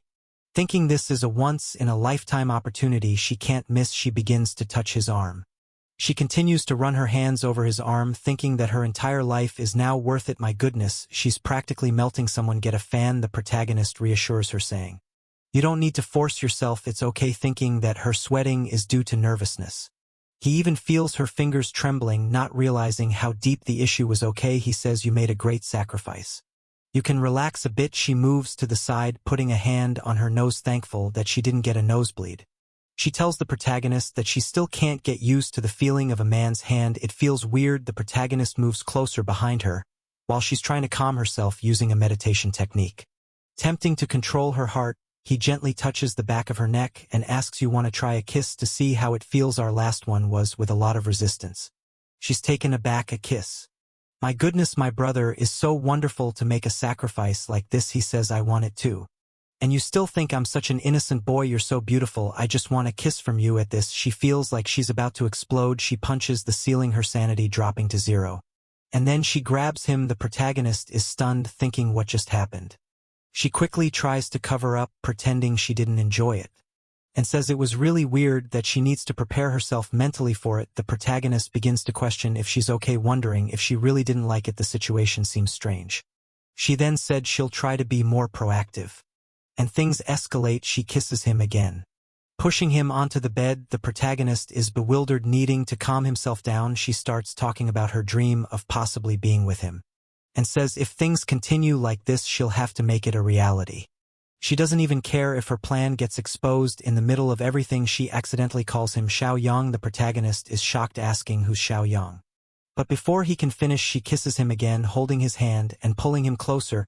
He's out of breath, wondering what's going on. As she becomes more intense than ever, she's practically drooling. Then she responds that despite everything, she still feels a little uncomfortable. It seems like the name she let slip was the name of a girl. Protagonist asks, did you call me a girl? She explains that she used a girl's name to disguise the situation. And not feel worse, the protagonist asks if this is the girl his sister likes the most. And she confirms, saying yes. The protagonist thinks that if she called out that name, her situation must be really critical. Even in a moment like this, she says she needs to go to bed, because she has to study and wake up early. The protagonist, now very suspicious, asks, are you really? She replies, my sister would never lie to you. If I lie to you, I'll be your slave. Wow, what a promise. The protagonist thinks slave-like as she starts singing a little song to help him sleep. The next day, she's just staring at him, thinking, sorry, how I didn't want to lie to you like this. But I don't want you to hate me either. Given your past and traumas, this is the only way I can achieve the result I want in the future. I promise to be more careful and make up for all the harm I'm doing now. So please forgive your little sister." The protagonist wakes up thinking that the previous night was too exciting. He's at the pool. It's Friday, the day of the swimming class we talked about. And everyone is staring at him. The girls are practically barking. Long appears behind him and says, "I want to go home. I'm too shy. This outfit shows too much." The protagonist, surprised, says it's the same outfit as always. It doesn't show anything. He tells Long to stop being silly and be a real man. The worst advice ever, but okay. The girls continue complimenting Long, saying the outfit looks perfect on him and that he looks amazing. The protagonist, getting tired of the situation, says he understands why girls hate these kinds of guys. Then he turns to Long and says, "Out of nowhere, I lost the desire to stay in this class." Long suggests they pretend to have stomach aches and leave. The protagonist agrees and decides to help Yuhua learn to swim since it's better than staying there with all the crazy girls around them. She's preparing to jump in and ask the protagonist if the best way to swim is just to jump in and start paddling hard. He tells her that's not the way and that he'll teach her. They do a little warm-up, and for some reason the protagonist is staring at her armpit. "Do got that weirdo desire?" He looks at her and says he didn't see her put on that swimsuit, the one she bought last time. She asks, "Do you want to see me wearing that?" He says, "Well, it's not that I don't want to. But yeah, I do." The protagonist is up to no good either. He caused all this mess with his sister last night. Yuna mentions that after the protagonist and Long left, she went back and bought a few more pairs. And if he wants to see, he can come to her house and she'll show him that she doesn't want anyone else to see. The protagonist says that since he promised to teach her to swim, he will have to go to her house to teach her. He can't break his promises. But for now, he'll just teach her at school. He tells her to take a deep breath, prepare herself, and then he pushes her into the pool. As expected, she starts to drown again. The scene cuts to her traumatized from almost drowning. The protagonist tells her to be careful, that she needs to breathe deeply and gradually. However, when he touches her, he notices that she's shaking, completely desperate and scared, and she says she wants to give him a hug because she's in shock. The protagonist, feeling sorry for her, says it's not a good idea, since it's class time and everyone's watching, so it's not the best moment to be hugging. She then shares a childhood trauma, explaining that once she ran off without her parents noticing, and when they found her, she was almost dead, having nearly drowned. Moved by sympathy, the protagonist offers to give her a hug. She immediately jumps at the opportunity, clinging to him tightly. While everyone around them comments on the situation, the protagonist tells the teacher that Yuha is having cramps, and that he'll take her away to help her later. When they're alone, he asks if she's feeling better. She says that she hates the pool and thinks she'll never get used to it. She apologizes, expressing that despite the protagonist's attempts to help, she just can't manage. John How feels a bit awkward, but reassures her, saying there's no need to apologize, and that she'll get the hang of it with practice. To compensate, he offers her a massage. Here we go again with the massages. He starts with her calf and then moves to her shoulders, giving her a firm but soothing massage. She immediately comments on how comfortable and calming his hands are, but she hints that she wants more, asking him to go for other places. When he asked where, she points to her upper body. Realizing the implication, John How tells her to stop joking around, insisting that he's a serious masseur and won't engage in anything improper. However, she kicks his hand away, angrily saying she wanted a serious massage, not a joke. He firmly tells her to stop talking like that, especially in public, and to give him her leg again, so he can continue the massage. She questions why she can't talk about these things, and he explains that such talk is perverse and is something only couples should do, and it should be kept private. No one in the class should know about it. "Do you want to be known as a pervert?" She looks desolate and confused, then starts crying, completely distraught. She says she doesn't care and wants to be known as a pervert. The protagonist is shocked, thinking, where's my innocent Yuha? What's happening? He tells her, you're only saying this because you don't understand how dangerous perverts are. You don't want to be an abominable person, do you? She replies that she doesn't care, since he gave her that massage and she no longer wants to learn how to swim. The protagonist makes a deal. If she learns to swim, he'll do anything she asks within reason. She agrees eagerly, clearly ready for something more. Back in the office of our dear Wei, we haven't seen her for a while. It seems she couldn't finish her work because she was busy looking at photos of the protagonist. She thinks to herself how exhausted she is and how she can't focus because of that damn goblin. She glances at her phone, thinking, why don't I just take one more look? She sees a picture she took in the helicopter and blushes. The scene shifts to someone pressing the elevator button, and a man appears asking if she's the general manager. Wai makes a face as if she's ready to scold her mother. Her mother says, do you think I'm the kind of mom who hits on her daughter's boyfriend? For heaven's sake, I'm just curious. With so many handsome men chasing after you, why did she choose this John? How specifically? Y responds that there's nothing special. And that she wants to get back to work. Her mother leaves, telling her not to sleep her desk. As her mother leaves, she thinks this is a real problem. It seems my daughter is in love, and that's a weakness that can't exist. The scene shifts again, showing the protagonist observing Wayne and secretary who had been expelled. He thinks, wait, isn't that the secretary who got kicked out? Let me go have a chat with her. He walks over, introduces himself, and asks if she has some free time. She's caught off guard, not expecting this. He gets straight to the point, mentioning that he noticed in their last argument that it seemed like they were both subordinates of Minware's grandmother. So what's the deal? The secretary interprets this as him showing interest in Y. He quickly clarifies that she's just a stalker, and he has no interest in her. He just wants to know why she's so fixated on him. Didn't she hate men? Secretary explains that it's not that she hates men, but she despises weakness, and since our protagonist is a total Sigma Chad, she couldn't resist. It seems she developed this hatred.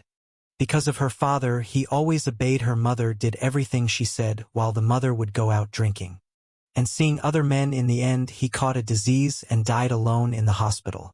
And the mother didn't even visit him. He died as a lonely, forever alone guy. That's why she despises weakness and clingy men. The protagonist thinks that maybe the best way to make Wei hate him is by pretending to be weak. Could that be the plan? The secretary suggests that he should join her because Wei would never treat him badly. Even after everyone left the army, she hired everyone who had been at the base with them and gave them much higher salaries. So it's guaranteed that if he joins her, his life will only get better. The protagonist says it's not possible because she wants to dominate too much, and he's the kind of person who doesn't like that. If they were together, one of them would always be mad. At that moment, someone appears and says, young man, I finally found you." The secretary is shocked, and the protagonist is confused. It seems she's already closed the cafe, and only the security guard is left, having sent everyone away. She's staring at the protagonist, saying, "You look good, but how long have you two been dating?" The protagonist tries to explain, saying she's overreacting and they're not even dating. She retorts, "Not dating, for heaven's sake. Is it possible that my daughter still hasn't managed to win you over? This is a disgrace for the family." The protagonist asks why she's looking for him. She says it's inconvenient to talk here, suggesting they go inside. She's taking the protagonist to a private room. The secretary senses something bad might happen. She tries to rescue the protagonist, saying that we just call of Zhang Hao, and she's just there to fetch him, so let's leave. But the woman beckons her closer with a finger, and when she hesitates, she gets a sharp elbow to the chin. The protagonist is utterly confused by the turn of events. The woman apologizes, saying it's been a while since she had to land a blow like that, so maybe it came out too strong. The protagonist stands there stunned, wondering what's going on. "I caught up in some mess again." The woman remarks, "Oh, young man, you're quite calm. Any average student would be intimidated by now." The protagonist says that ever since he got involved with Y, these situations have become common, so be somewhat used to them. Now that he knows she's the mother, he's thinking she's the gang leader. "So I better not mess up." The mother then comments, "It's obvious my daughter doesn't like delicate men. What I don't understand is why it seems like you don't like her. Don't you want to be my son-in-law? Don't you want to join the Y family?" The protagonist tries to deflect, saying he's just an ordinary citizen and doesn't deserve her daughter, claiming there's nothing special about him. He also says he needs to leave because his family is probably looking for him. She says, "Since you're in a hurry, I want to make a deal with you." The protagonist is surprised, asking, "A deal with me? I'm just a high school student. I can't help you." She insists that only he can do it, because according to her observations, her daughter is obsessed with him. If he asked her for something, she probably won't refuse. The protagonist, still confused, listens as she tells him to invite Wyatt on a trip to a specific location. Once there, he is to set up a situation where her people can arrive and capture her daughter. Then she promises to give the protagonist a lot of money, enough for him to move to another country and live an easy life. And then he says, "Wait, you want me to help you take down Wei? Isn't she your daughter? How am I supposed to take her down?" She responds, "It's simple. I want my title as the head of the family back. There hasn't been a mother-daughter relationship between us for a long time." The scene shows a panel indicating that Wei had beaten her mother, taking control of the family. The protagonist, feeling awkward, says, "With all due respect, isn't Wei already the head of the family? Since she took over, the family status has become more significant and relevant in the entire city. But why do you want to fight her? It seems like she's doing a good job." The mother explains that the only thing she has left is money, and she wants to use it to do whatever she wants. "I have no family, no one left," she says, "so why not stir things up?" She asks, "What do you think?" You don't even like her, do you? Let's take advantage of the situation. The protagonist is shocked, unsure of what to do. The scene shifts to the secretary, who is semi-conscious, looking around and thinking about how her training helped her withstand the blow. Otherwise, she might have been done, for she realizes she needs to alert Wei as soon as possible. She suddenly taps her wristband, sending a silent signal. The scene cuts to Wei's phone, where she receives a message indicating that Madame had contacted John Hao in a private room. Wei is startled and orders the car to be prepared immediately. The scene shifts back to the protagonist and the mother. The protagonist says that even if she manages to defeat Wei, managing the family won't be easy. As many people support her, he suggests that despite the issues between them, they should try to talk things out. The mother dismisses this, saying Wei is a cold-hearted person. It's better to have a dog than her. She's been against me ever since her father died. There's no way to talk to her. If I had known what kind of woman she would become, I wouldn't have given birth to her. The protagonist, knowing the truth about the father's death, thinks the mother is lying because he knows the father died because she neglected him. And he was left alone in the hospital trying to deflect. He says that's a lot to deal with. I understand why resents you because of her father.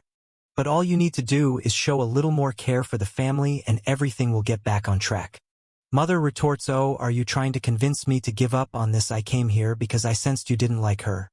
But it seems like you're trying to protect her. She points out that the punch she gave to the secretary was a declaration of war. She insists, all you have to do is take Wei to the location I specify and I'll give you the money.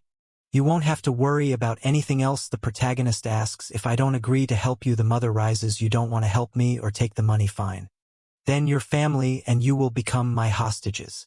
Simple as that. The protagonist, with a serious expression, responds, it's one thing to threaten me, but to bring my family into this, I can't let that happen. I'm sorry, you made a mistake by not bringing any bodyguards with you. She looks at him intrigued and says, do you think you can defeat me physically? He challenges her, come and see. As the scene shifts, a car pulls up and Wei orders the driver to move aside. The secretary spots Wei and tells her, finally you're here. John Ho was taken by your mother a while ago. I'm afraid something might have happened. Wei asks which room they're in, and sends her guards to untie the secretary, intending to confront them. As she approaches, she hears the conversation. The mother is saying, it's common for everyone who gets close to my daughter to have some kind of agenda, but it seems she likes you. And I wanted to know what you're like. The protagonist asks, is that why you went to so much trouble? Does Wayne know you came to see me? The mother replies, I have a memo. She might be furious if she finds out. That child has always insisted that I stay out of her relationships. But this is the first time I've seen her like someone, so I was curious about you. She continues, now that I've seen you, I understand why she isn't wrong. Besides wanting to see you, there's something else I want to ask of you. The protagonist asks what it is, and she explains that Wei's birthday is coming up, and she wants to give her a present. However, she knows Wei won't accept it if she gives it directly, so she wants the protagonist to deliver it. Meanwhile, Wei is listening to everything, feeling perplexed. The protagonist and the mother continue with the mother, explaining that the Wei family is large and prosperous, requiring multiple heirs. The problem arose when her father couldn't have children, leading the mother to push many men toward her, hoping to produce an heir. The mother didn't want to, but she had to. Over time, she distanced herself too much from Wei, and by the time she noticed, Wei was already grown now. She hopes the protagonist can help her resolve this mess. The protagonist responds that he can't help with that if she wants Wei's forgiveness and understanding. She needs to earn it herself. Moreover, she needs to understand that no matter what she does, she can't make up for lost time. The scene changes to the protagonist leaving the room, where he sees Wei Man. He asks, what are you doing here? She switches topics, asking, did you hear everything we talked about? We apologizes, saying she told her mother not to do this, but she came on her own. The protagonist asks if she plans to reconnect with her mother. Wife replies that she'll keep things as they are, and nothing will change. She then asked the protagonist what he would do if his mother, who had abandoned him for years, suddenly reappeared, wanting to talk. The protagonist reflects on his family with his sister and parents and says he'd prefer if his mother didn't return, because his family is fine as it is. Wei asks, so you're good with your family? How's your relationship with your half-sister? He responds, it's fine, really good. Why are you asking? She reveals she's considering moving his family so she can protect them more easily. The protagonist refuses, asking why she keeps insisting on this. Since when am I your man? He asks. She confidently states, sooner or later. The protagonist insists it's not going to happen suddenly. She stops the car and he asks what she's planning. She explains that her father gave up and surrendered just like her mother did, pressured by her grandmother. But she won't give up on him and won't let him be with anyone else. She'll keep pursuing him until he accepts her completely. The protagonist warns that this is too extreme, but the scene ends with a close-up of her lips, and he can't help but be charmed. Covering her mouth, he was being all cute. But our boy gave her a little tap on the hand and said, "Stop pushing things, girl, we're on the road here." She looked at him and said, "Wanna go to my place? Let's go." He told her to just take him home. But just then his sister called. He picked up and she immediately scolded him, "It's super late, where are you? Why aren't you home yet?" Our boy tried to cover it up, saying he was at Long Long's place and lost track of time. But Y was watching him lie the whole time. He turned away and said, "You've heard that I gotta go home now." She called in Fox Boy again and asked, "So you know how to lie, huh?" He responded, "I'm only lying because of you." She then asked, "Does your sister care about you that much?" He confirmed yes. "Because we're family," she just said, "family." But why? I was already thinking it might not be that simple. When he got home, his sister greeted him and he started apologizing, saying Long Long had held him up or something. But she stopped him and said, "Why are you lying to me?" Yikes. He was caught off guard, trying to play dumb sis. "What are you talking about? I'm not lying, I've never lied to you." But then she revealed, "I called Long Long. He said you left his place a long time ago." Busted dude. He didn't expect her to have Long Long's number. She continued, "I've always been alone just like you, with single mom working all day. I only learned what family warmth was with you. I consider you my favorite brother.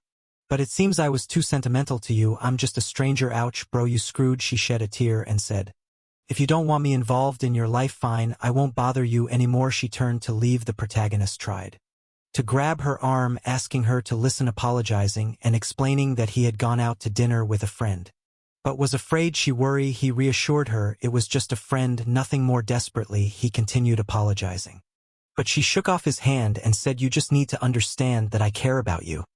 And then she walked away, leaving him defeated. Our boy collapsed, lamenting that he was a terrible person, feeling awful for disappointing her despite all her kindness. Back in her room, obviously in shock, she thought, "Oh my God, I can't believe I had the courage to slap his hand if he's really mad." But then she told herself she needed to be confident. She couldn't just let him walk all over her. Maybe slapping his hand was too much, though. Should she apologize on her knees?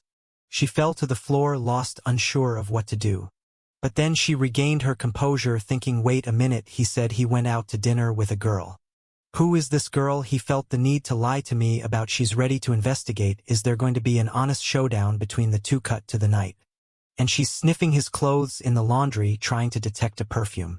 She remembered it was the same perfume she had smelled before. Couldn't be the perfume of that girl, Yuya. She's left pondering. The next day, it seems they're going out. She offers him a chance to rest and sleep in the car if he wants, but he's just thinking he needs to find a chance to talk to her and explain the situation. They're apparently going to his father's cousin's house, and he's curious about what's going to be like, since he remembers the guy being pretty cool and handsome. However, his father suddenly says, "Who's that kid staring at us?" When the protagonist looks, it's Yua, looking all cute in her outfit. His dad asks, "Who's that bold girl here, son?" He responds, "A classmate." He goes to greet her and ask if something's wrong, why she's there. She says she came to invite him to an art exhibition together.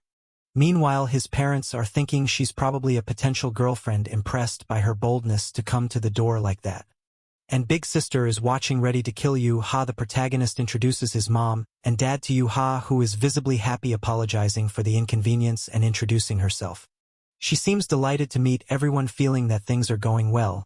Then the protagonist's sister steps up and bluntly asks, "Are you trying to date John?" How? Without hesitation, Yua says yes and admits she likes him a lot. This shocks everyone. A sister starts to explain something but gets cut off by their dad, who advises John how not to fall in love because he's too young. The protagonist tries to clarify that Yua is just a friend from school. The father then turns to Yua and insists that his son is too young to fall in love and that she should not come around anymore or follow him. The protagonist tells her that they have some family coming over and suggests they discuss this later. Yua, pretending to be naive, asks, "So I can't fall in love with him?" The protagonist's mother responds that she can fall in love, just mount with John. How? The protagonist is unsure how to end the situation.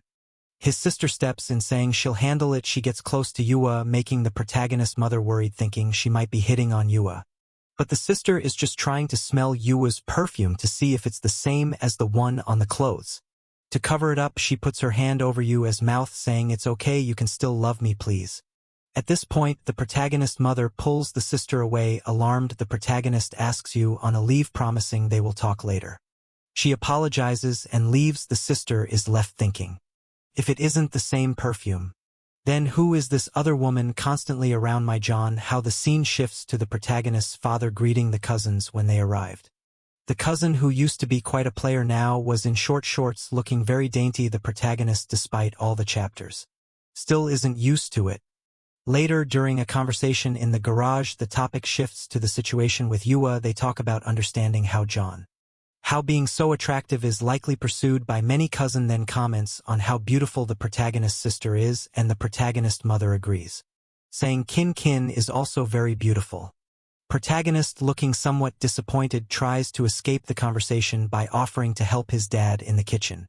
However, his cousin stops him, saying John How is so good looking that he should just take care of himself like a flower, and everything will work out for him. He advises John how to find a rich woman and relax. The protagonist insists he likes helping his dad when needed, but his cousin keeps insisting that women nowadays are learning to cook just to please men, so he doesn't need to worry about that. Realizing his cousin won't stop bothering him, the protagonist suggests they go to his room.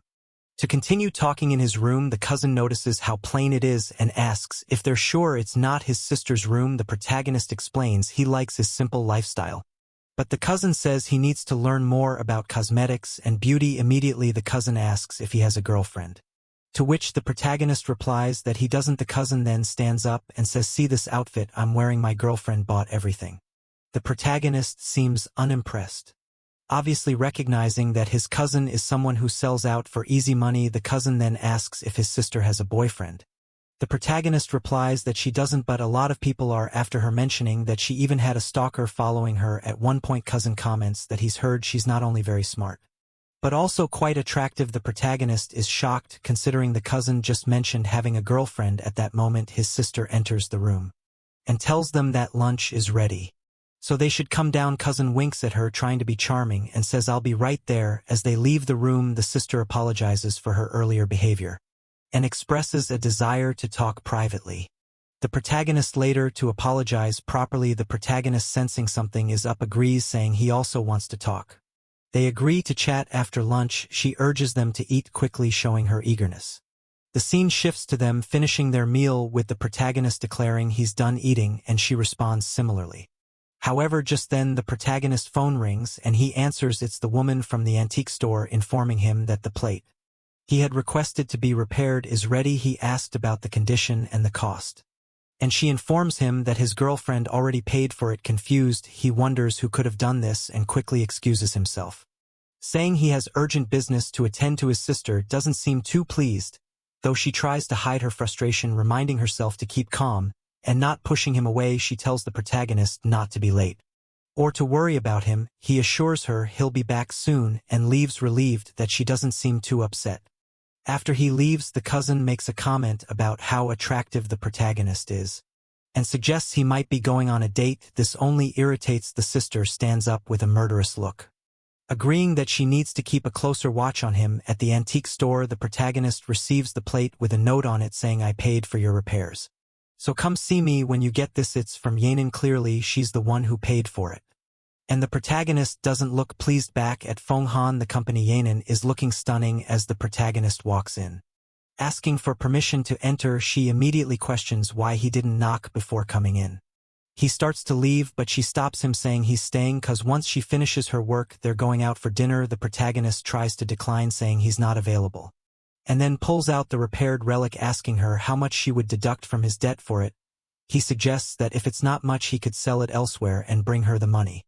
However, she seems uninterested in the monetary value and more concerned about where they'll eat. The protagonist finds it challenging to deal with her, as she always has a response that he doesn't want to hear. Trying to change the subject, he suggests taking the relic to an auction and informing her of the amount it fetches, but she walks over, grabs the plate, and smashes it. The protagonist is left speechless, as the item was worth millions and involved so much trouble, including death, just to repair. Even though she didn't want it, he asked for it because it was worth a lot of money. Apparently it fell into the trash can, and he ran to retrieve it. She told him to stay away from it because it was dirty and broken. Antiques weren't worth much at that moment. She grabbed his wrist to lift him up and ended up breaking it. His wrist literally snapped. The protagonist and Y are both confused by the situation. The next scene shows him wondering why he has such a fragile body. Y examines him and says there's no major damage. It was just a tendon strain and he'll be fine soon. However, she advises him to see a doctor. Out of nowhere, the protagonist asks her, "You retired from the military.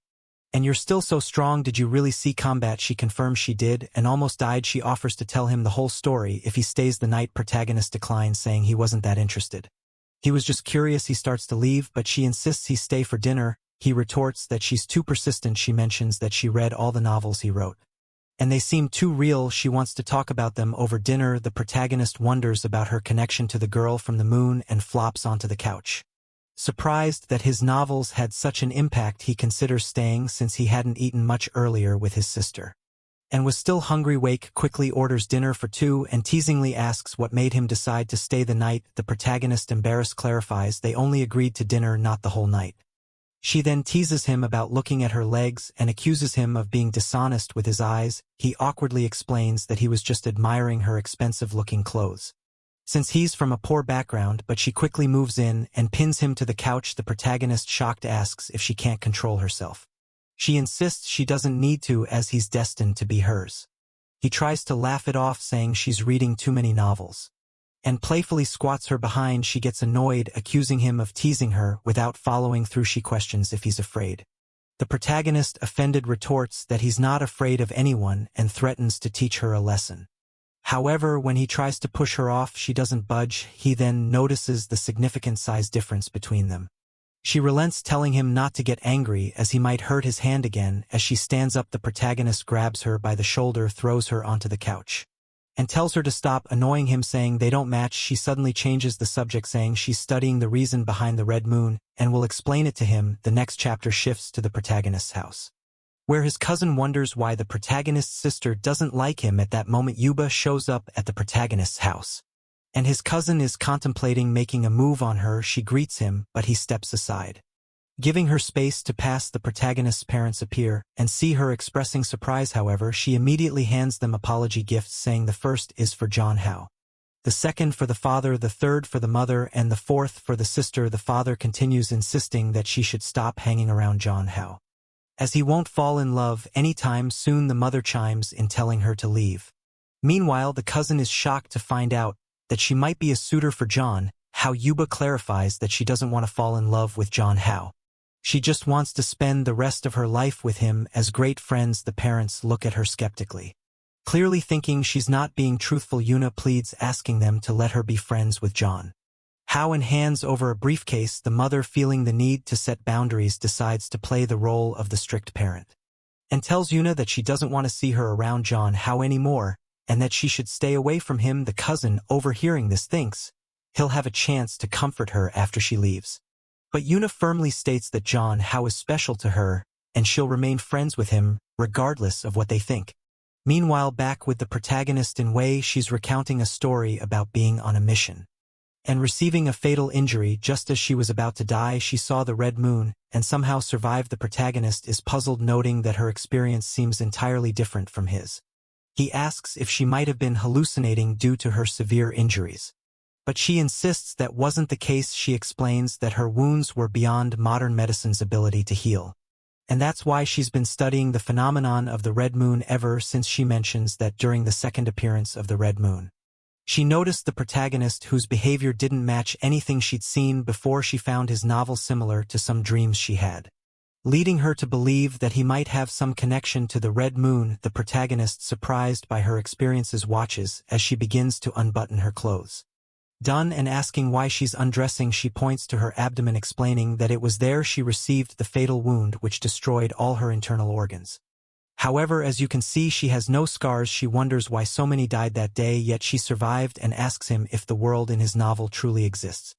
Realizing the only way to handle her is to cooperate, the protagonist agrees, but sets conditions. He must be free to contact his family whenever he wants, and she can't isolate him for her studies. She gets upset at the suggestion she might imprison him, but he retorts that capitalists have a cold heart. With a sigh, he resigns himself to the fact that he'll have to deal with her for now, and reveals, "I'm not from this world. When I saw the red moon, I woke up in this body." The scene shifts back to Yu Ha standing under the sun, waiting for John Ho's parents to accept the gift. It seems she's determined not to leave until they do. Father finally relents, saying, "Okay, since you seem to have no bad intentions, I will allow you to be friends." She responds that Jong-ho was her best friend, and she would never have any ill intentions. He observes that she appears sincere and accepts the gift, then tells her to return to her family. Later, in the living room, the family examines the gifts she brought. Gorgeous jewelry. Naturally, they suspect it's fake, because nobody gives such expensive gifts. They're trying on the pieces.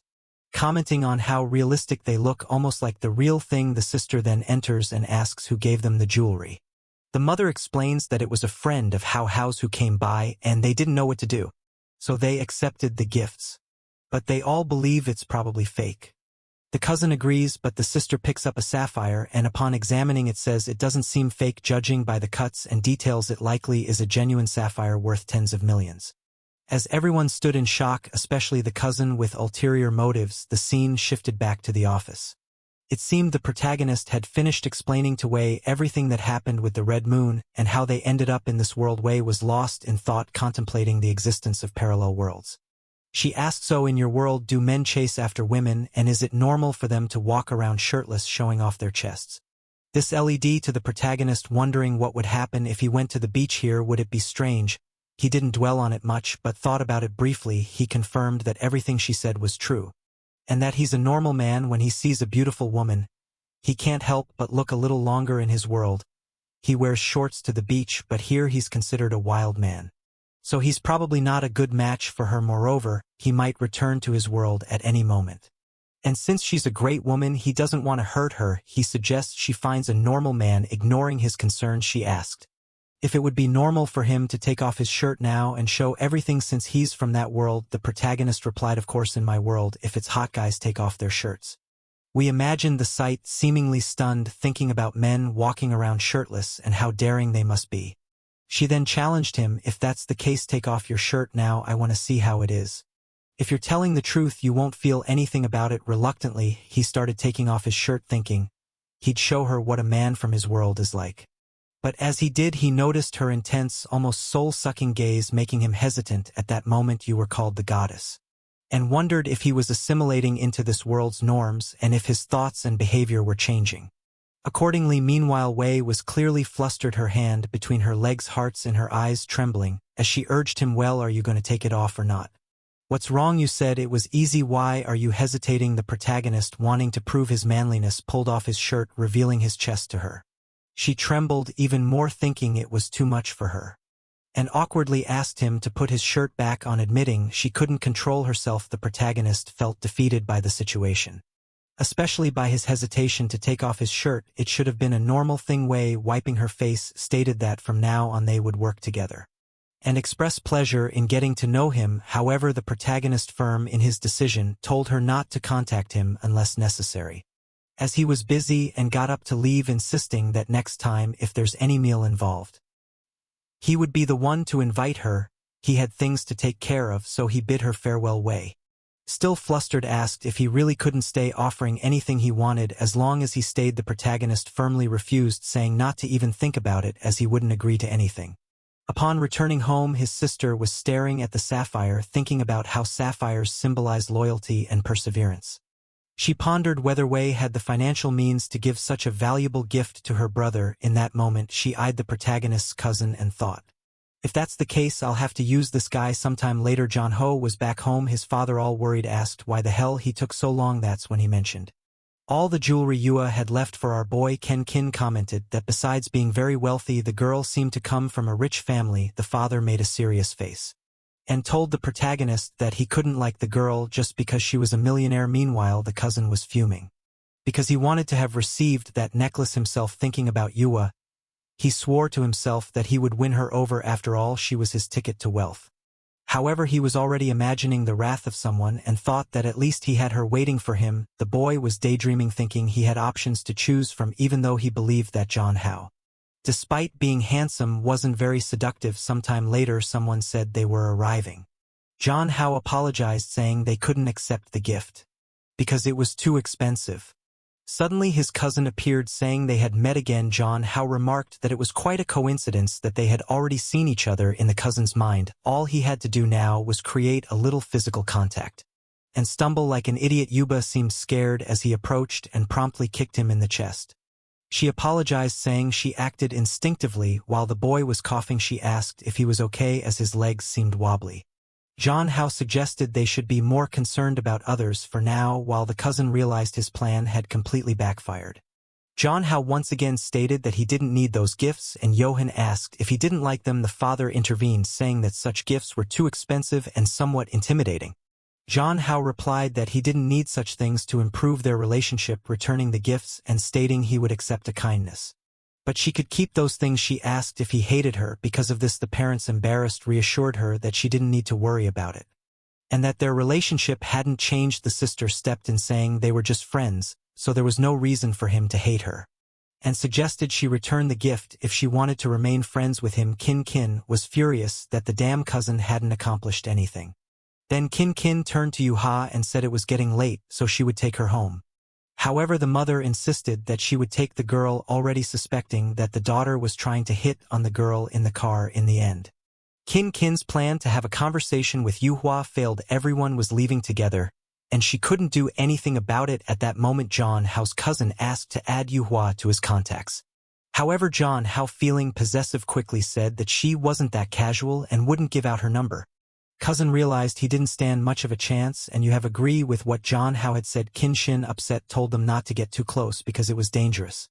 John Hao noticed that his sister wasn't hiding anything anymore.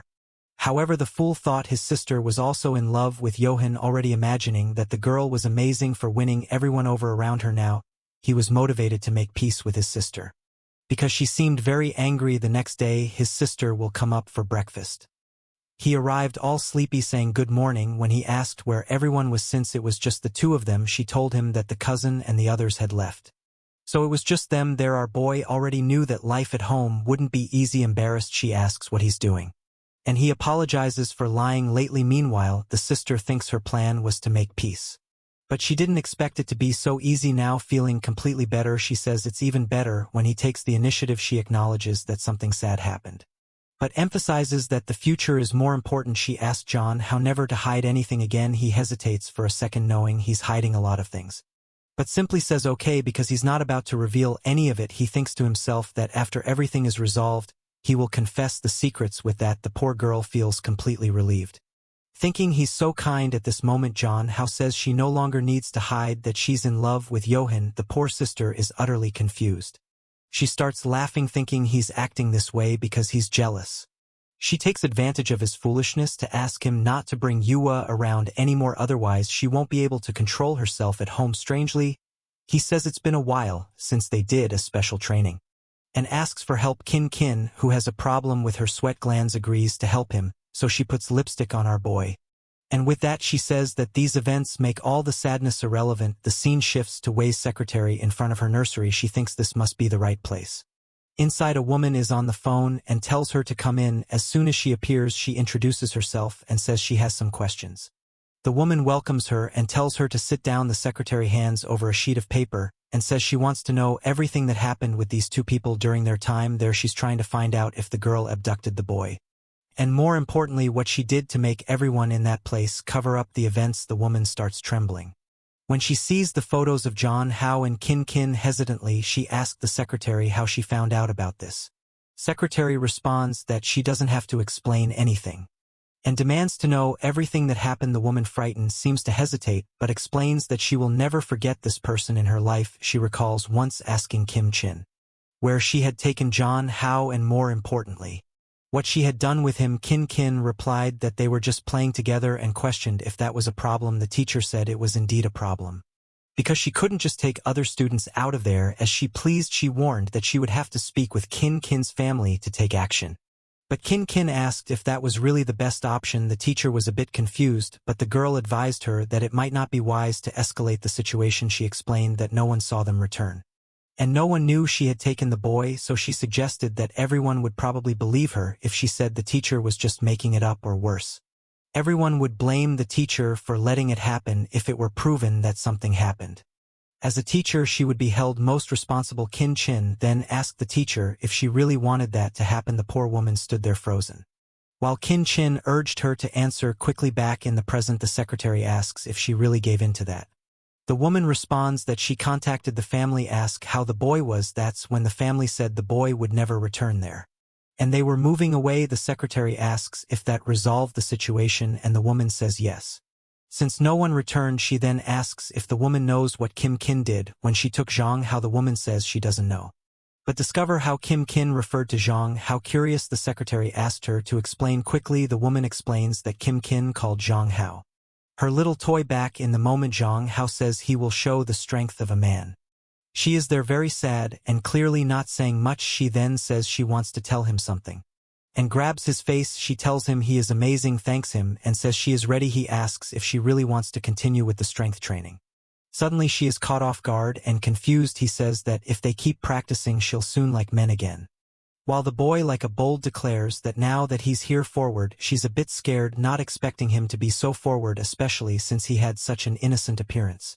Our boy starts sweating cold, realizing things are getting serious. He gave her a simple foot massage. Time passed, and the boy had put in a lot of effort.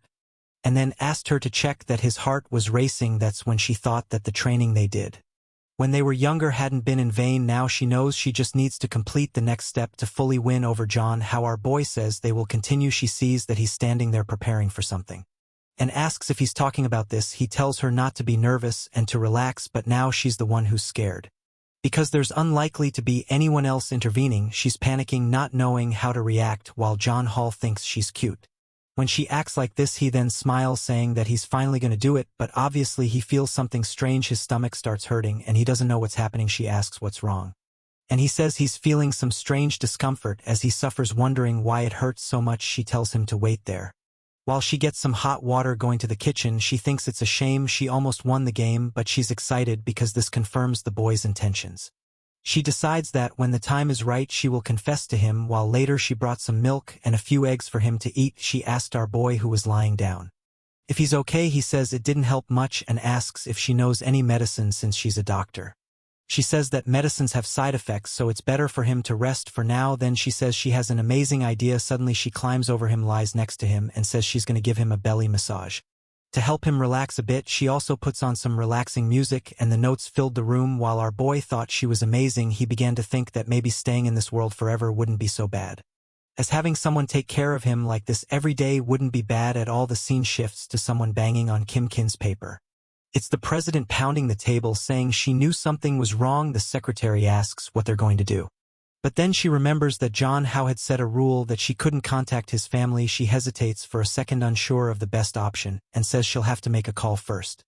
A while later, John Hao was sleeping, and Kim Kin said he was very cute like that. Suddenly he received an unknown call. She immediately hung up, relieved that he didn't wake up. She picked up the phone thinking she had to be careful because it could disrupt things, but then she got scared. The message included records from when she was younger. She immediately realized someone was investigating. Grabbing John Ho's head, she gave him a kiss on the cheek, saying she wouldn't let anyone take him away. The scene changes to a restaurant. Someone calls out to Wei, asking why she's investigating. It's obviously the big sister. Wei tells her to sit down because she ordered her favorite flavor, Chin Xian. Quickly asks who she is. Wei immediately says that she likes Zhang Ho and that it's best for the sister to stay away. Ken Kian said that she didn't expect it to be Zhang Ho's stalker and warns that unfortunately for Wei, Zhang Ho prefers her a wife, pulls out the photos and warns that the boy would be very sad if he saw all that, indicating she has proof that she's been stalking him since he was younger. However, the psychopathic Kin just asks if she really thinks that's an effective threat. She explains that she's simply been taking care of him since he was younger and declares that in the end, he'll be hers. We laugh in her face and warns that John Hao will find out that she made her mother marry his father just so she could become his sister. She threatens, saying that John Hao was a different person and not her toy. Now Kin fell silent and sighed, saying that if she discovered all this, she must be rich and powerful. However, she says she understands that Wei probably tried to win over John Hao with money, but it didn't work. She adds that it's a shame, but John Hall will never truly like her. The two stand in silence, staring at each other, when he claps her hands, saying it's expected from the girl who threatened teachers when she was 7 years old. She then decides to introduce herself, saying her name is Yaman from the Feng Hong Company. Kim Shin immediately recognizes the name of the company. Wei informs her that she called her there because she had promised Zhang Hao that she wouldn't hurt his family. But if she crossed the line again, the family matter would be set aside. Kim Shin realized she had just received a death threat. As Wei walks past her, she asks if she really knows the Zhang, how she likes leaving the girl in silence. Kin punches the table in a fit of rage. The scene shifts back home. Zhang Hao is slowly opening his eyes. He gets up and sees his sister beside him working on the computer. He asks what's going on. And she just wants to know if he's still feeling uncomfortable mentioning that she brought a hot water bottle for him. She then says that while he was sleeping she read the entire novel he wrote. She found the world he described to be quite interesting and realistic. Embarrassed, he says he only wrote those things to stand out among others and make more money. His sister remarks that it felt too real, and that the protagonist really seemed like a real girl. She warns him not to confuse fiction with reality, because real life is different. Handing him the hot water bottle and saying it will make him feel better. She then hugs him, telling him that if he has any problems, he can always tell her because she's worried about him. The scene changes to the next day at school, standing next to Yua. He's thinking about how strange his sister was the day before. During the day she seemed normal, but when she came back at night something had changed. Yua hands him something and he thanks her, saying he'll keep it instead of the jewelry. She immediately says she has another gift and offers him some lunch. Embarrassed, he tells her she doesn't need to be so considerate. However, she says she just wants to be nicer to him. He tells her it's okay, as long as she doesn't keep giving him expensive jewelry. She then asks if his family hates her now because of it. He reassures her that's not the case and she doesn't need to worry. But she expresses that she often feels like she makes people's lives worse. When she interacts with them, she questions whether she's just a friend who brings problems, but he tells her not to worry because he values their friendship. She then says that even if his family doesn't like her, it won't affect their friendship. John Hao explains that his family likes her. They just don't want them getting romantically involved. That explains that she feels like his sister, on the other hand, doesn't like her at all and seems to want to keep them apart. John Hao has no idea what happened, so he just thinks she's being insecure. He stands up, telling her she doesn't need to change or try to please anyone. She will still be his friend and she doesn't need to rush to prove anything. This cheers her up a bit, and she explains that recently she at least learned to swim. He says if that's the case they can have fun of the weekend. The scene changes to a sunny day. Our boy was walking around the city when someone called out to him. It was Yuba, all dressed up. Our boy felt better, wondering why she had dressed up so much. He tells her they can start their outing with that. She pulls out a giant notebook full of things she wants to do with him. Our boy wonders why she seems so prepared, and she starts listing a bunch of things they need to do today, mentioning she even bought tickets for a movie called Season of Love. He says he's confused because he expected her to want to watch a war drama. However, she says no, she chose this because she's sure it's his favorite. With that, he takes her hand, saying it's okay and that he'll be happy no matter what she chooses. Thanking her for being so thoughtful, she just holds his hand in agreement. With that, they head to the cinema. Yuba stands there a bit lost. John Hao asks what's wrong and tells her to snap out of it. She brings the popcorn, looking a bit awkward, saying she didn't expect there to be so many people there. The scene then cuts to the two of them watching the movie. Our boy hands her a juice. John Hao comments that she seems happy, and she explains that despite the crowd there's plenty of space. As she enjoys the juice, he receives a call. That's something. Our boy makes a face, clearly not pleased, and without a doubt he declines the call. Yua asks what's going on and he says it's nothing important, thinking that since she's so happy he'll make the most of his time with her. Our boy is just watching, thinking the movie is awful because it's clearly upside down. Then a little hand grabs his. He asks if she wants popcorn. She says no, so he hands her the juice, saying that must be it. But the girl is nearly exploding with embarrassment. She says she saw on a guy that this is the step before a kiss, and asks if he agrees. John Hall plays it cool, asking if she learned the strategy from Yuan. She says no, it's just that they haven't done this in a while.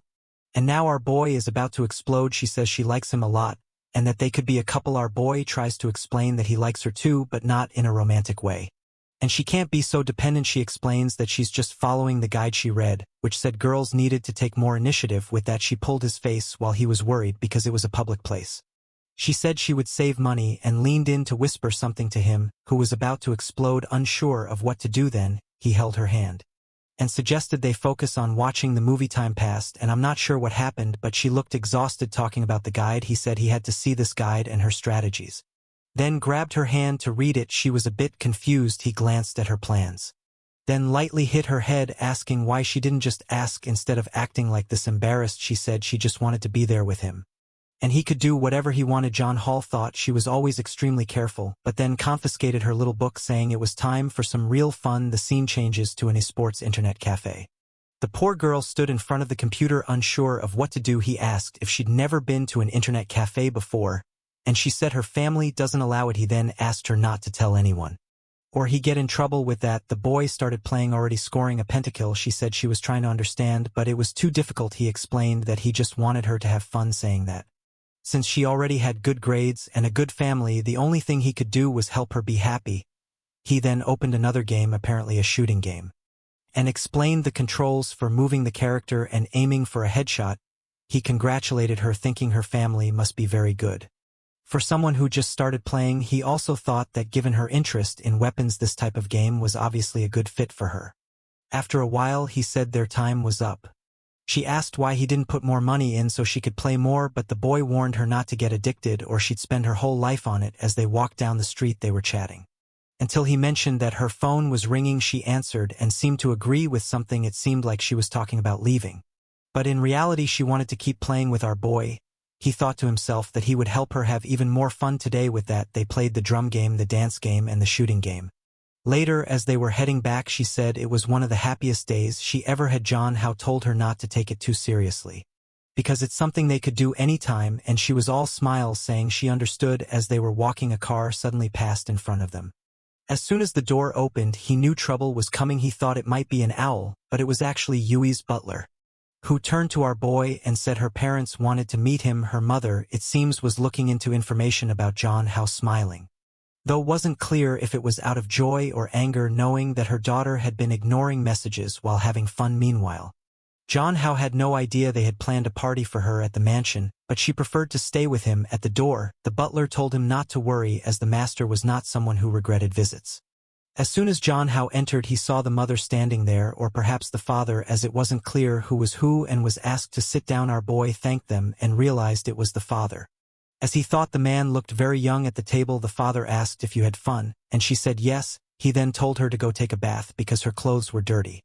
And he turned to John How, saying they could have lunch together. He mentioned he'd heard that our boy had been making her very happy, and wanted to thank John How as her father. Our protagonist, very polite, said it was just a matter of friendship.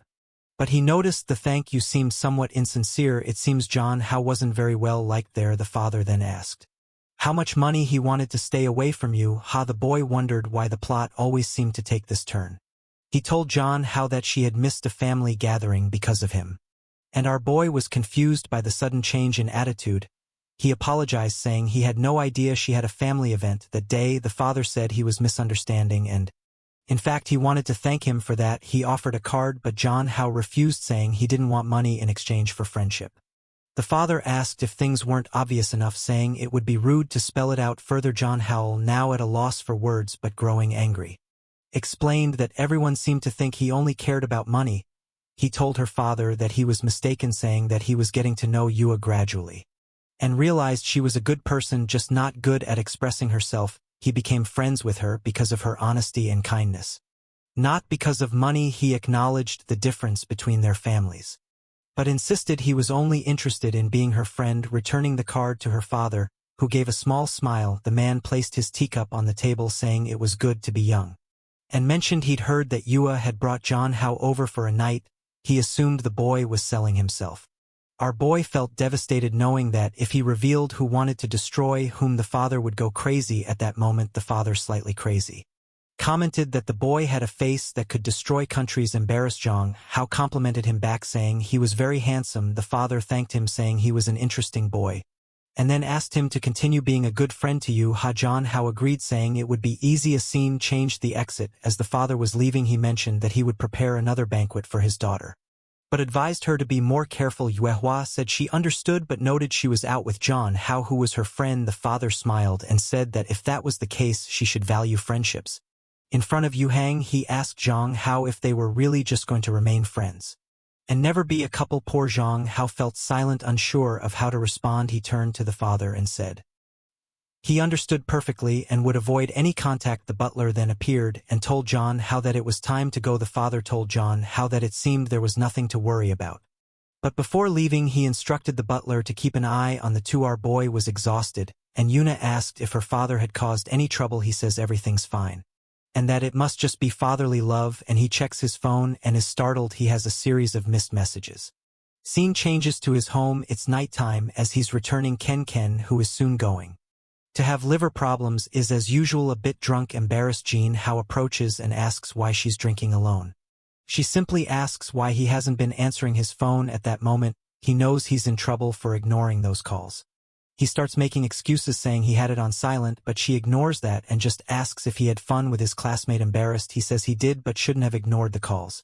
Ken says it's fine, but he'll have to make up for today by spending time with her tomorrow. She tells him that he has to talk to the platform people tomorrow. She says it's perfect, because they can go to the mall together and can sort out that issue. She tells him to take a shower and just agrees, while Ken thinks that with these two competitors, she'll have to be more aggressive. The scene shifts to the next day. Someone says they're embarrassed to have asked to meet him on the weekend. Our boy responds to Song saying it's no problem.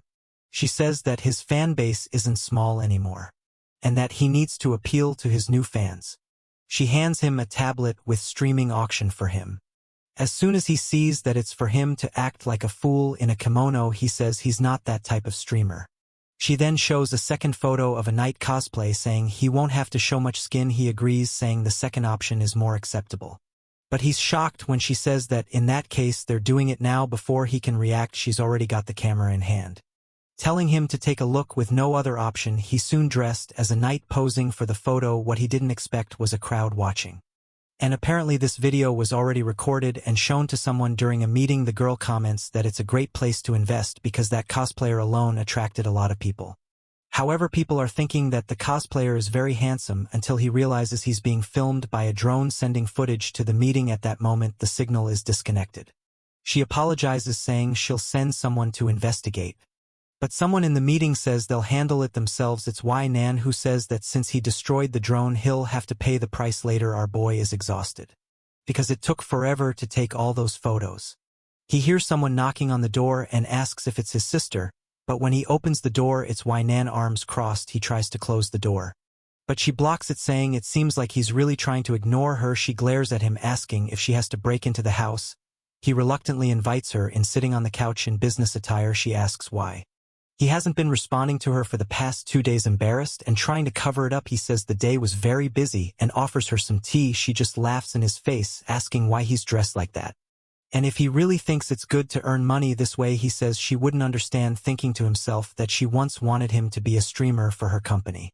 She asked why he wants to continue streaming if she already told him she'd pay much more, but our boy, tearing up, says a man has to earn his own money. She just laughs, saying she agrees with that, and pulling him by the collar says they need to resolve the drone issue.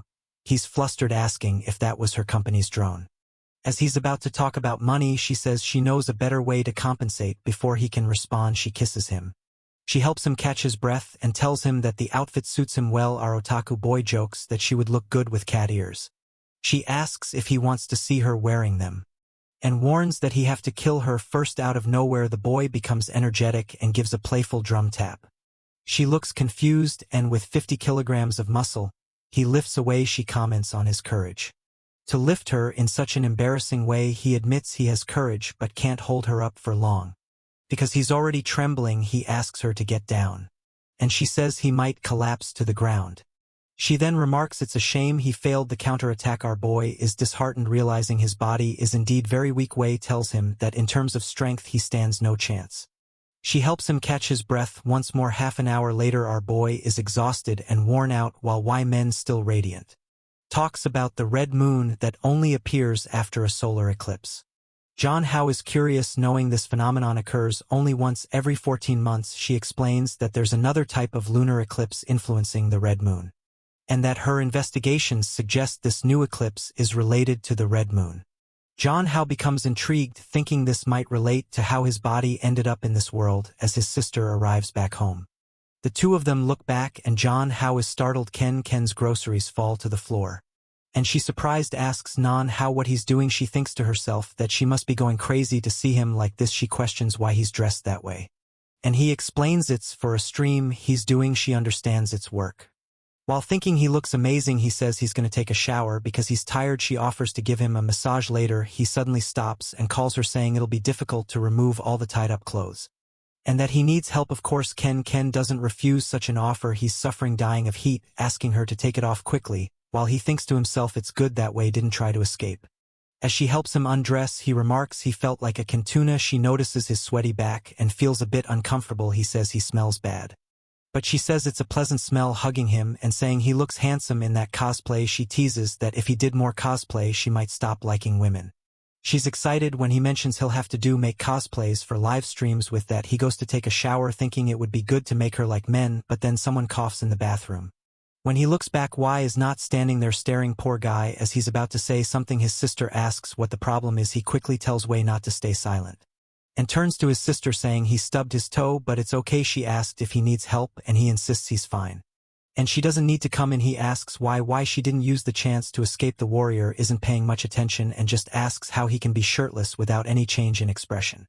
He calls her weird for acting like a pervert hiding in someone else's bathroom. As he leaves, Y remarks that it's interesting he has a sister who wants to try various cosplays, and reminds him that his sister isn't so simple. John Hao tells her not to worry. On the other side, Kin calls him to come quickly to drink some milk and get a massage. We stands up angrily saying he indeed has a very caring sister, now certain this woman has some evil plan. She storms out saying it would be good for him to visit her tomorrow afternoon. Otherwise she'll have to come back to deal with things. The scene shifts to the wife family villa. The usually stern boss is cooking. This time our boy is already there, complimenting her, saying she's impressive. He approaches, offering to help her cook, saying she doesn't need to do it alone. She tells him not to worry, because it's normal to cook for the boy one likes. He blushes and tells her to stop with the subtle hints. She gets closer and says it's rare to see a cute boy like him, who knows how to cook. He replies that unfortunately he had to live alone for many years, so he learned. Just then his pan starts burning. She pulls his face towards her, telling him to be careful. Embarrassed, he apologizes, saying it's been a long time since he cooked. He steps back, thinking he never imagined she had this side. A while later the banquet was ready.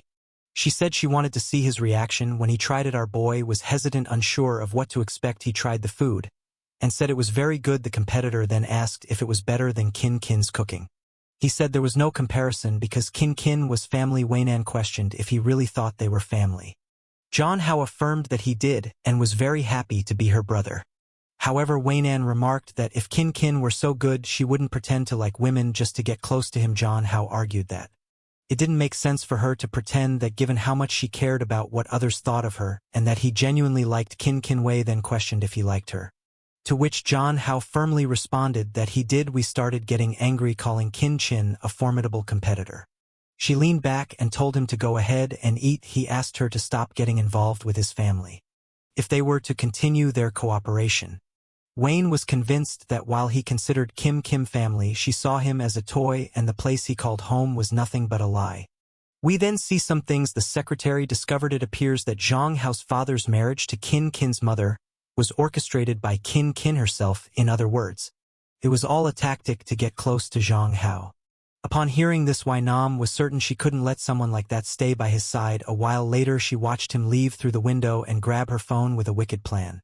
She made a comment about Kin in the conversation, saying things would change from John Holler, and she wasn't really his sister. The scene shifts to Kin at home, looking up at the sky. She says the time is coming. A while later John Hao arrives and asks why she left work early.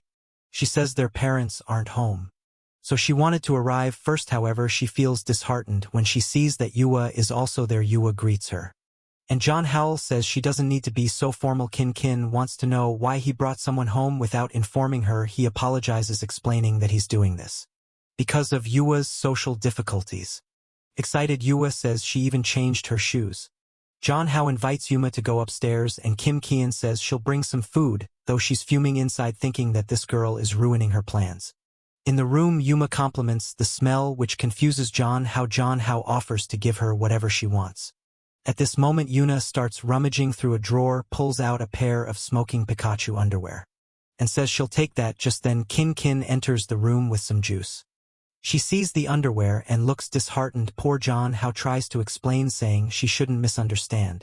Seated with both of them, Kitten says she understood perfectly what was happening. John Hao tries to explain that Yuha is just socially awkward and not a pervert. Kin decides the best plan from now on is To reduce the amount of time the two spend alone together, she invites Johan to her room saying she wants to show her something cool. Johan thanks her saying she's very kind. But when Kin suggests watching a movie that girls love, Jong-ho gets a bit confused. He pulls Yua aside saying it's not a good idea to teach her those things. Kin reassures him saying she will only talk about girl stuff. Then tries to pull Yua along saying she will teach her what a girl needs to do. Jong-ho confused asks if Kin is interested in Yua. Suddenly Kin falls silent and insists that she definitely isn't. Jong-ho is a bit confused, and suddenly Kin threw herself onto him, putting her hand on the back of his neck. She noticed he was out of breath and gave him some air while Yua was almost crushed. A moment later, he pushed Kin away and asked what she was doing. Poor Yua had nearly suffocated. Then Kin suddenly admitted that she lied to him. The scene shifts to a taxi in front of the house. Jong-ho says goodbye to Yua and apologizes for his sister. Yua says she just felt a bit breathless, a little embarrassed. Jong-ho explains that it's his sister's way of showing she cares, and considers mentioning what she had seen. However, Yua doesn't seem to fully understand the situation. He dismisses it and tells her to be careful on the way home. As the taxi drives off, Yuma rummages through her bag, finds the gift Jong-ho gave her, and wonders if he really prefers Kin, who is now standing at the door just staring at him. Jong-ho, a bit startled, turns and calls out to her. But then he remembers that Yoon didn't say anything and realizes she might not have lied. He asks Kin if she really doesn't like women. She stands there in silence without responding until, a bit embarrassed, she admits she doesn't. She then shockingly confesses that she lied. Because she likes him too much. She tries to explain that she likes him so much that she knew no one would understand, so she acted this way. Now that he's discovered the truth, he's a bit confused, saying it's a bit strange. She steps out into the rain saying she understands it's weird, but just wanted to be close to him, and reveals that she doesn't want to lose him again. Jong-ho tells her to calm down or she'll catch a cold and asks if she's referring to their childhood. She says yes, but knows he doesn't remember much. While thinking to herself that she'll do anything to stay with him, she then reveals to him that she has secretly always been close to him from elementary school to now, and has never left his side. She admits she likes him so much that she has been doing foolish things. Just then Wei-nan appears saying she arrived at the right time. She calls Kim Chin and informs Jong-ho that, as you can see, Kin was never really his family. Jong-ho is shocked to learn that Wei-men knew about this and had this conversation with him. He feels downcast as Wei-men says Kin has been lying from the beginning and urges him to come with her, warning that he might forget who he was in the past. Kin yells at Wei-nan to get away from their house, but Jong-ho calls out to his sister. Kin turns and tells him not to worry, assuring him she'll handle it.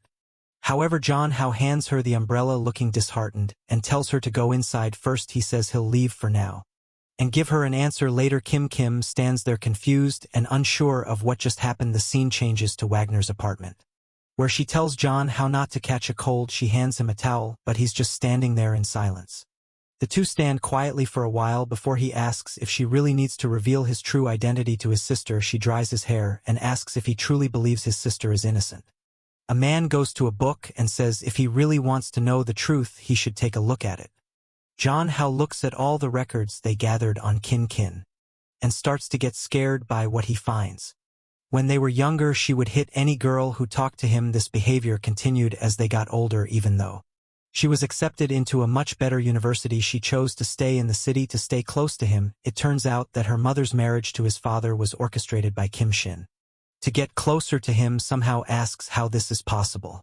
Wei-nan, a bit unhinged, comments that she admires how far Kin's love has gone. The poor boy sweats coldly, not understanding what this crazy woman is saying. Either Wei-nan approaches and says that normally those being pursued never really understand. She takes out a cigarette and says she'll try to explain, clearly noting that in his world it's usually men who pursue women. In this case, all she did was try her best, going to great lengths to follow and interfere in his life, affecting his social status and even his family. Wei-nan asks if what she's done is perverse or not. Sun-ho stands there, poor thing, unable to say anything. Wei-nan extends her hand saying that if he comes with her, he can forget these problems and study the red moon. Sun-ho, scared, says he can't think straight and needs to go home first. She offers to take him, but he insists that it's okay, and he can manage on his own. With that, he leaves without saying anything more. On his way home, he keeps thinking about how strange and frightening his sister is, having done all those things. What he finds odd is that fragments of his memory suggest she's not that kind of person. He has no idea which version of himself she likes. And this kind of thing can only be discussed face to face. The boy returns home to find her standing in the rain. She is desolate, still unable to recover from the shock. Even when he approaches, she can't understand anything. Until he offers her an umbrella. Confused, she looks up and the boy, all cute, says he's back. Her expression changes and she welcomes him back warmly. Once inside, she says she'll warm up some tea for him. She starts talking about a lot of things she wants to do. But he tells her she doesn't need to try so hard. And says there's something he wants to ask. She trembles, asking if there's a problem and if Wynan said something about her. He mentions that it seems like in her childhood what she did was more than just staying close to him. Kin realizes her past has been revealed and turns away startled, saying it seems he knows everything. Zhang Hao explains that even though Wei Nan might not be unscrupulous, all the evidence seemed too real. Ken Keaton starts trembling, unable to speak, and collapses to the floor, not knowing what to do. She calls his name and says she needs to tell a story. She talks about a girl who was happy until one day her parents divorced and all the joy disappeared. Her father soon found another family and she lived with her mother for a while, but life in that new family wasn't enjoyable and her former family couldn't complain about anything. The girl had to live on the streets for 2 weeks before her mother came to pick her up again. Since then she began isolating herself from everyone. Until a boy invited her to play, she ignored him, but he kept following her, suggesting they have lunch together. She remembers the other boys telling him not to talk to her. But whenever he saw her alone, he approached and invited her to play, always cheerful and smiling. That's how the boy entered her heart. But then an accident happened and the girl made a mistake that caused the boy to lose his memory and be sent to another school. The light in her life disappeared again. However, instead of giving up, she decided to secretly protect his life. Eventually, she realized that the distance wasn't enough. And that's when she began the plan of using her mother to become his sister. Crying, she admits she knows it was wrong, and that the plan was a disaster. John Hao wonders if this is how she feels about the real owner of this body. She apologizes, calling herself possessive, and reveals that she is of course the girl in the story. She says she expects him to hate her for this, but all she ever wanted was to have him to herself and not share him with anyone else. The boy starts to think that even though they aren't related by blood, she really takes good care of him, and he also likes Kin. She says if he really thinks she's disgusting, she'll stay away and never bother him again. But then the boy says she doesn't need to apologize, understands how valuable she is, and that's enough for him. He tells her they can be together because he likes her too. What a thing for him to say. Now she's gonna go crazy. She hugs him, saying that no matter what happens, she still loves him, and our boy awkwardly tells her she's getting snot all over his shirt. With that, she gives him a UFC-style hug. She threw the boy to the ground and has always helped him catch his breath. As he lay there, he thought to himself that this felt like a first love. The time they spent together was sweet. Being around her always made him happy. She always wanted the best for him. She mentioned that her life felt like a dream, and she was incredibly happy. Meanwhile, he felt increasingly guilty knowing that her connection was with the past, to John Hao, not with him. She then said she would go downstairs to prepare dinner and call him when it was ready. He was left deep in thought, realizing that he was taking advantage of her feelings. He wondered how she would react. When he told her the truth, he called out to her, and she turned around to ask what it was. He hesitated, especially when she smiled, and asked if the baby was having a problem. Feeling foolish, he said it was nothing important, and told her she could go make dinner. Obviously, he lacked the courage to tell her the truth. The scene changes to Fenghong Enterprises. John Hao was there again, and why not comments that their meeting was very good. John Hao doesn't seem very enthusiastic and asks her to get to the point. She crosses her leg and says she wants to ask him something. She asks how the conversation with his sister went. John Hao uncrosses his leg and says they're doing fine. Why Man questions what he means by fine and accuses him of deceiving her, since she knows the person his sister likes isn't the current John Hao. She suggests that eventually Kim Chin will discover he isn't the person she truly fell in love with, and who knows what she'll do then. Hesitant, John Hao says he can't predict the future. Why Man, observing his troubled mental state, thinks that if things continue this way, she'll have to take matters into her own hands. She changes the subject and talks about his career as a streamer, presenting a proposal. She mentions that he's in the top 3 on the platform and should realize there's a limit to being an internet celebrity. She hands him a paper suggesting that if he really wants to make money, he should have his own products. It's a clothing brand idea. He asks if this is just her idea. She says she doesn't care about other investors, but she has never lost money. She explains that her research on the Red Moon has been costing her, so this is the least he can do to help her recoup some losses. Jin Hao agrees not to pay with flesh and blood. But if it's a matter of time he can help a bit and promises to repay her for all the help she's given him. He then asks what style of clothing she has in mind and she tells him to be independent and create his own style later. As he leaves, she thinks to herself that with her strategies it will be easy to manipulate him. Her plan for now is to keep him busy with his career. As he's the type of man who enjoys making money this way, he'll be more independent from Miss Kin Kin. And she can use her influence to pull him away from his sister later. John Hao returns home. Kiki asks if he's busy and tells him not to spend too much time on that clothing company. John Hao reassures her not to worry because they're helping him a lot. However, she knows very well that this clothing company is undoubtedly connected to Inan. She calls him over and says that now that they're together he doesn't need to work so hard, because she will support him. Just then their mother appears and says it's time to let her brother sleep, starting to notice that something is strange.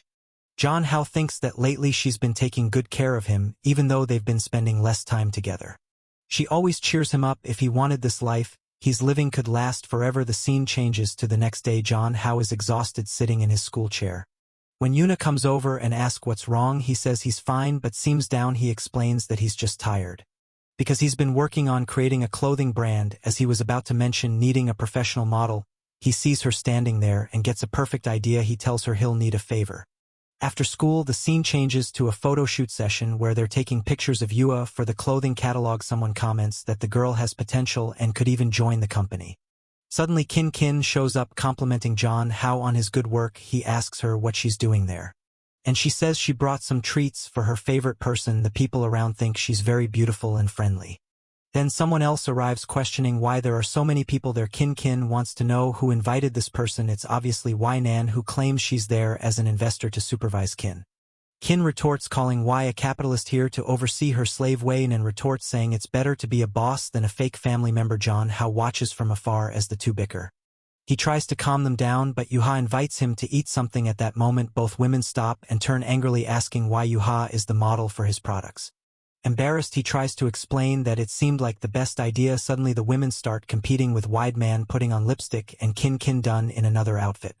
Clearly both wanted to compete for the role of his model. Confused, John Hao, with the camera in hand, asks why he has to do this. Waynon insists that only he has the honor of photographing her. Once again the two start arguing.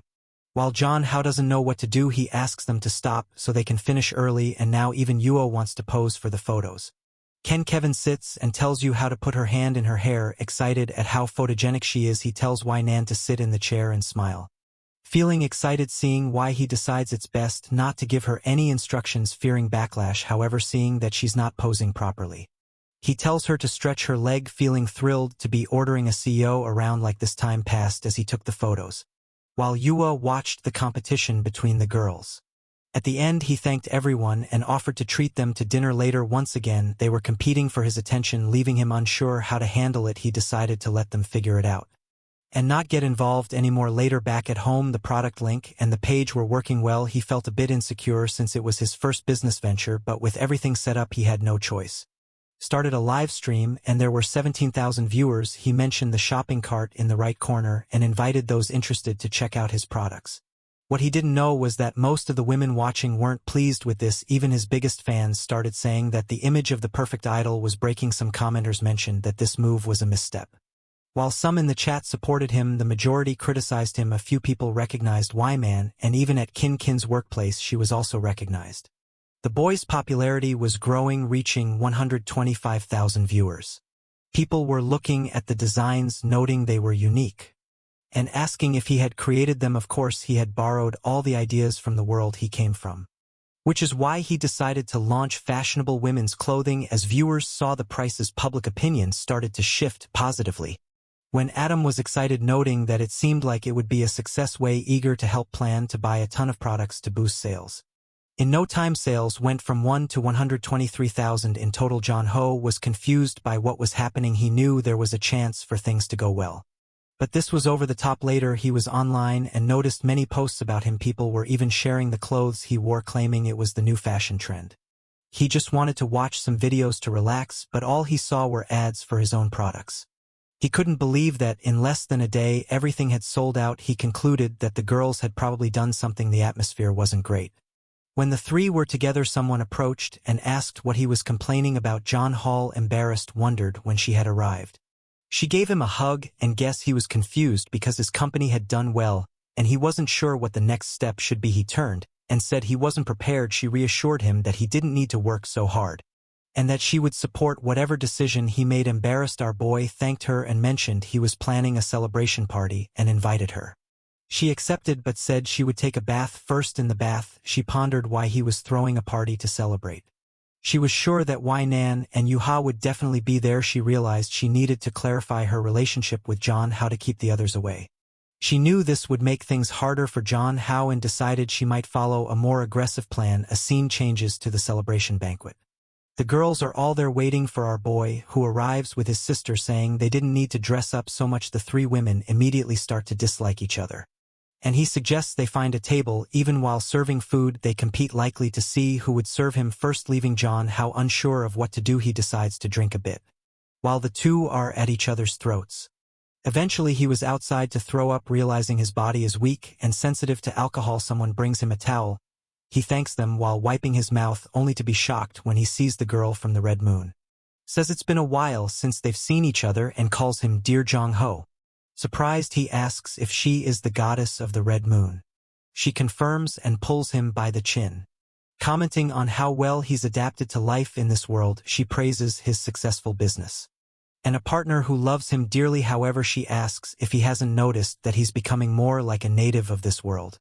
She warns him that he will assimilate at this rate and reveals a secret: human souls can merge. Confused, he asks what she means by merging souls, and insists that he won't assimilate. She says the choice is his and that they'll meet again when all this is over.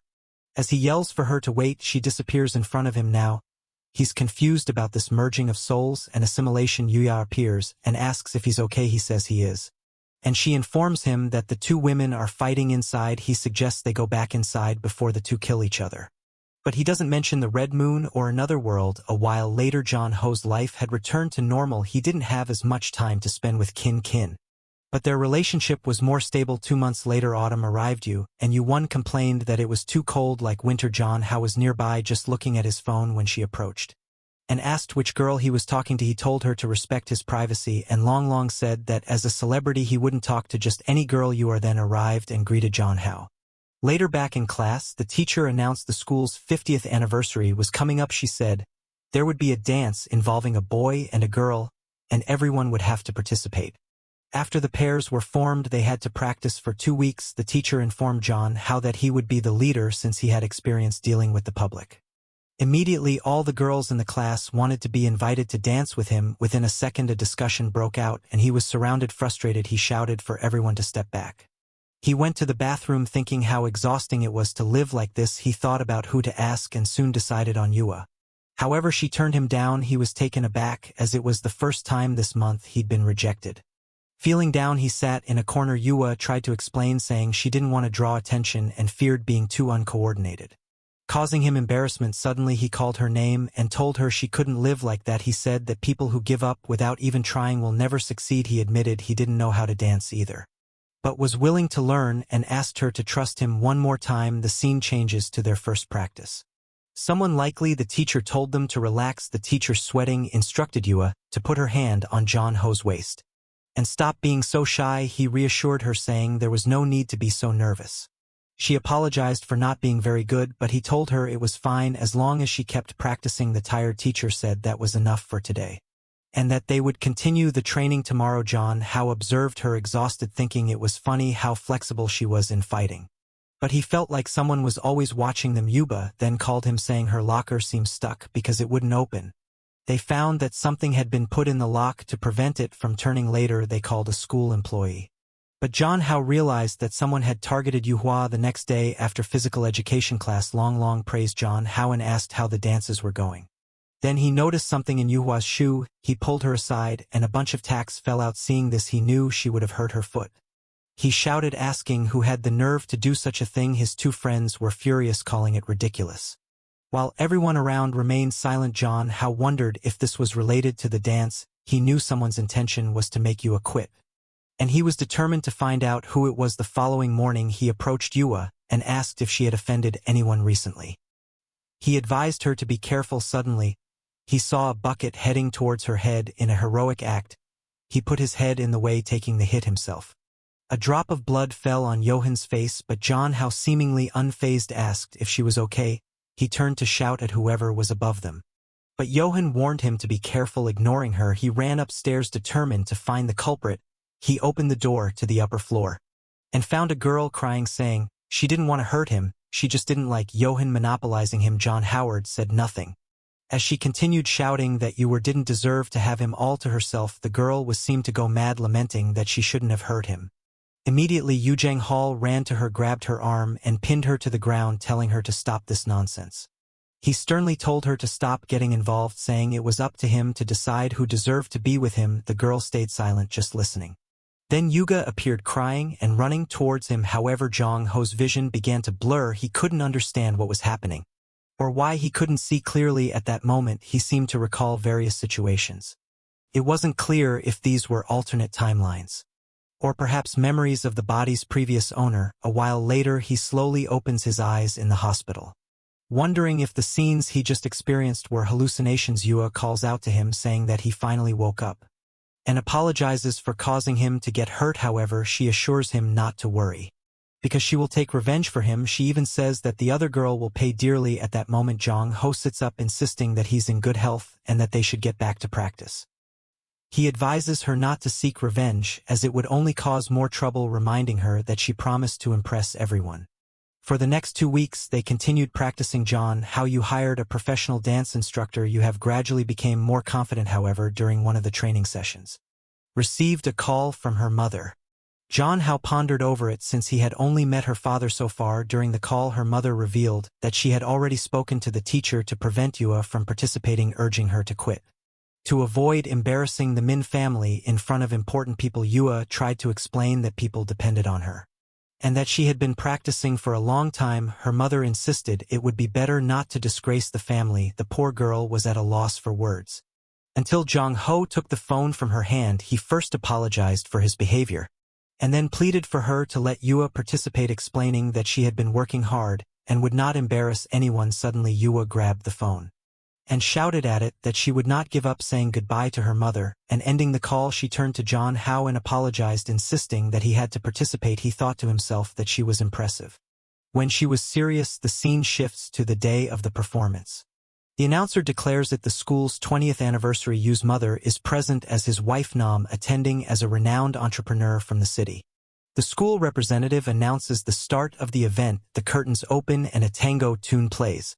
The two participants exchange a quick glance and start their dance. Yuna's mother watches, while John Hall feels confident about her performance. The audience praises them, and why not looks displeased. Yua's mother begins to wonder what caused such a change in her daughter, who she remembered as not being so confident. Suddenly, the stage lights go out. John Hao is confused, because this wasn't part of the plan. The audience questions if this is part of the performance. The school representative calls out to John Hao. He asks what happened, and she explains that there was a problem with the circuits, which it would take 20 minutes to fix. He protests, saying it would be foolish to leave the audience with nothing to do for 20 minutes. They would all leave. He worried that Yuha would lose the chance to impress her mother. A friend next to her mother remarked that her daughter seemed lost in this emergency. While the mother just watched to see what would happen, the teacher was about to announce a 20-minute intermission, but John Ho grabbed her megaphone and confidently declared that they were always prepared for anything. Meanwhile, backstage, Long Long was trying to come up with a solution. Then Wai Man appeared, asking if they needed help. At that moment, Wan Wan called for John Hao, who saw that Wai Man had found a light for them. Though it wasn't perfect, it was the best option at the time. Without power, the instruments weren't working, so they had to perform without them. The situation suddenly turned into a slice-of-life scene. As Yuva danced, the audience was impressed. Meanwhile, John House seemed to be singing with Wine and watching him closely. A while later, the performance ended. Yu of his mother approached, asking if he was the one who had taken her daughter's phone. Awkwardly, he confirmed and apologized. Yu returned to her mother, thanking her for coming, and her mother silently observed. She reached into her pocket for something but paused, then called for Yuhua. After a while, Yuhua's mother said she did well not to embarrass the family, and that next time she could bring John Hao to their home. The two stood there, not quite sure how to respond. Yuehua simply thanked her and ran to hug her mother. John had thought that all the effort over the past weeks was worth it for this moment. He felt that although the performance wasn't perfect, it was enough. He was feeling proud. When someone pulled him by the shirt, it was Yuehua asking if he had time now. They went to the physical education room. He asked why she brought him there considering they usually practice there. She said she wanted to bring him to that place because she wanted him to listen. She said she had been very happy since she met him every day during recess. She wanted to talk to him more, and every weekend she wanted to go out with him. She even said she learned a lot from him. But because of his appearance, she felt she was losing control. She said that when she saw other girls talking to him, her heart ached and she had nightmares. She began to approach him, saying she thought it was some kind of illness, but then she took his hand and said she was certain about her feelings. She asked if they could be together now. He was in trouble because everything she said was extremely serious. He considered her a good option because of her personality, but there was someone else on his mind and he couldn't deny his feelings. He thought to himself that this wasn't a very manly way to be decisive and he couldn't act like this. So he called out to Yuba, apologized, and said he couldn't accept her love. She was devastated for a second. He started to say that he already had someone else. When she interrupted and hugged him confused, he asked what was going on. She said that even if he didn't like her, she would continue to like him regardless of what he did. This didn't seem very healthy. But she said she would wait for him, and holding his face said she had been waiting. So nothing would change with that. She helped him catch his breath. Apparently for a long time near the window Wei was there, noticing the situation and thinking, instead of feeling jealous, wondering what was happening. Later John Hao told himself that he needed to be more honest with his sister Kin Kin. He threw his clothes on the floor, complaining that no one was making things easier for him. Suddenly Wei opened the door, forcefully greeting him. Startled, he asked how she could invade someone's privacy like that. She approached him asking if you had confessed. He replied that she probably heard everything. The president said she was satisfied with his response. John Hao asked what she meant by satisfied. The president explained that she had to take things out of her car to help him with that dance. So now he had to repay her. He told her ask instead of doing these things and promised to help somehow. She said that in this world good husbands always help their wives dress. Seeing what she was doing, he asked what kind of craziness this was. She informed him that he would have to help her put on her stockings again. He tried to pretend he didn't like it. But he was clearly flustered. He began to help, thinking it was an easy way not to betray his sister's trust and still calm this crazy woman. But the angel on his shoulder said it was clearly a betrayal. The devil, on the other hand, said it was his duty to help people. They started arguing, calling each other names. John Hall thought it wasn't very manly to owe people favors. He began helping and asked why we like wearing those stockings so much. She said her social status required her to always look presentable, and asked if he liked it. He continued helping, saying that even in his world this would be considered a bit wrong. Suddenly he stubbed his toe and she trembled a bit. This girl clearly wasn't right in the head either. She apologized. While thinking about why she was acting this way, John Hao on the other hand noticed that she seemed different. She blushed, unsure of what to say. Then she asked about the incident of the hospital. He explained the situation with the bucket, saying it was accidental. However, Yaman was already eager to punish the person responsible, and he told her to forget about it. He said she could finish dressing herself, since he wasn't very confident with that part, but she seemed to notice something. She adjusted the rest and thanked him for his hard work. Outside, while waiting for Wei to finish dressing, she asked why he was still shy since she had already seen everything. Suddenly her phone rang. It was a call from her secretary. When she answered, the person apologized, but said it was urgent. The secretary informed her that they had found what they were looking for. One man was startled, asking if it was true. She said she was going immediately. She waved goodbye to John Hao, saying she would treat him to a meal later. However, he noticed that something had happened because she changed suddenly. A while later, John Hao was back in bed, exhausted. But there was no peace in that house. As Kin Kin came to check on him, she asked what was wrong, mentioning that he seemed very talented in dancing, referencing the performances with wine and that were recorded. She acknowledged it was a school event, but admitted she felt uncomfortable. She hugged him, saying she didn't like how popular he was becoming. She asked if she wasn't enough for him, wondering if he needed other things. John Hao thought to himself that making the woman he liked cry wasn't something a real man should do. However, the more she depended on him, the guiltier he felt. She kissed him intensely, while he thought that in the end he needed to tell her everything. After she had metaphorically sucked his blood, he asked what the problem was. She told him not to worry, saying it wouldn't happen again. But this time she wanted him to remember it clearly. Just then a plate crashed to the floor. John Ho's father entered asking what was going on. Both of them suddenly became nervous. They tried to explain, but it was clearly difficult to get out of the situation. A while later someone demanded they speak up. It was Kin's mother, saying she wanted to know what was going on. Kin tried to downplay it, saying they were just playing around. But her mother slammed the table, saying family doesn't play like that, asking if Kin had forgotten she became John Ho's sister. When she moved in, both stood with their heads down, unable to respond. The mother called their behavior disgraceful. Kin remained silent, unsure of what to say. John Ho's father suggested they might not need to take it so seriously. But the mother insisted that Kin had always been peculiar and never spoke up when things happened. She regretted letting Kin live with her loser of a father. At this, Kin's expression changed, and she said she would tell everything. But John Ho interrupted, saying they were practicing for a vampire play coming up at school. He was going to be the lead actor, and asked his sister for help. Their mother looked confused, asking what this was about. Kin just watched quietly, their mother, believing John Ho to be an honest person, thought he probably wasn't lying, and told them to be more careful in the future. John Ho knew that if he hadn't stopped him, she might have started a war at home. The problem wouldn't go away until he resolved everything. In the following days, John Ho focused on his live streams and work using the memories of his past life. He excelled in school with all the support he received from Wine, and he became a top streamer. Everything was going well except for one thing. He began to remember the past. When Kin was pulling his arm, he recalled her promising him the stars and the sky, asking if he liked her too, and the current Kin being startled, asking if he wasn't the real John Ho. With that, he woke up. It was obviously a nightmare. He started to realize that the memories of the previous owner were becoming clearer. All of this started happening after he last saw the goddess of the red moon.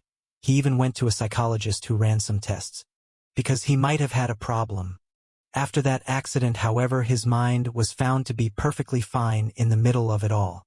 He receives a video call from a red-haired girl who says it's something urgent. She is the operator of the platform where he streams, and tells him they have a problem due to short videos. Because of this, they are launching an offline campaign and need someone who can attract a lot of fans. She explains that he is the only male god who could turn the situation around. Our guy already knows they're asking him to do something he doesn't want to do again.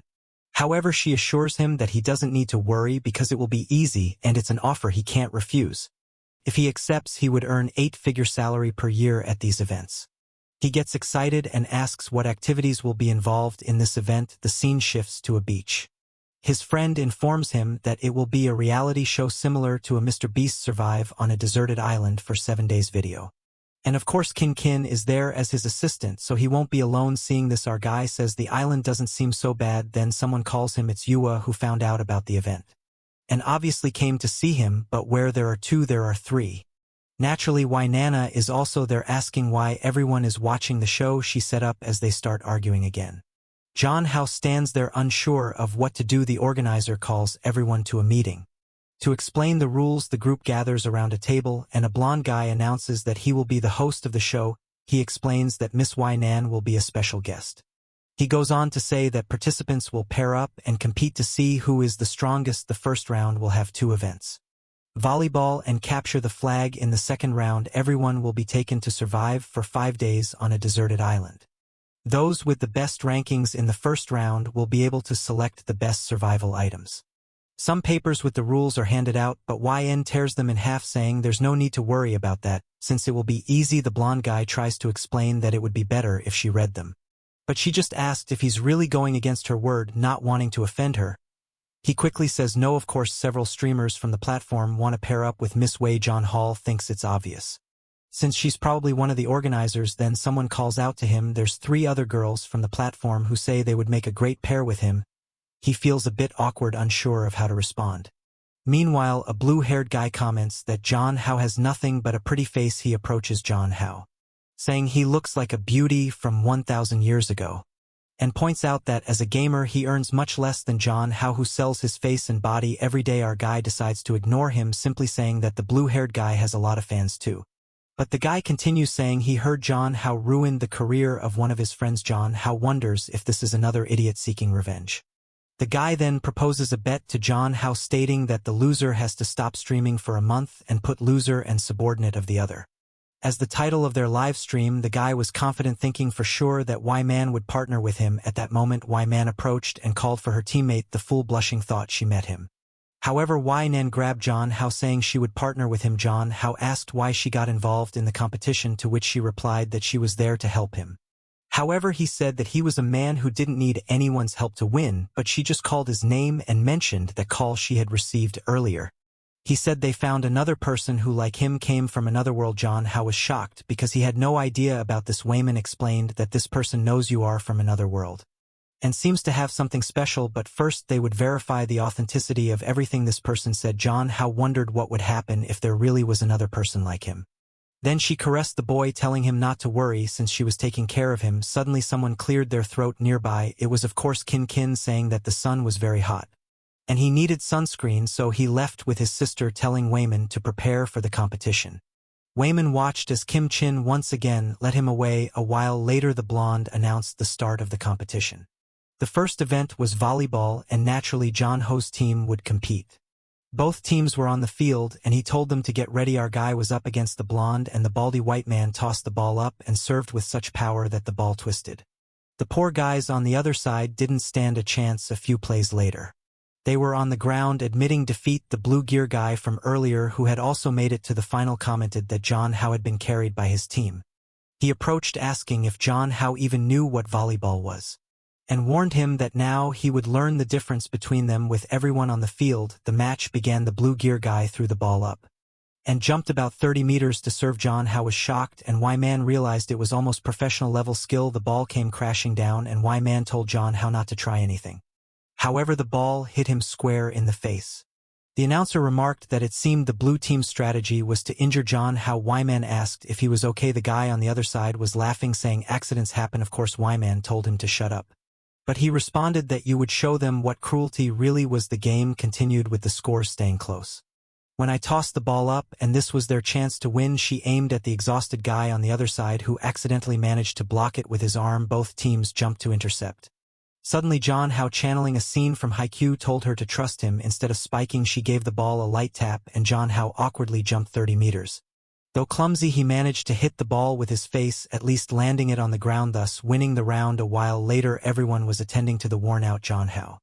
As usual, they were competing for his attention while he was unsure what to do. While they fussed over him, the blue-bearded guy recorded the scene, saying he would embarrass John Hao. Later, while John Hao was walking around, everyone seemed to be talking about him. He sensed something was off and wondered what was going on. A girl beside him suggested he check the search results. The top result mentioned Anchor and John Hao winning 1-3. He wondered how this had happened and saw a photo from the previous day, realizing that someone from that place was sabotaging him. This would obviously damage his online image. A blue-beard guy approached, saying it looked like a paparazzi had caught him, and that people like that should be jailed. Then White Man bumped into him. She got a list of everyone who had arrived on the island and warned that whoever it was, she would make them disappear. Once she found out, the blue-haired guy trembled. John Hall thanked her but said it was trivial and reminded her that it was a public place, so she couldn't threaten people like that. She blushed, saying he was being too presumptuous. Meanwhile, the others wondered why Wei Nam was acting that way. Then Kin Chin and Wei entered the room. John Hall turned to ask what they wanted.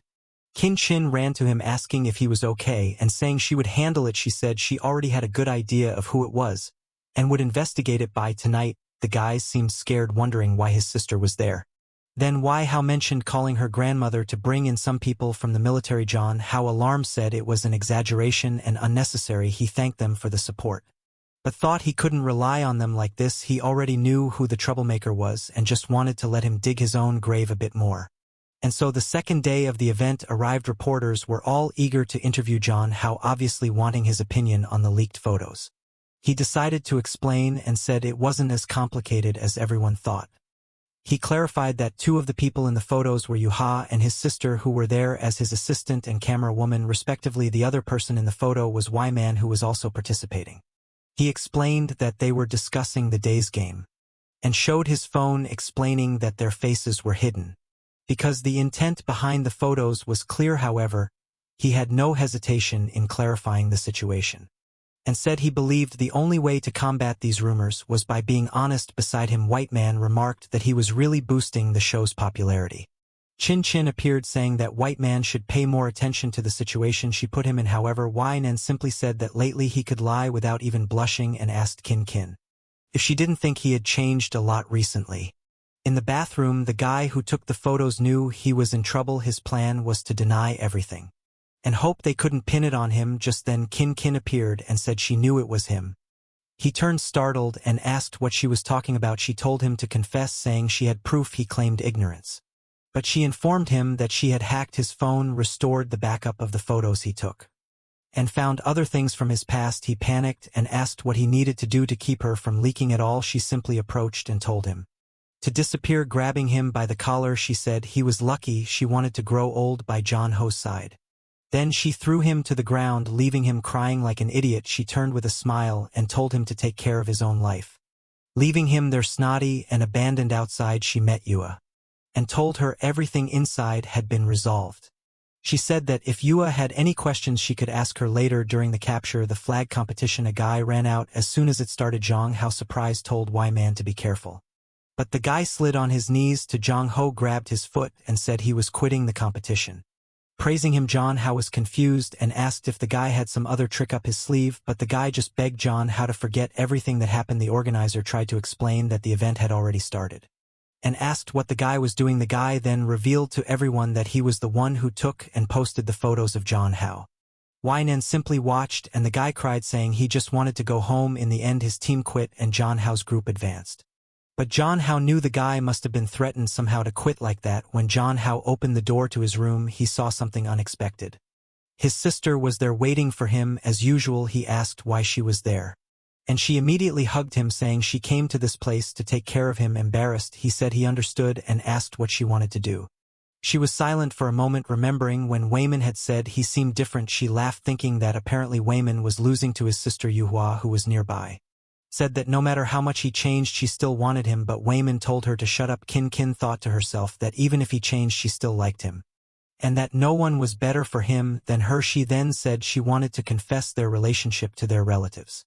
Zhang Hao hesitated, wondering why she was bringing this up now. He approached and humped her, saying it was a promise. Then it was the last day of the competition, where they had to carry supplies across the island. In that place, finding food, water, and shelter would be the biggest challenge. In the jungle were Zhang Hao and Yanan, who seemed ready to take on a wild adventure. Zhang Hao couldn't stop thinking about how strong she was. She looked back and asked if he was scared or what was going on. He said it was nothing and they could start right away with that. She entered the forest, telling him to stay close. She grabbed some mint leaves and said they would be essential for surviving mosquitoes.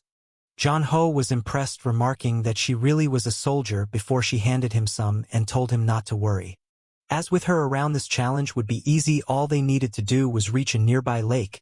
When they arrived, she said she would try to catch a fish and told him to gather some berries. However, she reminded him to use the walkie-talkie or signaler if he encountered danger. Zhang Hao assured her that there was no need to worry, and everything was fine. She told him to hurry and come back to eat the fish. As Zhang Hao wondered, he thought that after this event they needed to distance themselves. A while later he returned and called for her. He explained that he didn't know which berries were edible, so he brought them all. She praised him and said she had also found something useful, but then her expression changed, and she told him not to move. He was confused, unaware that there was a snake near his hand. Unfortunately, he ended up touching it. The snake turned towards him, ready to strike. White Man immediately jumped in to protect him, taking the bite herself. She quickly pulled the snake off and threw it away. Zhang Hao asked if she was okay. Her knee was bleeding, and she had been bitten on the arm. Zhang Hao thought she was in serious danger and knew she needed treatment. He pushed her down and told her not to move. A production crew member informed the organizer that it was a non-venomous snake, so there was no serious concern. The organizer suggested sending support, but not to arrive too quickly as the bite was on her shoulder. Zhang Hao saw no issue with helping to remove the venom. However, Wai Man was confused by his actions. It was too late though. Because the boy was a professional lifeguard, she wanted to tell him that wasn't the proper treatment for a snake bite. And the event crew even had to cut the live stream temporarily. Nearby, Chin Chin was observing everything. Clearly not happy, Zhang Hao spat out the blood he had sucked, determined to find some bandages. However, Wai Man, out of breath, told him to wait and asked where he had heard that this was the way to treat a snake bite. She explained that if it had been truly venomous, He shouldn't have tried to suck it out as he could get infected. She clarified that the snake wasn't venomous, so all they needed was some clean water. A doctor was being sent over, and the organizer reminded her not to interfere with the game. Then someone called out saying they would come too. It was of course Kin Kin. Being well known in the medical field, people recognized her. She announced that as Jong Ho's sister and a doctor, she wanted to check on him. The other doctor said it would be an honor to have such an incredible doctor. As her as might fell, the two were in a cave. Jong Ho mentioned that he was starting to feel awkward with how much she was staring at him. The camera was on the ground. And he asked if it was okay and they were supposed to be filmed. She simply said that she was the boss, so it wasn't a problem, and explained that what was about to happen couldn't be broadcast on TV. She began to approach Jong Ho, who asked why she was acting like this. All of a sudden, seeing her expression, he joked that it seemed the snake had some other kind of venom. However, she was 10 times stronger than him and threw him to the ground. Unfortunately, there was nothing he could do. She was too strong for him. She then commented that her clothes were a mess because of the wound, but mentioned it might be very convenient outside. Someone said they should be close. It was a group of doctors, one of whom commented that they had lost the walkie-talkie signal. Kin Kin started to get worried. Then she heard some noises beside her. When she looked, she asked who it was. It was of course Yahello. This guy couldn't go a second without having all three around him. When the doctors looked back, Kin Kin had disappeared. Kim then asked Yua how she was in the jungle. Yua said she had been following them. Kim told Yua that even though she liked Jong Ho, it was impossible for them to be together. Yua simply said she knew that, however, all she wanted was to stay by Jong Ho's side and make him happy, and of course, if she found anyone who made him unhappy, she'd explode that person's head. Kin Chin just observed quietly. Meanwhile, somewhere else, someone was telling a certain person to stop. Our boy had been immobilized, and the president warned him at this time he couldn't escape. He said he didn't want anything, but she replied that his body was more honest. Just then they heard someone shouting his name. He immediately recognized the voices of his sister and Yahello and told Yu and Nan to get everything in order. The president was furious once again, annoyed that the others had ruined her fun. A little later, the two of them entered the cave. Jong Ho immediately asked his sister why she followed them. He was making excuses when she noticed some marks on his neck. Furious, she immediately called out Yuan Man, who told them they shouldn't be there, since it was a competition area. However, Kin lunged to punch Yuan Man, who easily defended herself, and asked if she really wanted to go down this path. She then landed a solid punch on Kin's stomach. Jong Ho was shocked. As they started to fight seriously, the president approached and asked Kin who she thought she was to try to teach her a lesson. But then they heard something. Yua was also coming in to try and punch the president. Yunan easily blocked it, but Yua didn't stop saying that anyone who hurt Jong Ho was her enemy. She managed to land another kick, declaring she would fight anyone who caused him trouble. This time Yu and Nan was pushed back, and like a joker she started laughing, her expression soon changing. Kim got up saying she didn't think the president of the Hong Fong group would be so shameless. Yuba told her to shut up, but Kim retorted that she was just an old woman trying to get with younger people. Enraged, Yu and Nan approached saying she would make Kim shut up and slapped her across the face. Jong Ho couldn't believe what was happening. He stepped forward and apologized for his sister, asking Yu and Nan to control herself, because no one there could match her. She only replied that his sister did everything to satisfy her desires with him. From the ground, Kin told How that he didn't need to apologize. Slowly getting up, she said it was all Yuan Man's fault. Jong Ho noticed that his sister's mouth was bleeding and was alarmed, but Kin declared that woman would never touch Jong Ho again. Nan, feeling provoked, said it seemed Kin wanted to die. But just then Jong Ho told her not to do anything because he was already Kin's boyfriend. The two women were shocked, and Kin, of course, he gave a little smile. He explained that this event was just a farewell and that he would never speak to Yu and Nan again after this. He added that they were never compatible. And now that Yu was with Kin, it was all over. The scene shifts to the doctors walking through the forest. They discuss among themselves why Kin seems to be acting alone, but the blue-haired guy notes that from the tracks on the ground she isn't alone. They see a fire in the cave ahead and assume that's where the group is. Back with Jong Ho, he told Yuan Nan once more that he wanted her to stop interfering in his life. But Yuan Nan just told him to shut up. She didn't care about the spells Kin had used on him. After dealing with Kin, they would talk. Jong Ho tried to reason with her, saying this did make sense. Kim Jin admitted that Yuan Nan was strong but insisted she wouldn't give up on Jong Ho. Just then they heard a sound behind them. When they looked, they saw two doctors hiding behind a pillar. Embarrassed, one of them awkwardly commented that they seemed to have arrived at a good time outside. She said that if Yu and Nam was okay, they could take her back to the starting point of the island, but the president warned them not to talk about anything they had seen there. The doctor agreed, saying she wouldn't tell anyone about it. But at that moment her expression changed. An arrow struck the back of the doctor, passing through and startling Wayne, and someone was approaching from the side. And she had no idea who it was. The person nearly slashed at her, but she dodged just in time. It was the blue-haired guy from earlier. Zhang Hao came in with a kick, telling Wei Nan to back off, and he sent the guy flying. At that moment she sensed another arrow coming, and threw herself to pull Zhang Hao aside. He was in shock, realizing he had almost died. From the shadows someone emerged, saying that Miss Wei Nan had grown rusty. It was a woman in camouflage clothing with a tattoo on her waist. Wei Nana asked why they were alive, and Zhang Hao wanted to know if she knew them. She confirmed, saying they were a group of extremist terrorists, and that the snake tattoo represented the Ouroboros organization. She mentioned having had fun with them once before. The woman replied that that wasn't the case, and that because of their past, they would have to fight to the death. She explained that they had been waiting for the perfect opportunity, and this event in the forest was just what they needed. Of course they weren't going to miss this chance. Kin shouted, telling them to wait, and announced that she was surrendering. She said that if their issue was with Wei Nan, the rest should be let go. And she promised never to speak of this incident, even offering the large sum of money. The woman acknowledged Kin's intelligence in trying to remove herself from the situation, but said they were professionals and couldn't leave any witnesses behind. A man told them there was no negotiating with these people, and said that when the fighting started she would protect them and they should try to escape. However, John Hall thought that escaping wouldn't be easy. They had 4 people, but the attackers were well armed, and might have others hidden. With that, the order was given to advance. Everyone rushed towards Wei Nan, and Kin threw herself at John Hao, telling him to follow her. However, the blue-haired guy came up behind Kin, asking where she thought she was going. John Hao jumped in front to protect her, punching the guy's hand before he could slash. Tin wondered how he had such skills, and John Hao told everyone to stop fighting and flee with him. The woman seemed impressed.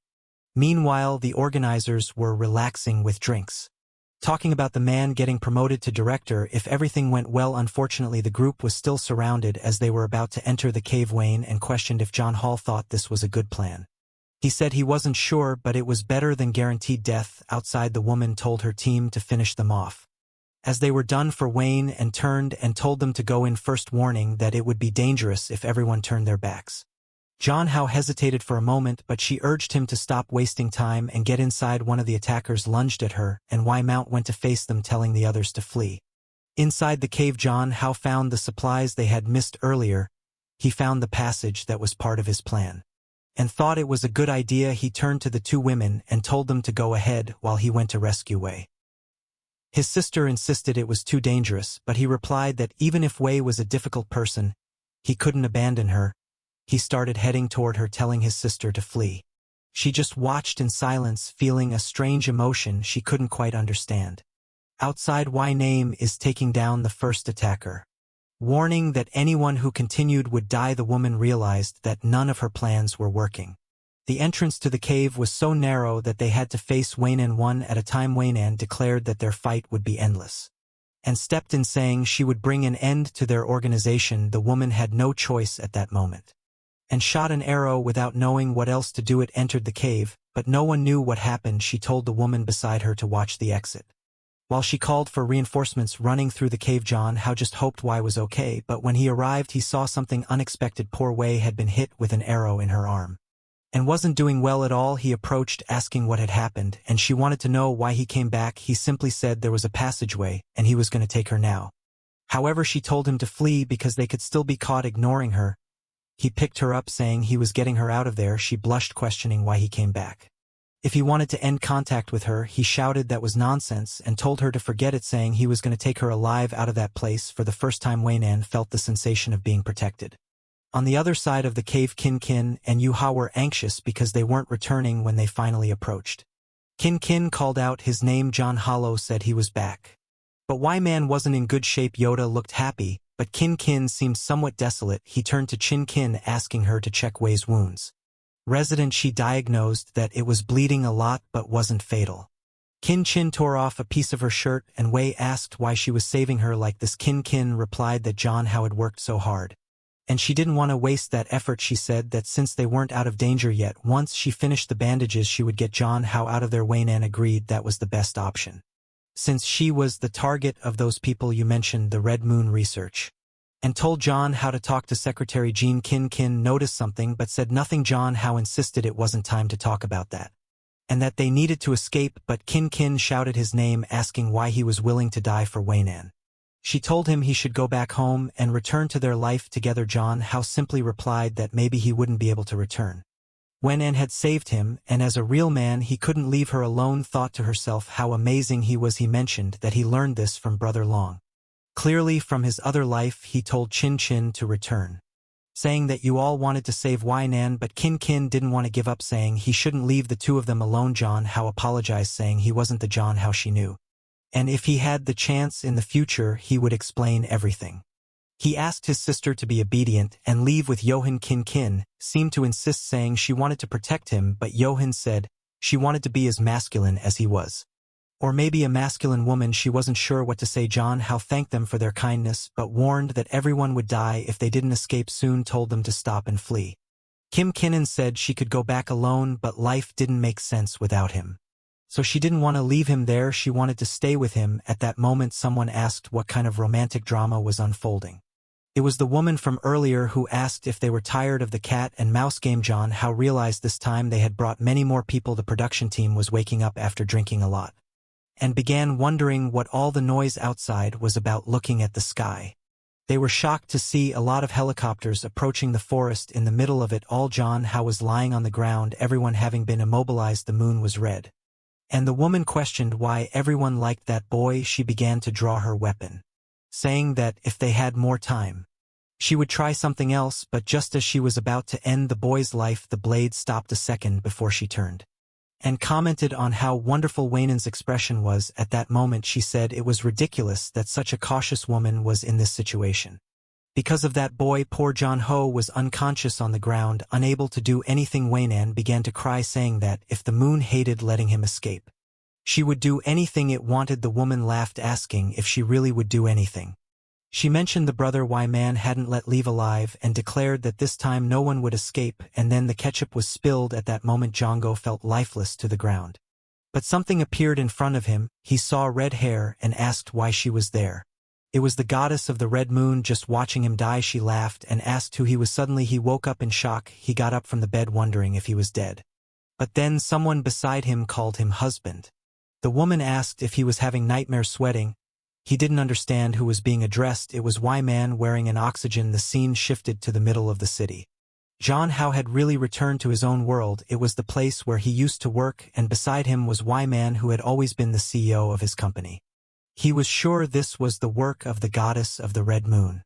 When Nan asked what he was thinking about so much, in question if he had thought about the proposal of bringing his father to live with them, she mentioned that it would be harder for his father to raise a child alone, and that their house was very big, especially since when their child was born they would need help. He quickly noticed her hand on her belly and felt confused. Apparently he was going to be a father. She then pulled him by the tie and reminded him that when they were alone he should call her wife. He hesitated, and she asked why he was acting so strangely. John Hall thought to himself that she was still identical to the Wei Noun from the other world. So he called her wife and she thanked him. They arrived and she said she was going to work but told him to send a message. John Ho didn't expect to return to his world in this way if he ended up there, because he died. What happened to Kin and Wei Yuan? He wondered if in the end he hadn't been able to save anyone. But then he asked himself the most important question: what were Kim Chin and Wei Yuan doing in this world? He knew that in the past life Kim Chin was a famous doctor. He searched for her name on the internet but found nothing. This made him question if her entire life changed because she didn't meet John. How he then decided to search for Wei Yuan. Strangely, instead of a military family, it now seemed like an entrepreneurial group. This made him realize that he no longer had any connection with either of them, and worst of all, he had no idea how they were living. The most inexplicable thing was that he returned to this world and became Wei Yuan's husband without any explanation. He then wondered how he had managed to seduce the CEO. After that, he left the office and wandered aimlessly. The world seemed familiar, but it was very strange at the same time. He went to where his house was in the past life. He didn't know how his father was living, and then why Yuan appeared and asked why he had returned. Before the end of the workday, she approached saying she was planning a surprise, but he had already arrived. She asked if he remembered that today was his birthday, and that she had planned a party with his father. John Hao seemed confused and asked if it was really his birthday.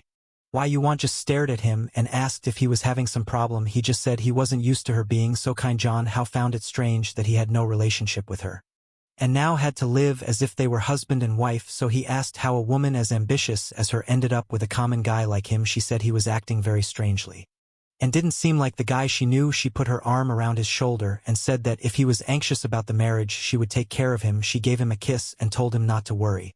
Then she said they would discuss this more later and asked if they could go to the party. Obviously Jong Ho was just observing everything.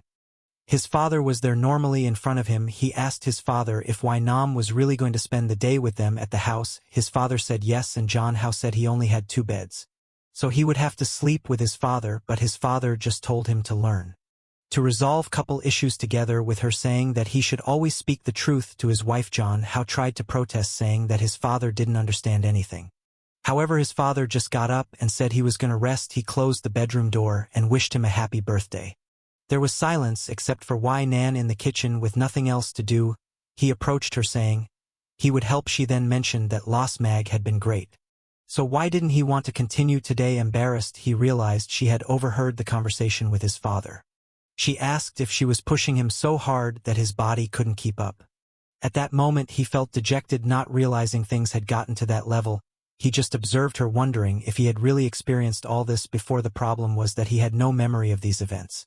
Ignoring all that, he decided to ask her a question. He wanted to know how their first date went. She explained that it was during a company event, when a guy tried to put drugs in her drink. Being an important person involved with the company, she was hesitant to refuse and potentially ruin business relations. Then John Hao stepped in, grabbed the guy's arm and pretended to be her husband, saying he would drink it. Instead, she never imagined he would be brave enough to pretend to be her husband and drink it. Second later, he fell to the ground like an idiot, foaming at the mouth, and told her that it was very dangerous. She turned to confront the guy, who accidentally admitted it was just supposed to be an aphrodisiac. With that, everyone at the company found out about the guy's plans. He was taken away by the police, and the 2 of them stayed behind. She asked if John Hao was okay, and he explained that he had lost all his strength and collapsed. She then asked how he knew something was wrong with the drink. He said he had been watching the guy and saw only put something strange in the glass. Knowing the guy's reputation, he was afraid he might do something to her. She then asked why he went to such extremes for her. Was he in love with her? John Hao replied that he wasn't. He just found it amazing that a woman like her had reached such an important position. Since his desk was near hers, he often saw how hard she worked. He was afraid that if this incident happened, people would think she got her position because of her looks. She said he seemed very concerned about her. Embarrassed, he said he just wanted to do the right thing. She said it seemed he was her hero of justice. He felt shy and asked why she was using those expressions. She laughed and asked if there was someone he liked. After that day, they started talking and gradually got closer. Suddenly John Hao hugged her. As he leaned in, she asked what was wrong. He thought to himself that he could tell all this was true, and felt good about it. He realized that having Y men in this world was amazing. However, he then called her name and asked if she believed in parallel worlds. She was taken aback for a moment and asked why he was talking about that. He explained that she might not believe it, but he had a dream so long it felt like he was in another world. In that place she also existed, but their relationship was more like friends. What connected them was his biggest secret. But there were also 2 other people who were important to him. Because of him, these people went through various dangers and might have even lost their lives. He failed to help them and couldn't tell the truth, leaving him confused. She suddenly turned, grabbed his face, and said it was okay for him to tell her because she was the person he should trust. But she didn't worry about other worlds because she wanted to live the rest of her life with him in this one. However, she said she didn't want him to live with regrets, because that would make him happy. If he needed time to resolve those issues, she wouldn't mind. At that moment, he noticed a red light around her, but she leaned in and said this was the first time he had shown interest in others. Then she attacked him before he could respond. At that moment, he seems to remember something. She tells him that he must understand that no matter what world he's in, she will always find him. He starts to question what is happening and why he feels the presence of the red moon. Suddenly he feels something strange and disappears in front of Wayne, and she comments on how quickly it happened. But now it's her turn. A voice asks if this is her choice approaching why, and it remarks that it believes she was the most possessive of them all. It touches her shoulder and says she should have chosen to stay there with him forever, but now she'll have to compete again. Nan replies that if he returns she believes he will make the same choice as she did. Furthermore, even if she has to compete, she will give her best. The goddess says she likes this attitude. She mourns that it's a rare trip to come to this world, but they will never see each other again. With that she disappears. Nam thinks to herself that it might have been nice to stay there, and then she too begins to vanish. I don't know what's going on. But everyone is disappearing and reappearing once again. Our protagonist wakes up in another place. He asks his wife why they can't leave. That's when someone covers his mouth. This time it's Yuva. Says the pervert is dead. He's confused, wanting to know where Wei has gone. However, Yuma just tells him not to move. And to be honest, he asks why his classmate is on top of him. A while later, observing Yuma on her phone, he realizes it's another trick of the blood moon. This timeline is many years after the previous one. He knows everything is extremely chaotic. But he must stay calm. Clearly, he is being teleported between lives. He could lead only to be sent back to despair. At this moment, Yuhad extends her hand, apologizes, and says she accidentally restrained him. He says it's fine, noticing that now she's a police officer. However, it seems that in this world she doesn't know him. She tells him to hop on the bike because they're going to the station. Our protagonist thinks she looks older and cooler. At the police station, she apologizes to the captain, saying she caused problems for their department. He scolds her, reminding her that their job is to serve the public. However, she's always anxious and disrupting operations. So she needs to learn to stay calm. She continues apologizing, promising it won't happen again. In the office, everyone comments that it seems she only got that position through connections. John Hao thinks that just like in her previous life, she's living in an isolated environment. He turns to the guard and says he never felt threatened. In fact, it was good to know she was trying to protect him. Feels much safer knowing she's an officer who doesn't let criminals escape. He then asks her if she agrees. Before she can respond, he raises her arm and declares the case resolved. She doesn't quite understand what he's doing. The scene shifts to another location. They're sitting in a building analyzing some newspapers. It seems he's helping her find a criminal who takes photos of women. She says this person must be around 25 years old and stays near the district where he was passing through. When she saw him freeze when she called out, she suspected it might be him and apologizes for throwing him to the ground. He says he's already told her he doesn't mind at all. When he pats her on the head, she asks what he's doing. He changes the subject, saying her methods for fighting crime are really clever. However, he starts giving some tips, suggesting she should disguise herself before watching that area. He also suggests they should use some method to lure the person, instead of just waiting for someone to pass by. Another thing they could do is visit websites where this person might be sharing these photos. He quickly covers her eyes, saying that's something a child shouldn't see. They soon find a person who assures them that all the photos are taken without anyone knowing. Jong Hao then turns to Yuha and says it's time for the final step. They just needed a trap. The next afternoon at the train station, Jong Hao expressed his discomfort using someone else's bait. That's why he donned a woman's cosplay, feeling embarrassed about walking around like that. But he told himself that being a real man, this was just a piece of fabric to help a friend. Then Yui came over, grabbing him and telling her friend to come along. John Hao wondered why it felt like she was testing him and missed the old calm and obedient Yuhua. The problem was that everyone on the train was staring in shock. Yue was glaring everyone around. And John Ho knew this wouldn't work if she wasn't discreet. They've been on the train for a while, and it was strange that no one had tried anything. He saw a school kid talking about playing a game and figured it wasn't them. A guy complaining about the stock market, clearly preoccupied with other matters. And a calm old man who didn't seem suspicious. Frustrated, John Hao wondered why no one had taken the bait. Yue tried to reassure him, saying they could try again if needed. Suddenly, the entire train car jolted. Yue stumbled and fell into John Hao's arms, wrapping herself in a pile of fabric. He told her to stay still and be careful. But the men nearby, seeing the situation, were instantly smitten. Yue, still acting odd, commented that he was impressive even as a woman, leaving John Hao confused.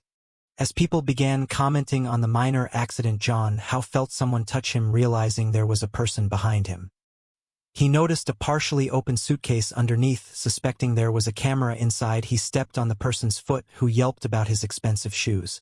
John Hao turned and accused him of being overdressed for a pervert with a hidden camera. The man, realizing John Hao's voice was male, questioned the absurdity of the setup. John Hao demanded he open the suitcase.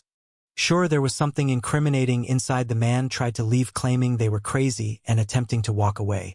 But Yuta grabbed him by the shoulder, threw him to the ground, identified herself as the policeman. Stunned, was told he was under arrest. Jong Hao hoped this would at least work out. The scene shifted back to the police station.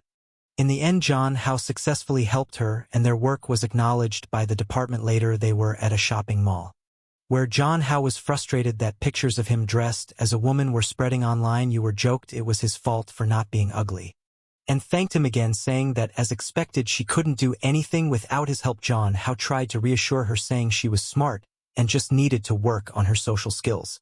But Yui insisted that wasn't what she meant. She clarified that she couldn't do anything without him. Moving closer to him to explain further, Jong Hao grabbed her cheek, asking if she was drunk. She denied it, and he told her to stop saying such things. She started crying, saying it was hard for her to suffer alone. She joined the police academy thinking she would like it, but everyone kept their distance. Because they knew her grandmother's position, this caused problems with her family, who began pressuring her to find a partner and setting up blind dates. But she always refused because they weren't like him. Jong Hao was confused, not understanding what she was talking about, especially since they theoretically hadn't known each other long. Suddenly she collapsed into his arms, her face turning pale. It seemed she was sick, and the protagonist apologized, saying he would make up to her.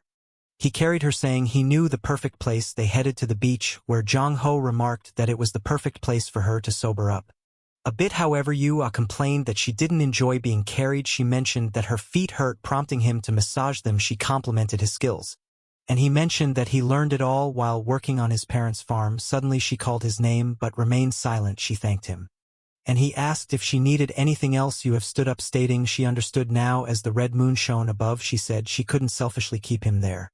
Confused, Jong Hao asked what she was talking about. She referred to him as classmate Jong Hao, telling him he had somewhere else to be. He was at a loss for words, realizing she knew they were in the same class. Something she shouldn't have known. It dawned on him that the red moon was at play again. And then he vanished. Yu Hao reached into her pocket, pulled out the pendant he had given her, and said she would miss him. The goddess appeared, commenting that the girl from the Lin family seemed very fragile and not too smart in her decision. She warned that Yu Hao would have to compete with the other two without any real advantage, especially considering that it wasn't guaranteed Jong Hao would return. Yuya insisted that as long as the goddess kept her promise, they would prevail. Meanwhile, Wei Nan stood beside a body in a hospital. She saw Yuya stand up and congratulated her on her success. She then turned to Kin Kin, saying it was now her turn, but asked her to understand that it was his life they were dealing with. Kin Kin hesitated for a moment, but then affirmed that she knew what she had to do. Jong Hao felt like he was falling into an abyss, and wondered what was happening. Again, he was puzzled as to why he had first gone to Yunan's world and then to Yuhas. The strangest part was that both seemed to know something, almost as if they were certain he was leaving. He questioned if they had also traveled through time. Considering the events, it seemed there was an agreement among the three. And the goddess. The lingering question was what the purpose of all this was. Suddenly, he was blinded by a flash of light. He looked down his hands and realized he had time traveled again, but now he didn't seem much older. In fact, he was back in primary school. He worried that changes in the past might affect everything that happened in the future. Lawson thought he was hit by a ball, falling to the ground with a bloody nose.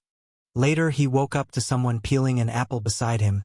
He looked up to see a much younger Kin Kin, who asked if he was awake. Confused, he asked if she was his sister. Kin Kin. She remained silent for a moment, then said she had been waiting for him for a long time and had a question. Jong Hao was startled by her tone, recognizing it as his sister's. She asked if he was the real Jong Hao. The protagonist hesitated for a moment, realizing she seemed to know the truth. He then confessed that he wasn't the old Jong Hao she knew, explaining it was just a coincidence that he ended up in this body. He told her he was an ordinary man from another world who woke up in this body with some of the old Jong Hao's memories, but no idea how he got there. He admitted the only thing he was certain of was that he liked Kin Kin. Crying, she asked if the real Jong Hao would ever return. Protagonist said he had no idea. The apple fell to the ground as she spoke of losing the meaning in her life. Seeing her holding a knife, Jong Hao rushed toward her.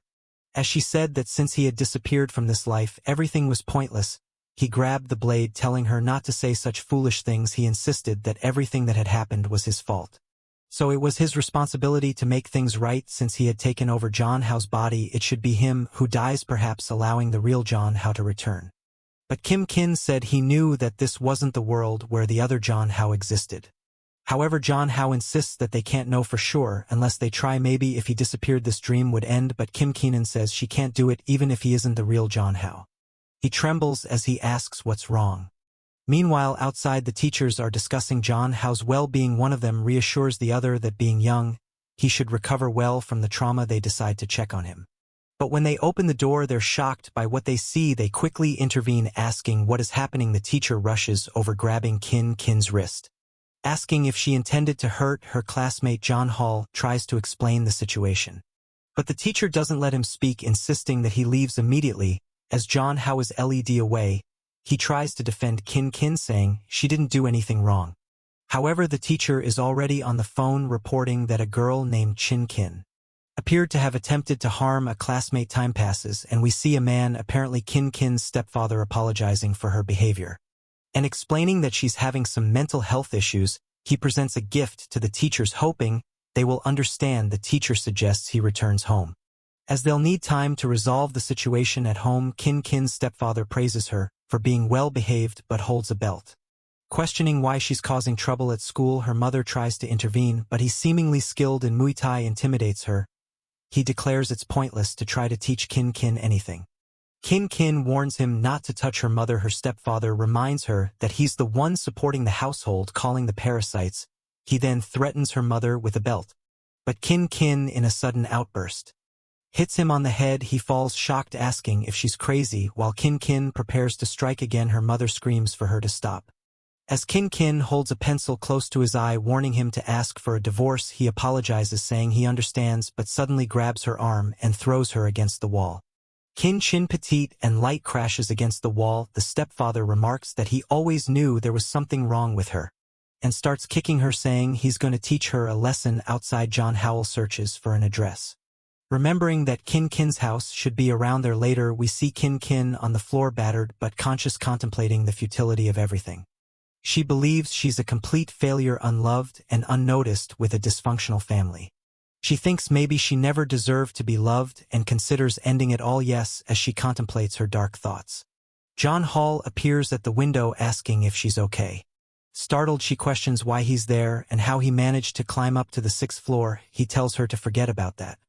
As window cleaners nearby wonder where the safety ropes have gone, John Hall then asks if she's had trouble with her stepfather, mentioning he heard yelling. She tells him to mind his own business, saying if he's not the real Jong Ho, he should stop saying useless things. However, Jong Ho insists that he can't ignore it, stating that a real man always does what's right. Later, Kitten steps out of her room, seeing her stepfather with a swollen forehead. From a distance, she watches them. The man sarcastically comments on her impressive ability to pick the lock. He then extinguishes his cigarette, saying she needs to be disciplined again, and moves in to strike her with the belt. However, a hand interrupts. It's John Howell apologizing for the sudden visit. The man recognizes him as the kid from the incident and asks what he's doing there. John Howell says he heard that his friend would be away from school for a while, so he came to visit. He didn't expect to find such an animated house. The stepfather claims that nothing is happening and questions how a kid like John Howell has this kind of strength. The stepfather assumes John Howell wants some form of compensation and asks what he wants. John Hall simply asks that the man leave Kin and her mother alone. If he doesn't, everything he's done in that house will be reported to the police. The man starts laughing, questioning if John Howell came to play the justice messenger. He yells anyone would believe the words of a child who hasn't seen anything, and argues that those with economic status control everything. So there's nothing John Howell can do despite Kin's dissatisfaction. Her mother enjoys a more comfortable life now. John Howell retorts that the man is pitiful and points to a clock, revealing that everything has been recorded with Kin's bruises as evidence. Everyone will believe him. He then punches the man, incapacitating him. They quickly escape. Outside, Kin, confused, asks John Howell why he's doing all this for her in this alternate world. He replies that even if the world is false, the suffering is real, just as she didn't need a reason to be good. To the real John Howell, he doesn't need a reason either. She thanks him but says that betraying John Howell would be like betraying herself for over 10 years. Apologizing that her life no longer has meaning, John Howell grabs her arm, insisting that she live for herself, and that she isn't a burden or responsible for everything. She reflects on all her memories with the real Zhang Hao and wonders if choosing to forget him would mean abandoning him in another world. Zhang Hao tells her not to forget the past as it's part of who she is, and even if she can't choose anyone, she still needs to move forward. He encourages Qin Qin to start anew. She blushes and is taken aback. A hand appears affirming everything Zhang Hao said is true. She hears a familiar voice and turns to see the real Zhang Hao. Confused, looking at his own hand, Qin Qin asks if it's really him. He confirms it, explaining that he's always been present, observing everything, even though he couldn't do anything. Seeing her so sad gave him the strength to speak up. He urges her to start living for herself as she's done so much for him, and apologizes for not understanding her actions in the past. He recalls the time when she scared everyone by hitting them, and she held him, reminding him of their promise to always be together. He remembers feeling scared and telling her he hated her and didn't want to stay with her, preferring to go back home. He yelled that he never wanted to see her again. Now the real Zhang Hao apologizes, admitting he was too immature to understand everything. He acknowledges that, in the end, it was his actions that hurt her. Qin Qin cries, calling out his name, while the current Zhang Hao watches silently. He remembers the moment she collapsed and said she would leave. He found her disgusting, but he had told her not to worry. Now he finds himself face to face with the real Zhang Hao. He pleaded, asking not to reject Qin Qin, warning that this would be their last conversation, and that, if he turned her down, she would probably end up alone.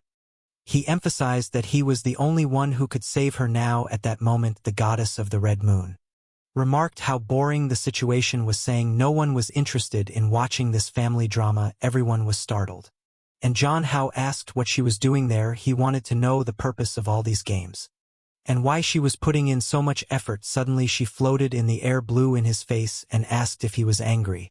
She said she had no obligation to explain, but would make an exception for him. She recalled that, during the event on the island, he had come very close to dying. However, he was her favorite toy, so she didn't want him to die so easily. She tried to wake him up, but unfortunately he fell into a deep coma. That's when she discovered a very rare phenomenon: two souls in the same body, harmonious yet contradictory. Finding this very interesting, she decided to play a fun game. She allowed the three women who loved him to invade his dreams and try to win his heart without him realizing it, to see if he would choose to stay in that world or return to reality. This could have led to their identities being revealed and conflicts arising, or they could have been envious and tried to force him to stay in that world. She thought it was very interesting because she expected everyone would want to monopolize him. What she didn't expect was that the three women would come to an agreement to bring him back. She then started pulling his cheeks, asking if he had some kind of magic. One of the Zhang Haos interrupted, saying it was enough, and asked if she could take him back. She agreed, but warned that his time was running out. They were startled and asked what she meant by that. She reminded him that she only had powers during the periods of the Red Moon, just as she had brought him from another world to complete the first wish. She warned that he might die immediately upon returning, since she was extending his lifespan. She questioned if he was finally experiencing hallucinations and headaches due to the shared memories. Confused, Zhang Hao asked her to explain what would happen. She said that probably the two souls would continue fighting until both disappeared. Qin Qin shouted, saying she wouldn't accept the real Zhang Hao disappearing again. The real Zhang Hao said that sending a soul to another world for that person to die was the same as murder. The goddess laughed at their mention of murder and said that when a toy breaks, she just replaces it. Zhang Hao wasn't sure if she lacked the energy to help or just didn't care. What he understood was that the longer he spent in this body, the more hesitant and indecisive he became. The truth was, if both souls stayed in this body for too long, he would go insane and lose his sanity. The problem was that the goddess was just toying with him, and he had nothing to negotiate with against her. To him, it felt like a dead-end situation. A crack appeared in the sky, and she said she was tired of explaining. She was going to send them both to enjoy their last moments. The protagonist told Zhang how to stop crying and just listen to what he was about to say. He told him to reverse everything he did if he raised his left arm. Zhang Hao should raise his right. If he lifted his right foot, Zhang Hao should lift his left. Zhang Hao acknowledged, and they began to make movements reminiscent of Dragon Ball. The goddess wondered what kind of idiotic plan this was. Zhang Hao said that the reason for all this was love for Qin Qin. Both wanted to be good to her, so they couldn't fall into the abyss of guilt. The protagonist said they would have to merge, and Zhang Hao asked how. The protagonist told him not to hesitate and just shout at the right moment. With that, they performed a fusion move from Dragon Ball, saying they loved Qin Qin. The goddess laughed, finding it hilarious. But suddenly smoke appeared in front of her. The John house had merged. She wondered how that was possible. The unified John How wonders if it was a success. Kin struggling to comprehend what is happening feels overwhelmed. However, John How hugs her and asks if she's okay. He quickly explains that he is not just one John How, but both, with the memories and experiences of both lives. No matter what happens, he will always be there for her. The goddess of the red moon in treaty remarks that this plan is quite interesting, trying to combine two different people into a better one. She mentions that she has brought many people into this world. But all men eventually lose their minds, is the only one who has achieved a perfect union without succumbing to desire. John How then speculates if she has been hurt by someone, suggesting she always targets men and ruins their lives because some man broke her heart. She snaps at him to shut up and stop meddling in her life. A red aura surrounds him, and Kin and John How tells the goddess that she will find a good person. She threatens to come after him again and restart the cycle. John How thanks her and says he'll be waiting. They can play together next time. The goddess is left puzzled by this bold boy's offer. Sometime later, John How wakes up in a hospital, slowly opening his eyes. The women around him ask if he has finally woken up and how he is feeling. Man is excited, wondering if Kin managed to resolve things. They explain that his hair suddenly turned black, and his heart stopped for a few seconds. John How assures them that the goddess did nothing and that everything is fine now. White man vows to avenge everything the goddess made them go through, and agrees, stating that whether for good or ill, they will take down that woman. John How tells them not to worry, the goddess won't appear for a while, since she is powerless until the next red moon, which will be in 7 years. Wagner promises to protect him to the best of her ability. At this moment, Kinchin apologizes, admitting that everything almost went wrong because of her selfish desires. John How reassures her, saying that it's all in the past and that he should be the one thanking them. Kim Chin then declares that from now on John How will have to live with her so she can protect him every day. However, Man immediately asserts that he will clearly be living with her. Non presses John How to choose among the three of them. Knowing the competition will be tough, feeling awkward and unsure of how to respond, John How tells them they won't like his answer.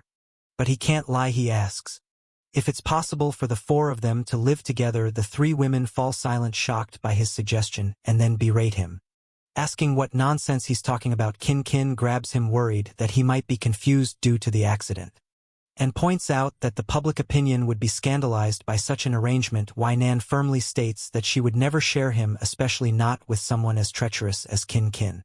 Tensions rise, with Kin seething with anger, declaring she will deal with Nan.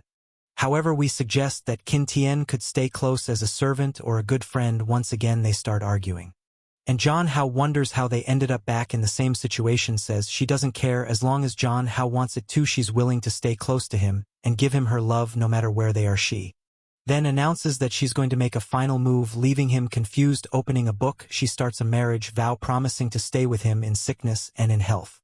The two doctors are taken aback by her determination, concludes by saying that she has chosen the person she wants to spend the rest of her life with. John How stands there speechless. He reflects on how much he has changed from the person he was in the other world. Whenever he was down, Kin was always there to help him. Wei, on the other hand, taught him things and perspectives about this world he never imagined, and Au has always been someone he could rely on and trust. To him, all three were like bright lights, showing him the way. He understands that his request is wrong, but he wants them to consider it. He can no longer choose one and leave the other sad. They could be together, but the price would be that they would never be able to legally marry. White man narrows her eyes and asks if he thinks he's in an NAN to be making a harem. She says that if it were any other man, he would have already been thrown into the river. However, she says it's not impossible as long as he agrees to one condition: in their private space the other two cannot appear. She must be the first and also the first to have a child. Kin pushes her away, reminding her that the boy is still in school, and assures Yang Ha that no matter what happens, she will protect him from everything. However, it's clear that this is part of her plan to gradually monopolize him for herself. Meanwhile, Man argues that there must be a hierarchy in a household, and as the most successful, she should be the head. Kin refuses, stating that she has lived with Zhang Hao the longest.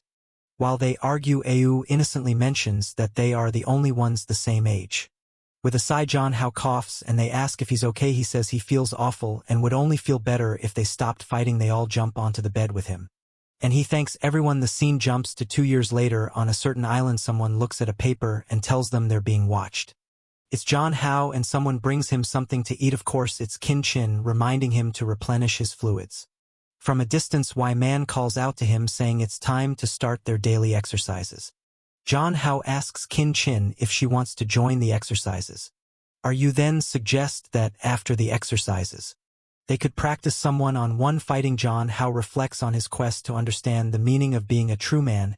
He thinks it involves knowing what you want in life, pursuing it, and always taking responsibility for your choices. Looking around at the scenery, he says everything seems great and invites us, the viewers, to start being the protagonist of our own lives. The story then fast-forwards a few years.